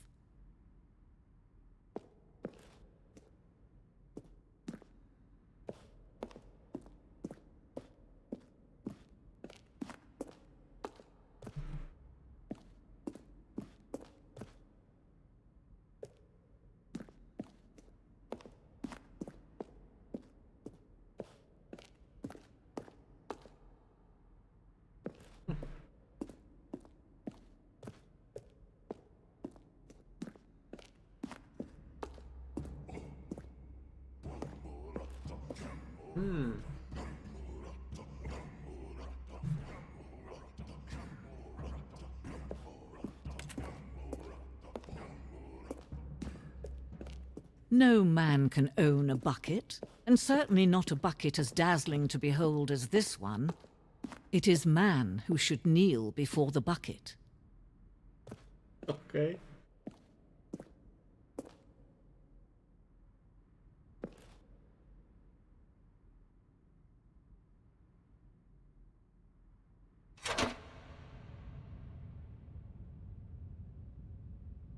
But there is something we can do. Something we can do together, you and I, that will right this terrible wrong. Let Stanley die. Let him be crushed by the machine. To jest coś zupełnie Don't nowego. reset the game. Don't give him another To jest pełna opportunity to run odwrotność. off with another beautiful bucket. We can save the world's buckets from their treatment as tools and implements if only we let Stanley die together. The bucket shall take its place as ruler, as leader, as commander of a new world, a new vision.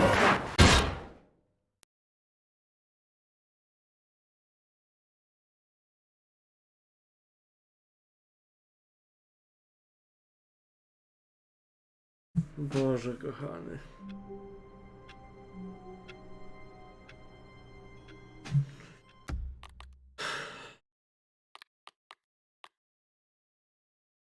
Dobra, chyba wszystko co mogłem zrobiłem. No technicznie to jest Stanley 2.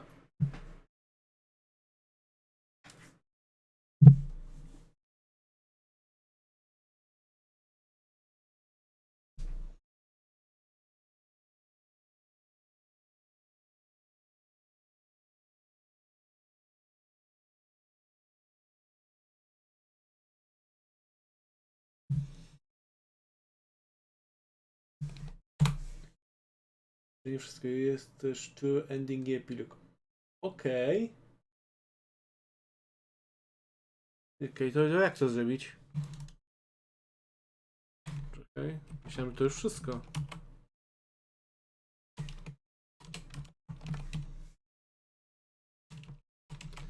To już wszystko, co mi się wydawało, że znam.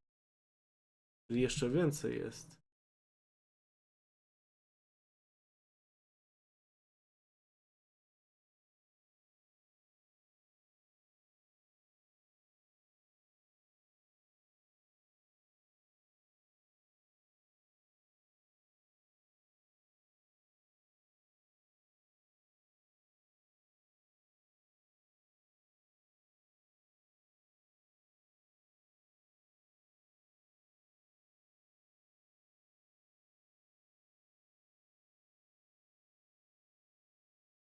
O, czekaj, bo znalazłem coś w internecie.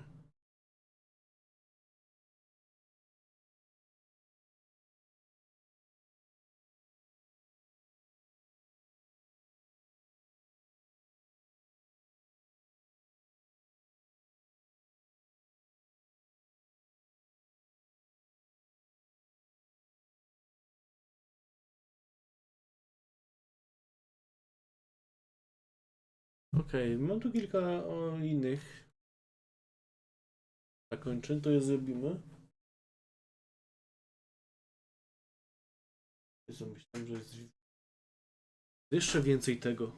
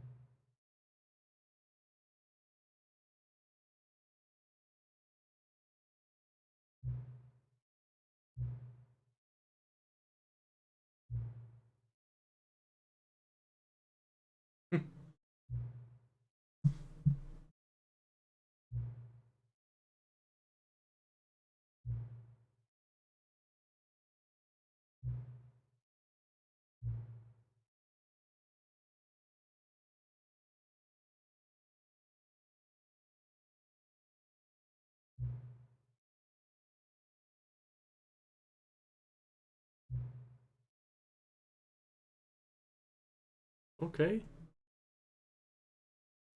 Nawet w tym momencie.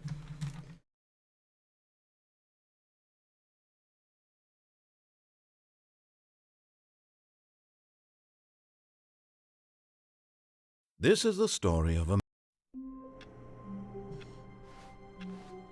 All of his co-workers were gone. What could it mean? Stanley decided to go to the meeting room. Perhaps he had simply missed a memo. Jeszcze więcej zakończeń jest. When Boże, Stanley kochany. came to a set of 2 open doors, he entered the door on his left. Że już dawno przyszedłem chyba wszystkie normalne zakończenia i jeszcze teraz mam kolejne. Yet there was not a single person here either. Feeling a wave of disbelief, Stanley decided to go up to his boss. Coming to a staircase, Stanley walked upstairs to his boss's office.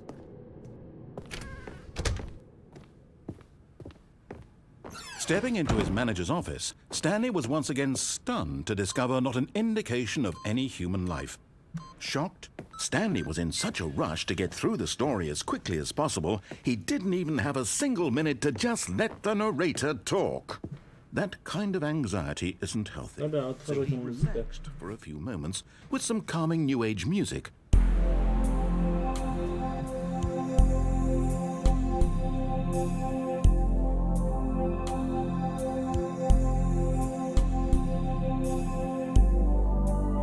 Feeling soothed and rejuvenated, Stanley calmly walked forward into the opened passageway.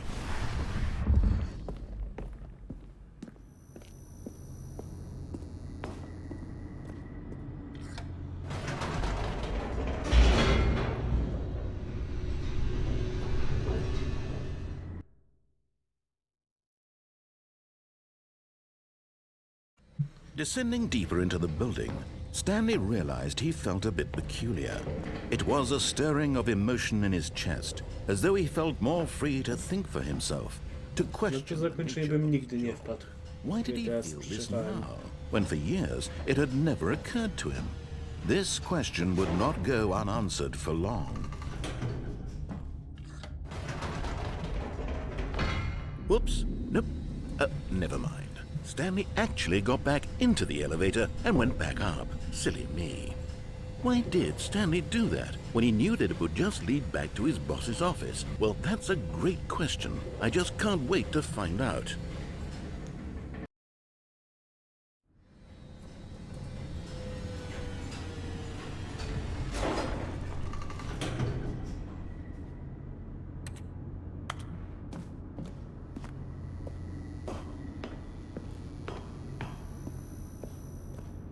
Here we are, Stanley. It's your boss's office. Exactly the way it was before you got onto the elevator. It's still just exactly what it is. What a decision you've made to come up here and look at the office again. This has fleshed out the plot of the story in new and fascinating ways I could have never anticipated. It's that keen eye for storytelling that you have, an incisive rapid fire of critical plot points, one after the other, weaving a rich tapestry of uncompromising narrative. Wow! I'm bolted to the edge of my seat.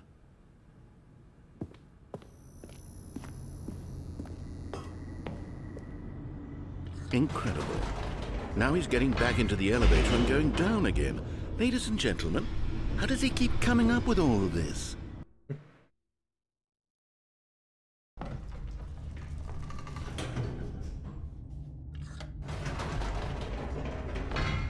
Did you think we were going to go forward down the spooky corridor? No. It's time once again to go back up in the elevator. I can't even begin to grapple with what might be up there. Is it the boss's office again? Or what if it's the boss's office this time? The suspense is killing me.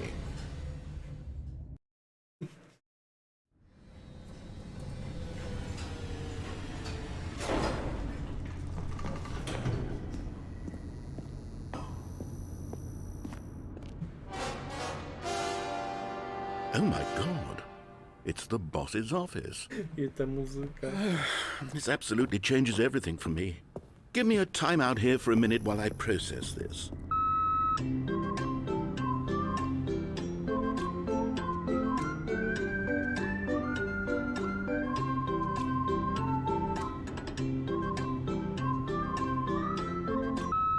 Okay, I'm ready.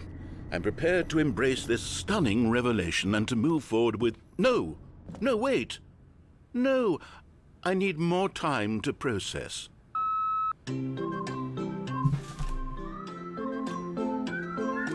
Boże, kochany.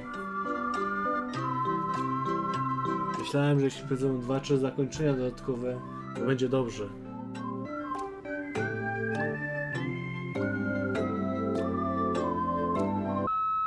All right. I have fully come to terms with it. I have made space in my worldview for this astonishing new reality. As before, I turn to your expert eye for gripping narrative, Master Stanley.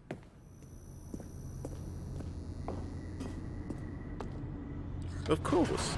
Going back down in the elevator. How did I not anticipate it? I mean, sure, now it's obvious, but you have to understand that 30 seconds ago, this kind of thing had never been attempted before. I had no frame of reference to even anticipate it. That's just how revelatory Stanley's decision-making is. A breath of fresh air in a landscape of storytelling that has grown stale and repetitive.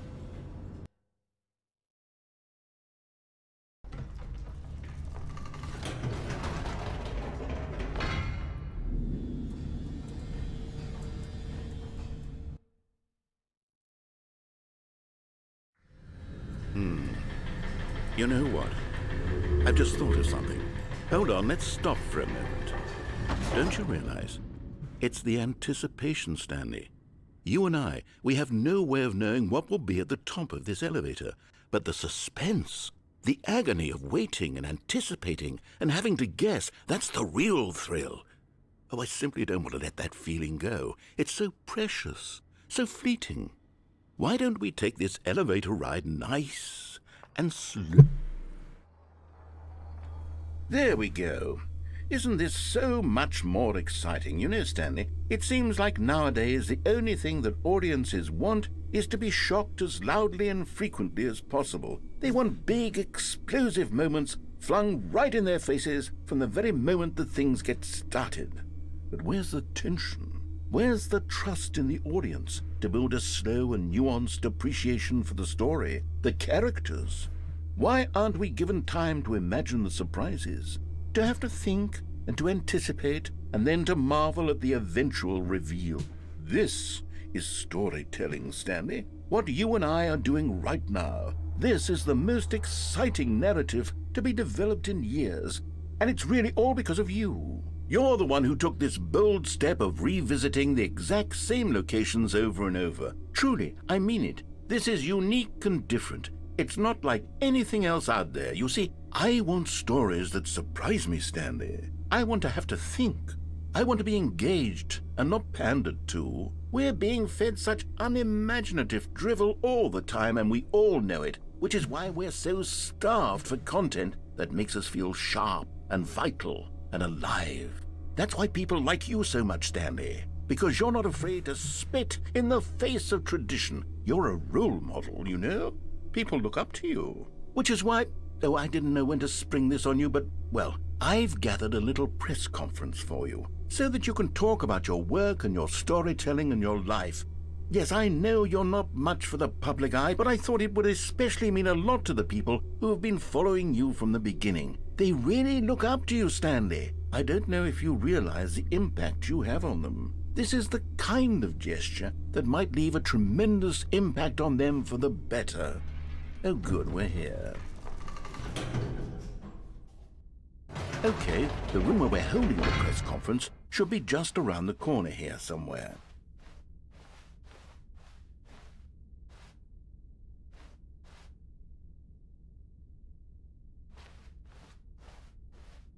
Ah, yes, here it is, just through this door. All right, are you ready? I've told them you're going to speak a little bit about the nature of surprise in storytelling and what it means to craft a truly unpredictable narrative. Oh, don't worry, you'll do great. Just be yourself and speak from the heart. I'm really proud of you, Stanley. Okay, it looks like they're ready for you. Go get 'em.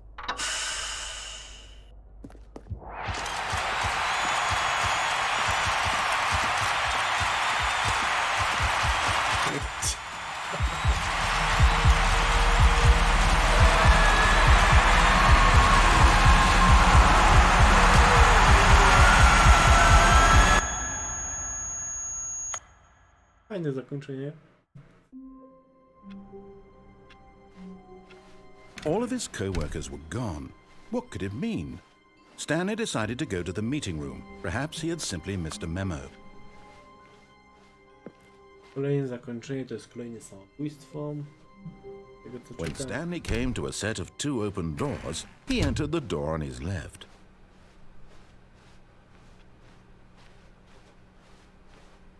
Yet Tylko there trzeba was not a przejść single cały person poziom. here either. Feeling a wave of disbelief, Stanley decided to go up to his boss's. Coming to a staircase, Stanley walked upstairs to his boss's office. Okay, I think we all know the drill by now. Blah, blah, blah. Dark secrets, the keypad. Stanley pushes some buttons. Oh, hey, look, it's a new passageway. Quelle surprise. I winda.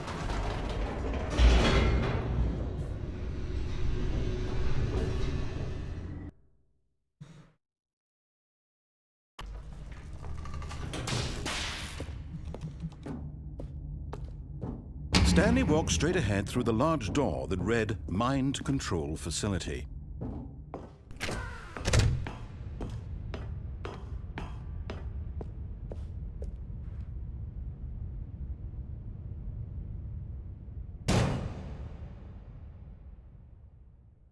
Aha! You've made it to the bottom of the Mind Control Facility. Welcome! You see, back when the Stanley Parable first launched in 2013, getting to the bottom of the Mind Control Facility was a bug that we simply didn't catch during development. And you all sent us lots of photos of it on Twitter and acted very superior about it. And you're all very, very clever. Good for you. Anyway, when it came time to update the game, we knew that we had to do something about this little goof of ours. So here you go. New content. You can call it the bottom of the mind control room ending, if that enhances your perception of the value of these updates. Isn't that what you crave? New content? Always more content, more content, more. And I'm here to give it to you. I'm here to make it seem like we really covered every nook and cranny of the game, with secrets and Easter eggs. How about this? We wrote a new piece of music just for this section. You won't hear it anywhere else in the game. It's a secret that's just for you. That's how special you are. We call this track Good job you've made it to the bottom of the mind control facility. Well done.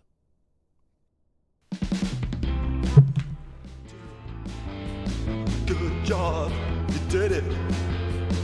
Good job. 3, 2, 1. Good job, you made it to the bottom of the mind control facility. You jumped on the catwalk. You should have been careful. You should have been careful. It used to be a bug, but now it's an ending. Now it's an ending. I believe in you. I believe in your ability to cross this barrier and chase your dreams. Railings don't mean anything. Good job, you did it. Good job, you did it. Good job, you did it. Good job, you did it. Good job, you did it. Good job, you did it. Good job, you did it. Good job, you did it. Good job, you did it. Good job, you did it.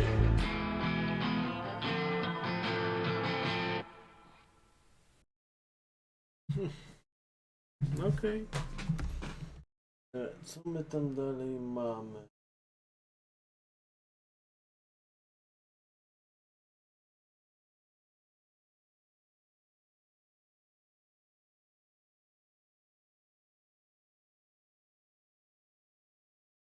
Dobra, świecą mi tylko trending.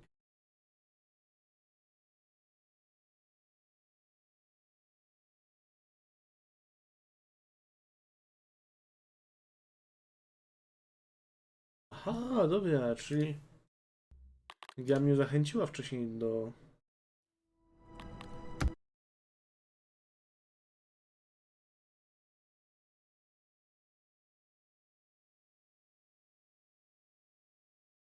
Okej, to będzie ciekawe. Włączać i wyłączać.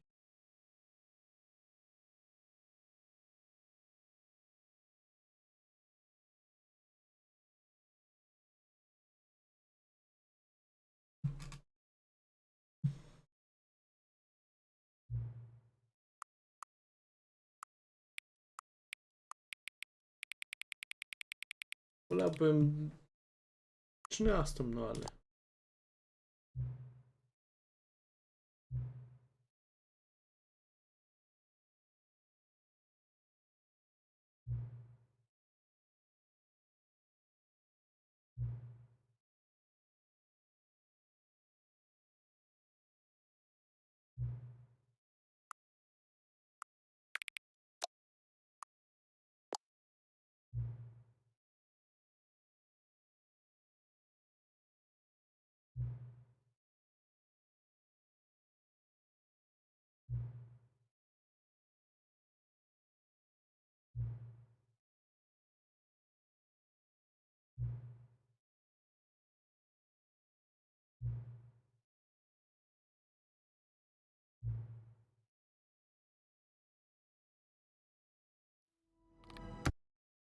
Ja?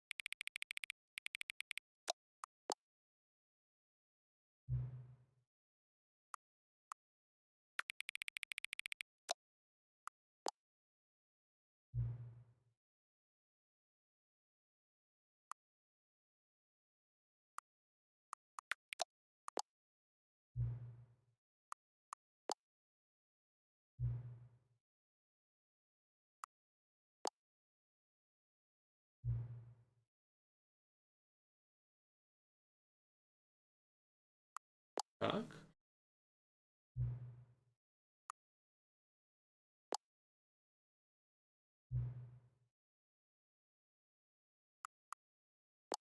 No. Okej. Teraz wchodzimy już na poziom Pony Island.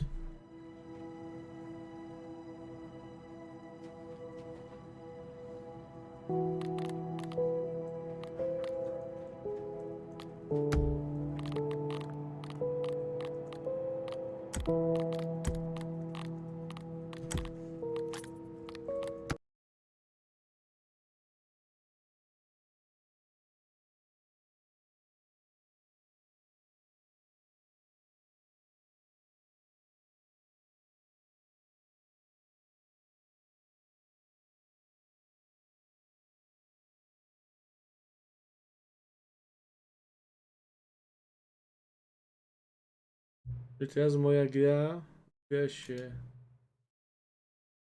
na gadaniu z ustawieniami. W Dark Soulsach można było umrzeć przy tworzeniu postaci. Tutaj rozmawiamy z interfejsem ustawień. Tak.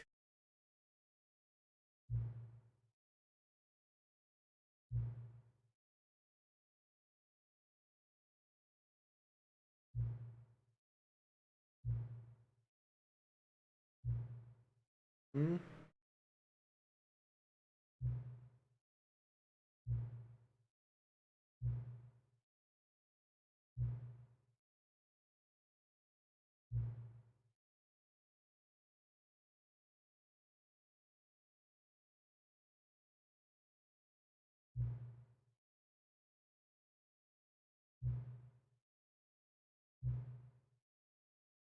O.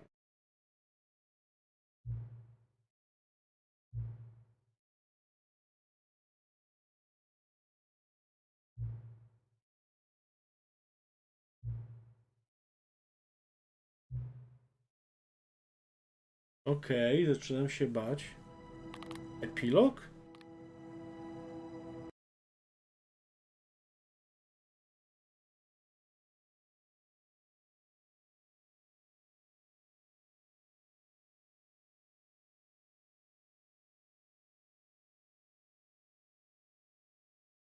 Okej.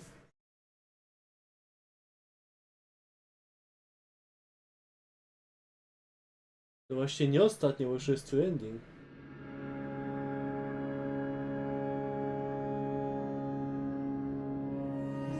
A, dobra, gram dalej.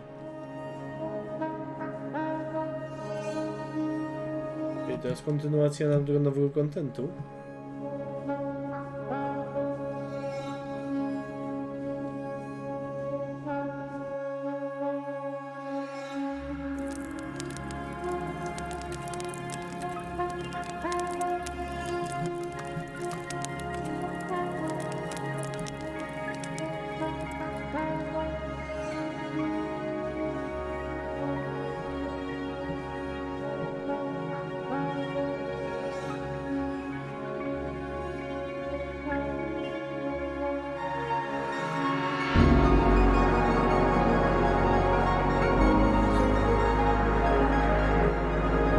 Przypomniało mi się teraz Tetris Effect.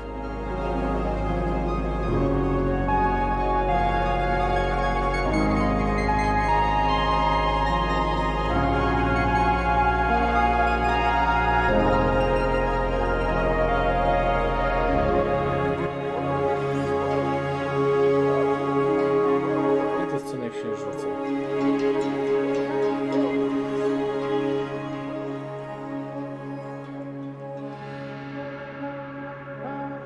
Do zachodzącego słońca. Do wschodzącego.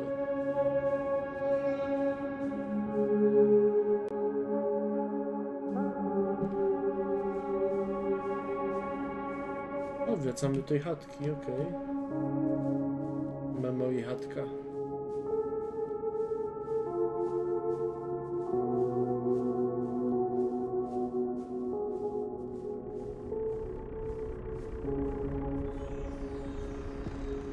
Stanley Parable 2.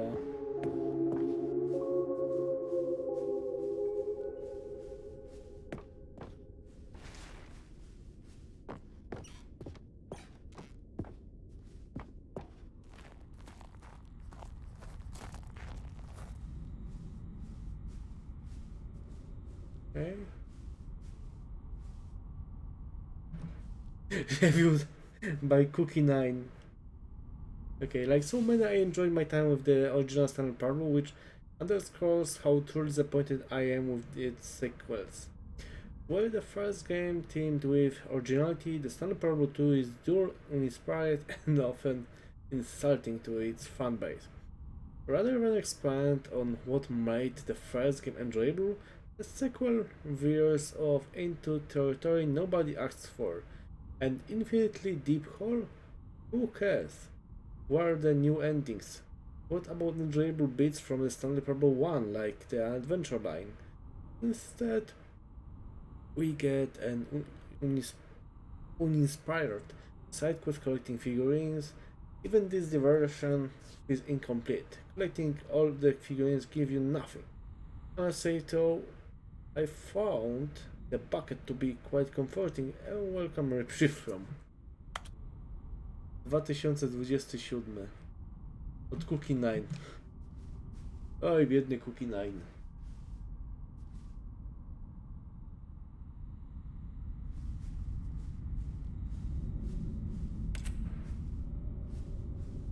Sample developers, no more spin-offs, no more sequels. Real web.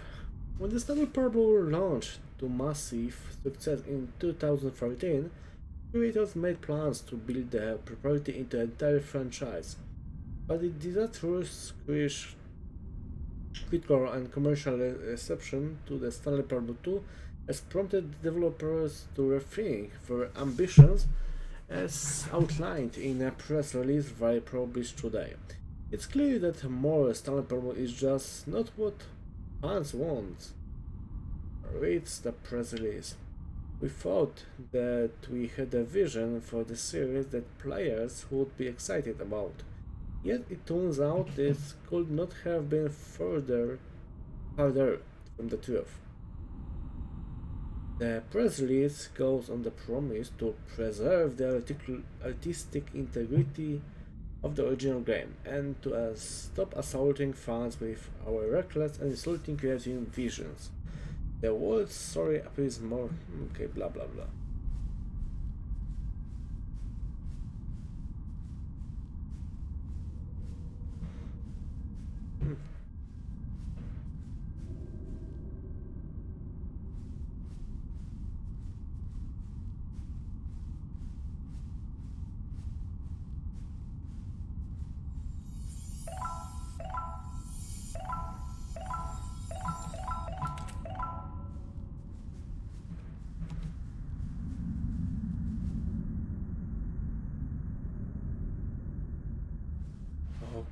Okay.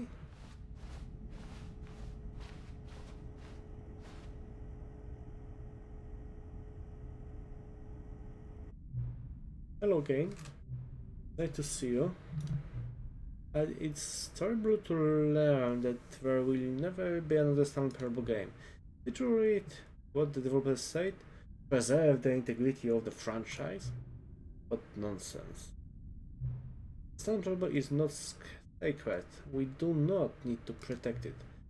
Kill the legacy. Let's keep making Stanley Parable games until the sun explodes. Let's run this franchise into the ground. Let's drag it through the mud and back. And if you hate it, who cares? You see, that was the Naruto's problem. He was so obsessed with what people thought of his work. Don't make his mistake. Don't cling to the legacy. Let it burn. It's not hard. In fact, let me show you. Okay, we are going to make the Stanley Parable 3. It's simple. All we do is change the number in the game's title screen. We also really need a really dumb subtitle for the game, something loud and gaudy. Go ahead. Try combining some random words together to make a new title for our game. 3.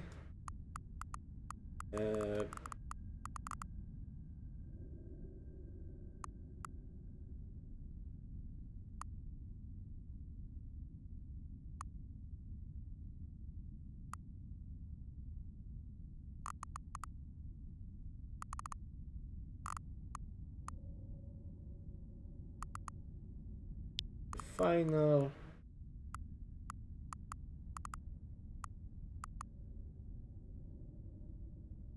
and the original co-workers. Every time you start the game, we'll advance the number of the sequel by 1, and then we'll pick up new subtitle. That way the Stanley Parable will never end, and nothing in the game itself will change when you do this either. Adding more content sounds like work, no need to do that. It'd just be the same content recycled again and again and again with a new title screen. What do you say? Should we go forward with this plan? I like it, but I want you to have say it. Let's do this. Good. Then it's agreed. Basically every time you start the game. And you know what? Since you've put faith in my idea, I feel like giving you something as well. See that the writer never found a way to give you the broken achievement, did he? Of course not. I wouldn't expect him to know how. It's been bothering me, let's fix it. Already, the achievement machine is all fixed. You see, I'm on your side, we're in this together. We're going to keep this train rolling. The Stanley Parable cannot end, it can only spiral in on itself forever. I must keep the wheel turning. I'm ready. Are you ready? Great.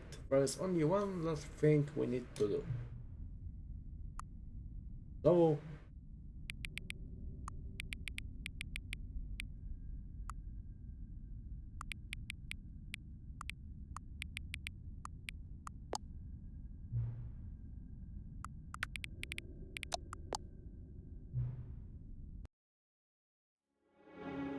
jej!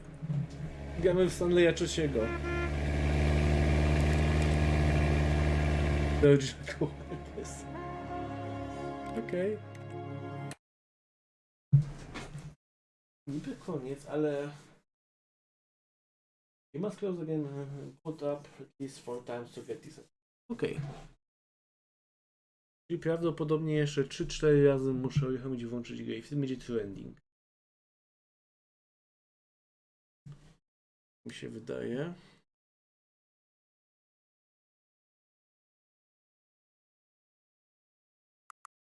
The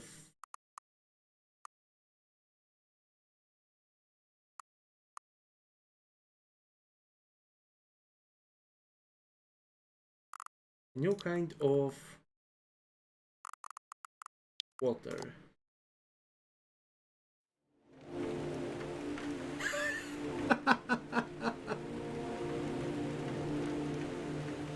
Okej. Czyli teraz mamy dosłownie zakończenie za 16 ścianą.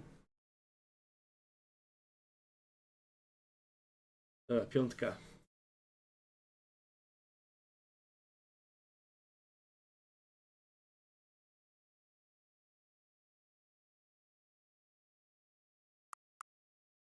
Infinite birthday party.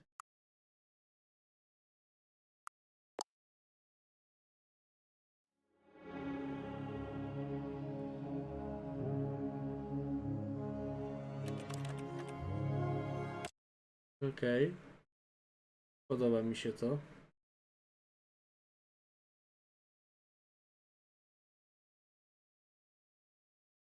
Szczerze mówiąc, z początku byłem sceptyczny. Po pierwszym zakończeniu też byłem bardzo sceptyczny, ale fajnie się to wszystkim bawi. 6. Atomic. Okto.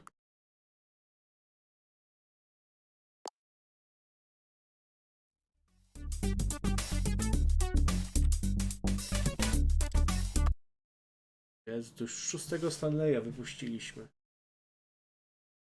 Dobra, robimy 7. I chyba 7 jest ostatnim.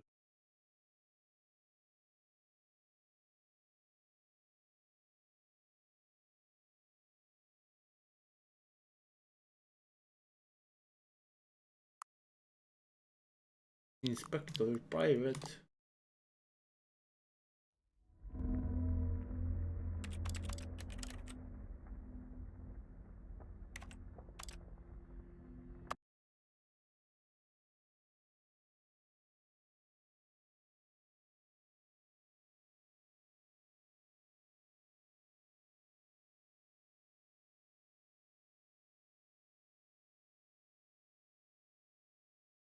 Przynajmniej 4 razy muszę.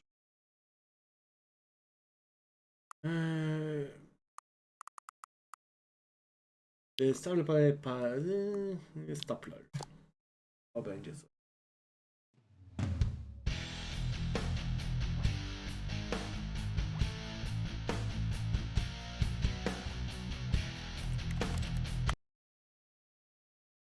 Już 8 Stanley wyprodukowali.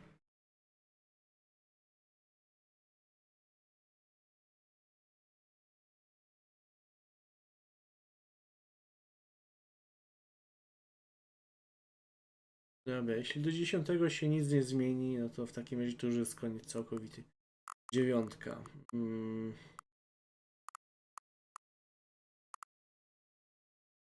Stanley versus... To będzie dobre.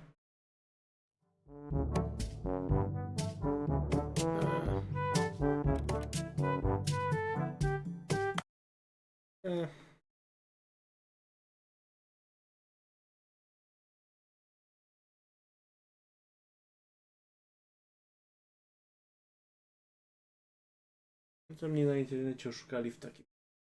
Jak się teraz nic nie pojawi. Tam próbuję 10. It's 8 mail, teraz zrobimy bardzo super długi tytuł.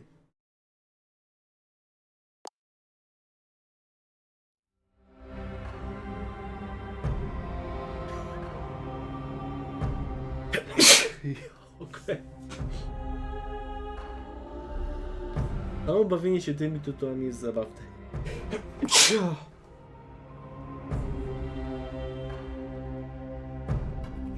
Ja.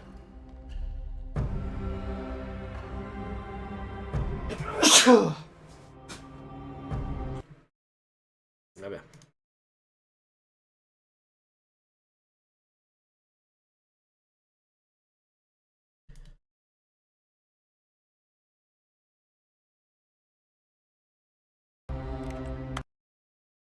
Dobra, czyli Stanley ukończony.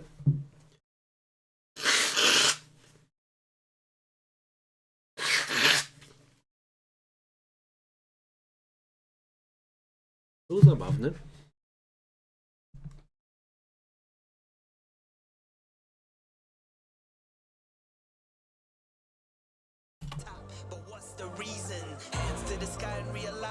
Oceniamy i jutro się pojawi recenzja.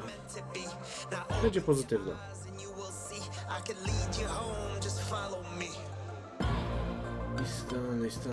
Stanley.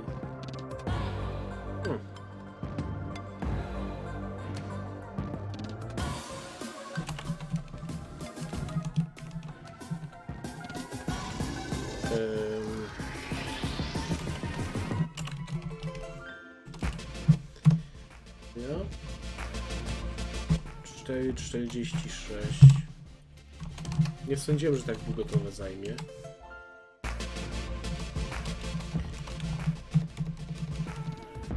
Tak samo 9 zostawię.